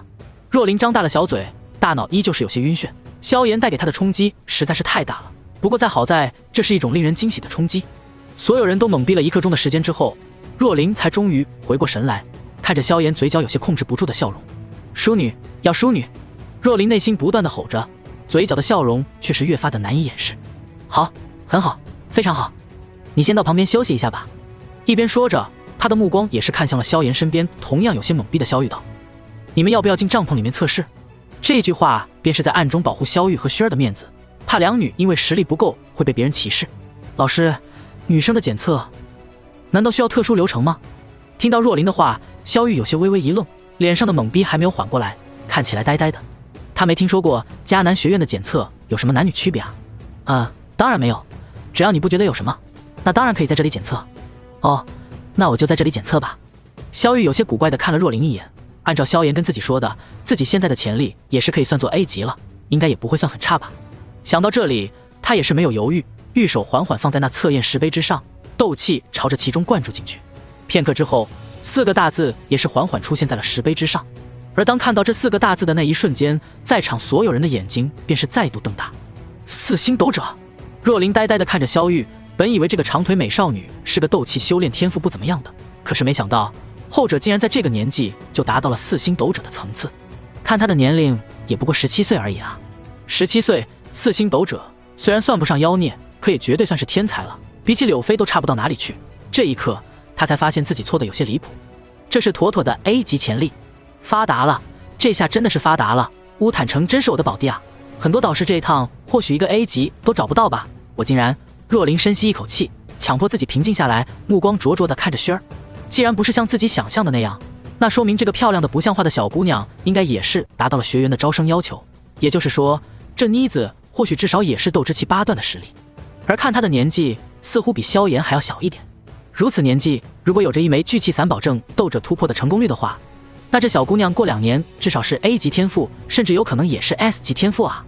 若琳心跳骤然加速，脸上的笑容都在颤抖，目光看向薰儿笑道：“小妹妹，到你了。”闻言，薰儿也是轻轻点了点小脑袋，在萧炎含笑的目光当中快步向前，最后纤细小手轻轻放在那石碑之上，伴随着斗气灌注，4个大字再度出现在那石碑之上。而看到这4个大字的那一瞬间，所有人的脸上都是露出了茫然的神色，他们轻轻揉了揉自己的眼睛，有人甚至扇了自己一个耳光，确定不是做梦之后才重新看向那4个大字：5星斗者。在这几天的时间里，萧玉和薰儿也是各自再度突破1星，而薰儿的实力也是在13岁便是达到了所谓的 S 级。5星斗者！若琳有些恍惚地看了一眼这4个大字，狠狠地抽了自己一巴掌，在确定不是做梦之后，忽然娇笑一声，然后石碑落地，朝着后方晕倒过去。若琳导师，若琳导师，你怎么了？见到若琳直挺挺地倒下，萧炎微微一愣，然后连忙出手将后者给扶住。萧炎望着这张清秀年轻的脸庞，若琳嘴角微微蠕动。你告诉我，这一切都是真的吗？望着若琳这副模样，萧炎嘴角微微抽搐，最后还是轻轻点了点头。不错，你看到的这些都是真的。哈哈哈哈，那就好。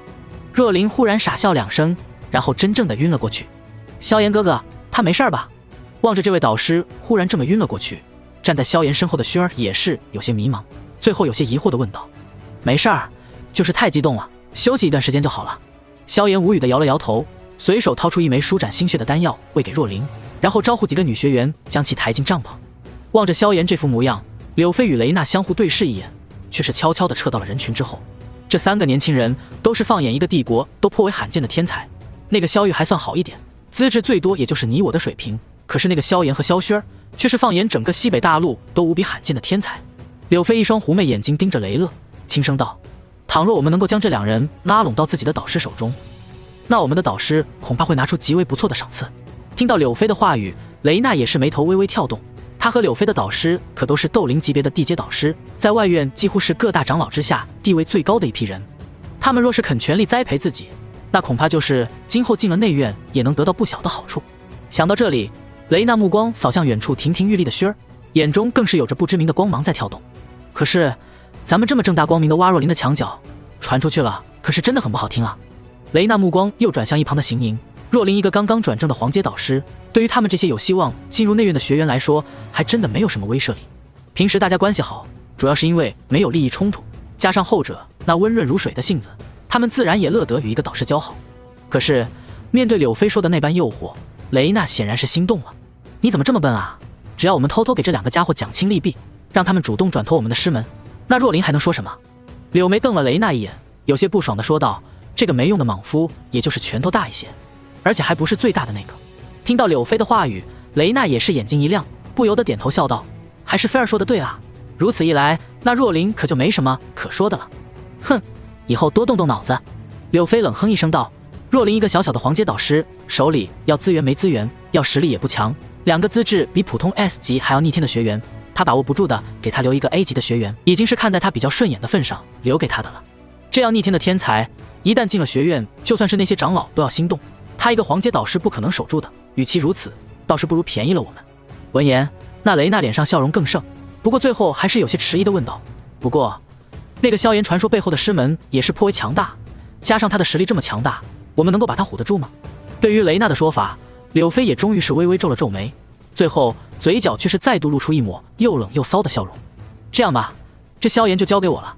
那个叫做薰儿的丫头就交给你来说服，如何？对于薰儿的美貌，柳飞从第一次遇到就是十分的忌惮，若是将她带到自己的导师手里，那她美貌的优势将大打折扣，于他而言有害无利。相反，若是能够拿下萧炎这个绝世天才，那对他的成就感可就大多了。对于导师手下的那些个舔狗，甚至就算是雷娜，柳飞都早就厌烦了。他希望有一个像他表哥柳晴那样优秀的男人作为他的护花使者。萧炎的实力或许还差一点，可他的天赋却是比柳晴更加可怕。或许等他成长到柳晴的年纪，实力会远远超过现在的柳晴，也未必不可能。想到这里，柳飞心中便是更加兴奋，心中甚至有着一种正太养成的病态兴奋。至于萧薰儿，虽然确实比自己更漂亮，可是她终究都未曾发育完，小荷才露尖尖角的年纪，如何比得上她前凸后翘？13岁的小屁孩，说几句花言巧语，再给上点甜头，便是得乖乖上钩。那个女孩交给我。雷娜心中微微一颤，但是脸上还是露出一抹舔狗的笑容。这不太好吧？你不会吃醋吗？我吃你什么醋？我们不是朋友吗？柳飞有些古怪地看了雷娜一眼，然后不屑冷笑一声道：你要是能拿下那个叫薰儿的女孩，我不但不吃你醋，而且还得给你送上一份大礼。对于后者这副冷笑，雷娜却是选择了无视，然后嘿嘿笑道：放心吧，菲儿，我的心里只有一个太阳，那就是你。不过既然你选了这个萧炎，那我就把这位学弟让给你了。对于雷娜的说法，柳飞只是淡淡一笑，旋即便是不再理会前者，已经迈着摇曳的步伐朝着萧炎走去。妈的，又跟老子装起来了！看着柳飞这副模样，雷娜眼中露出一抹不爽，目光再度转向薰儿的方向，却是露出一抹灼热。要是能把这个女孩泡到手，你柳飞又算是什么东西？求着我都不会用你。雷娜心中默默吐槽2句，然后有些灼热的朝着薰儿走了过去。萧炎学弟，我找你有些事情，不知道萧炎学弟可否赏脸过来一下？萧炎正百无聊赖地站在原地，结果便是听到一道略带几分温柔的声音传来，扭头一看，赫然便是柳飞笑盈盈地出现在自己的面前。哦，是柳学姐啊，有什么事在这里说吧。萧炎扫了一眼柳飞，他对这个女人印象不怎么好，因此对于柳飞的事情也是不怎么感冒。你被萧炎一句话堵住，柳飞只感觉胸口都有些发闷，不过想到后者的天赋，他终于还是耐住了性子。学弟，这件事情关系重大，恐怕我要当面与你说个明白才行。一边说着，他还有些楚楚可怜地看着萧炎。柳飞的颜值虽然比不上薰儿，甚至就算是比亚飞云玉纳兰嫣然之流都要差上些许，可终究也能算得上是美人了。如此表情之下，几乎是令周围的许多男学员都看直了眼睛。这一路上，柳飞何时对着他们露出过这样的脸色？不过很可惜的是，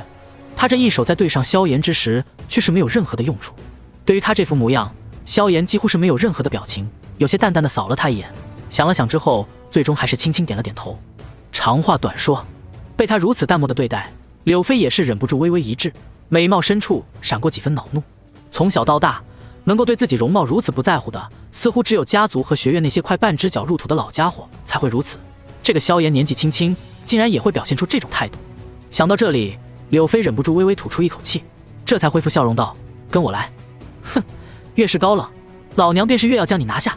柳飞望着萧炎，倒是没有气馁，反倒是更加的多了几分兴趣。征服这种家伙，可比对付雷娜有意思多了。萧炎没有多说什么，只是跟着柳飞来到某处帐篷的后面，望着萧炎的目光，柳飞深吸一口气，最后才轻声笑道：“萧炎学弟，不知道你有没有兴趣成为一名地阶导师的学生？”说罢，他便是笑盈盈地看着萧炎，胸中已经是将地阶导师带的学生能有多少好处渲染得十分诱人，就等着萧炎一脸天真的询问了。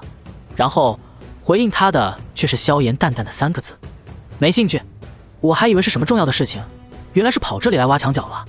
望着柳飞那忽然变得有些尴尬和难看的脸庞，萧炎心中冷笑一声，摇了摇头道：“还有别的事情吗？没有的话，我就走了。”说罢，便是准备转身离去。望着萧炎这副准备离开的模样，柳飞嘴角微微抽搐2下，最后才急忙开口道：“等等，你难道就不想知道选择一位地阶导师会对你在学院的前途有什么影响吗？”萧炎脚步忽然一顿，转过头，有些看傻子一样的看着柳飞：“地阶导师很强吗？他是能把5、6品的丹药炼给我当豆子吃，还是能给我地阶的功法斗技？又或者，他能够派副院长给我当护卫？”话音落下，柳飞的脸庞也是微微呆滞了些许。他才想起来，这萧炎背后的师门实力似乎非常不一般，听说他的护卫都有斗皇的实力。